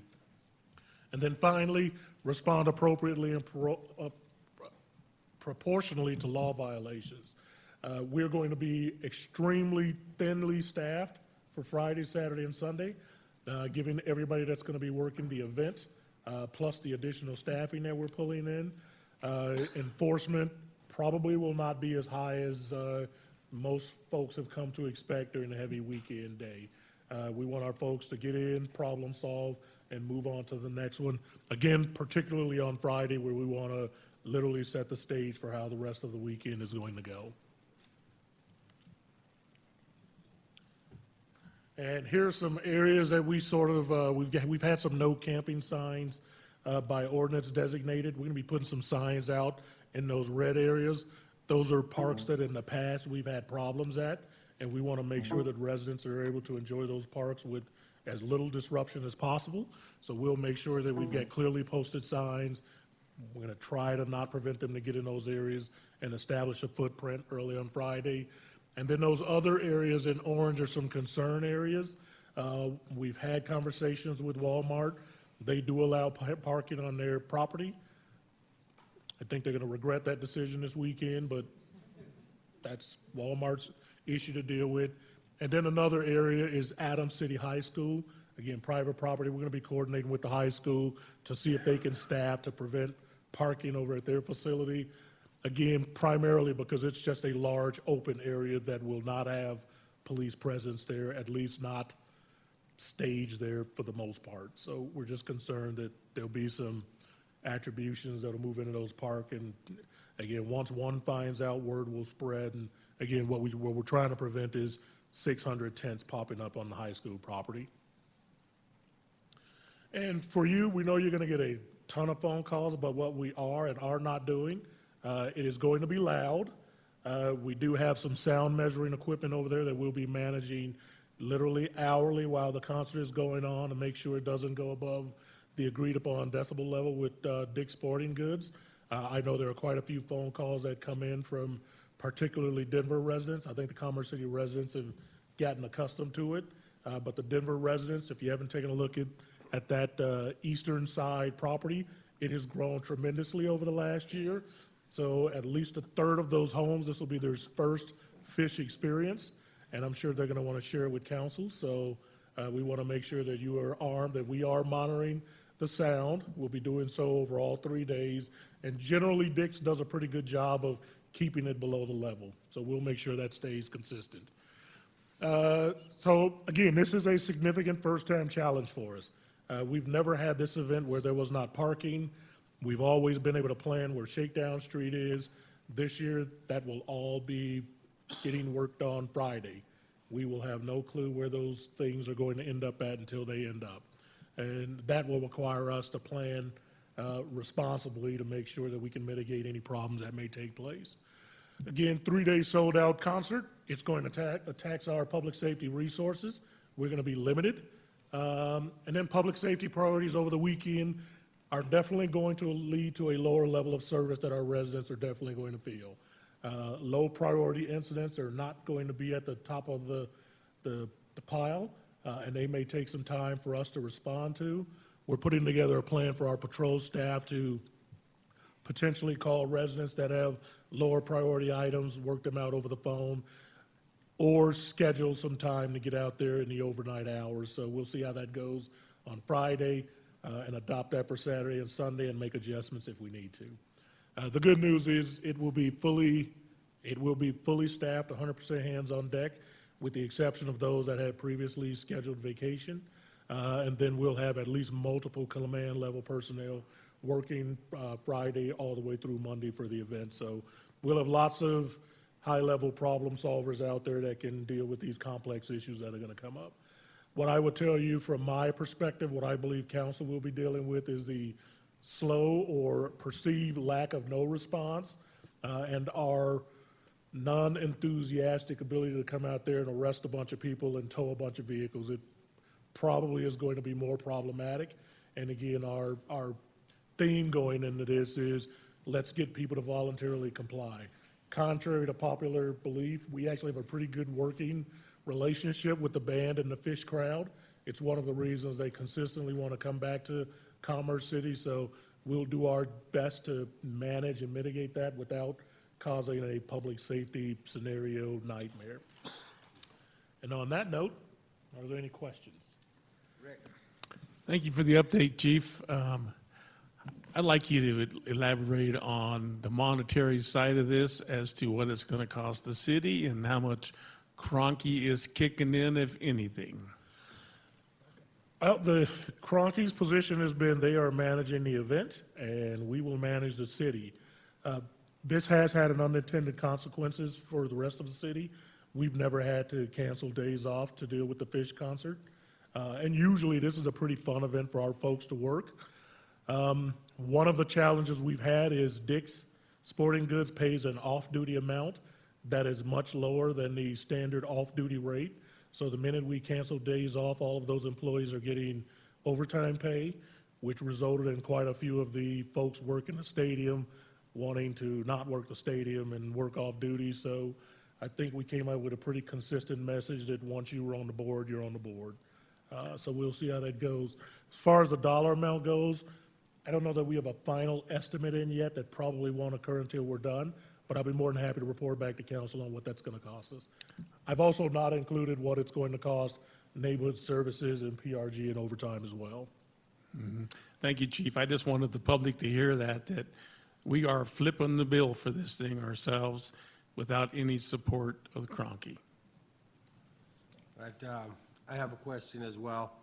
Have you reached out to your colleagues in Denver? Because I would imagine just directly south of the stadium, some of those large parks in Northfield are probably going to have multiple visitors from this venue as, you know, just to let them know to be monitoring for impacts to the neighborhoods that are in Denver, Northfield's area, as well as the area to the east of the stadium, so that I know we're all going to be getting complaints about the noise and those type of things, but if there's going to be parking issues and everything else based on the location of the stadium and the location of the nearest streets, I can see that Northfields and the Denver area is going to be heavily impacted, and I would just want, if I didn't know it was coming, I would want that phone call saying, hey, just be advised, this is what we're dealing with, so that Denver has the opportunity to play a role as well as be able to back up our department if necessary. And the answer to your question is absolutely. We've worked with the Ward 5 commander several years on this event, including Denver traffic, so they are actually a significant part of our operation planning for this event, so they are fully aware of some of the issues that we're going to be dealing with, and I believe they're going to be doing the same thing down near Stapleton and that area just south of Commerce City. We've also communicated with the HOAs through Denver regarding some of the noise issues and some of the issues that we're going to be dealing with. So from our standpoint, we've done about as good of a job as we can to spread the message that this is going to be a new venture for all of us, and we'll be sorting it out as we go along. But we've been very mindful and thoughtful about mitigating the impact that this is going to have, not only to Commerce City residents, but to Denver as well. Thank you. Jose?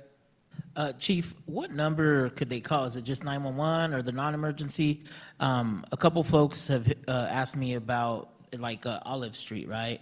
It's a wide open. What if they have a camper in front or an RV? Do they call 911 to remove it in front of their property, or what should they do?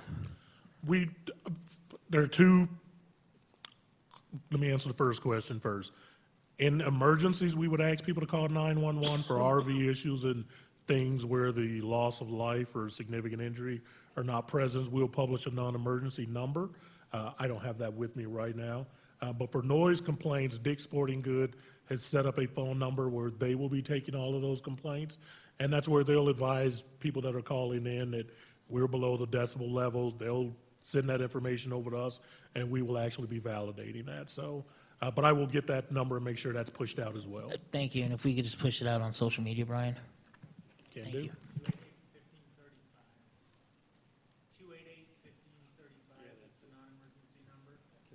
But we'll make sure we push that out probably as soon as tomorrow.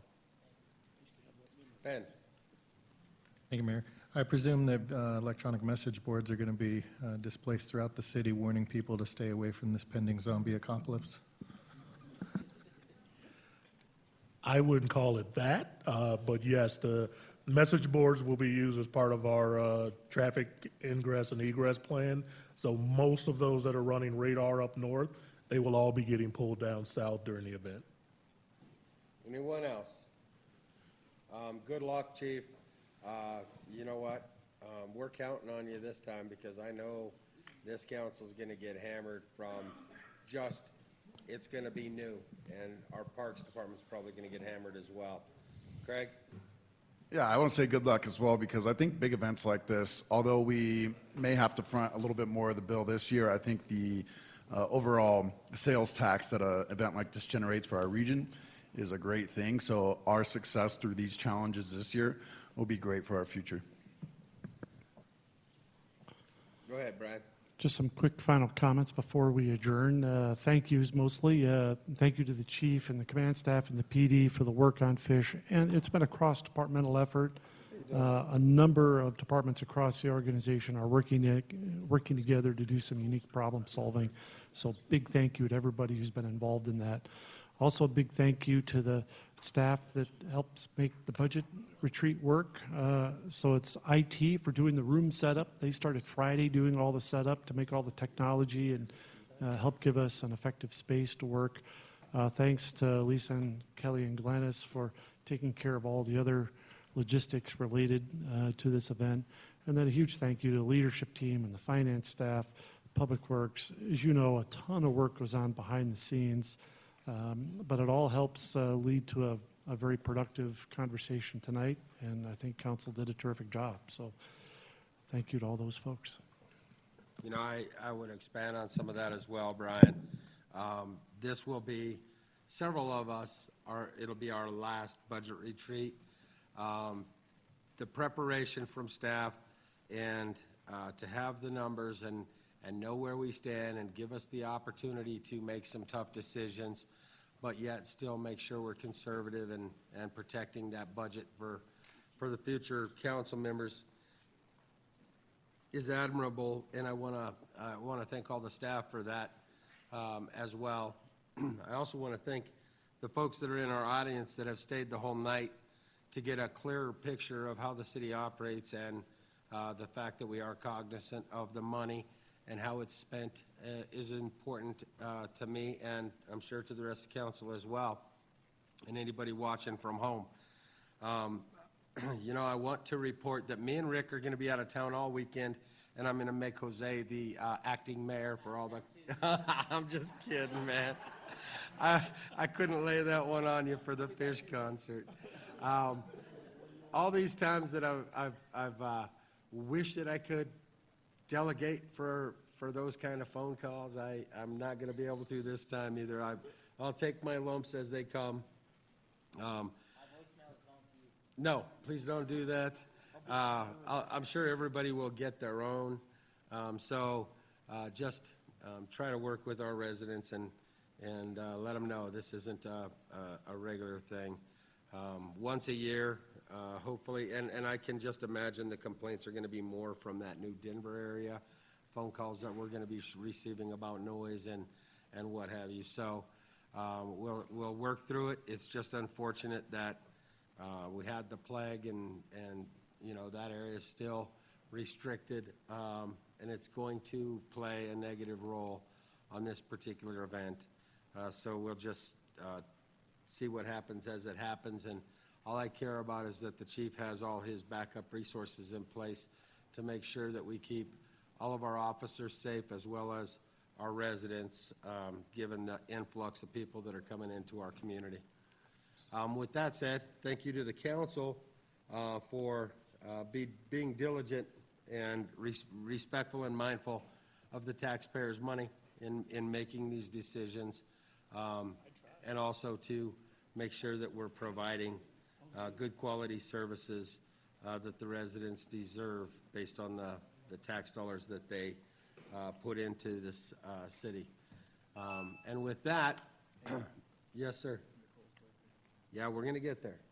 I'm just going to close out the budget portion of this meeting.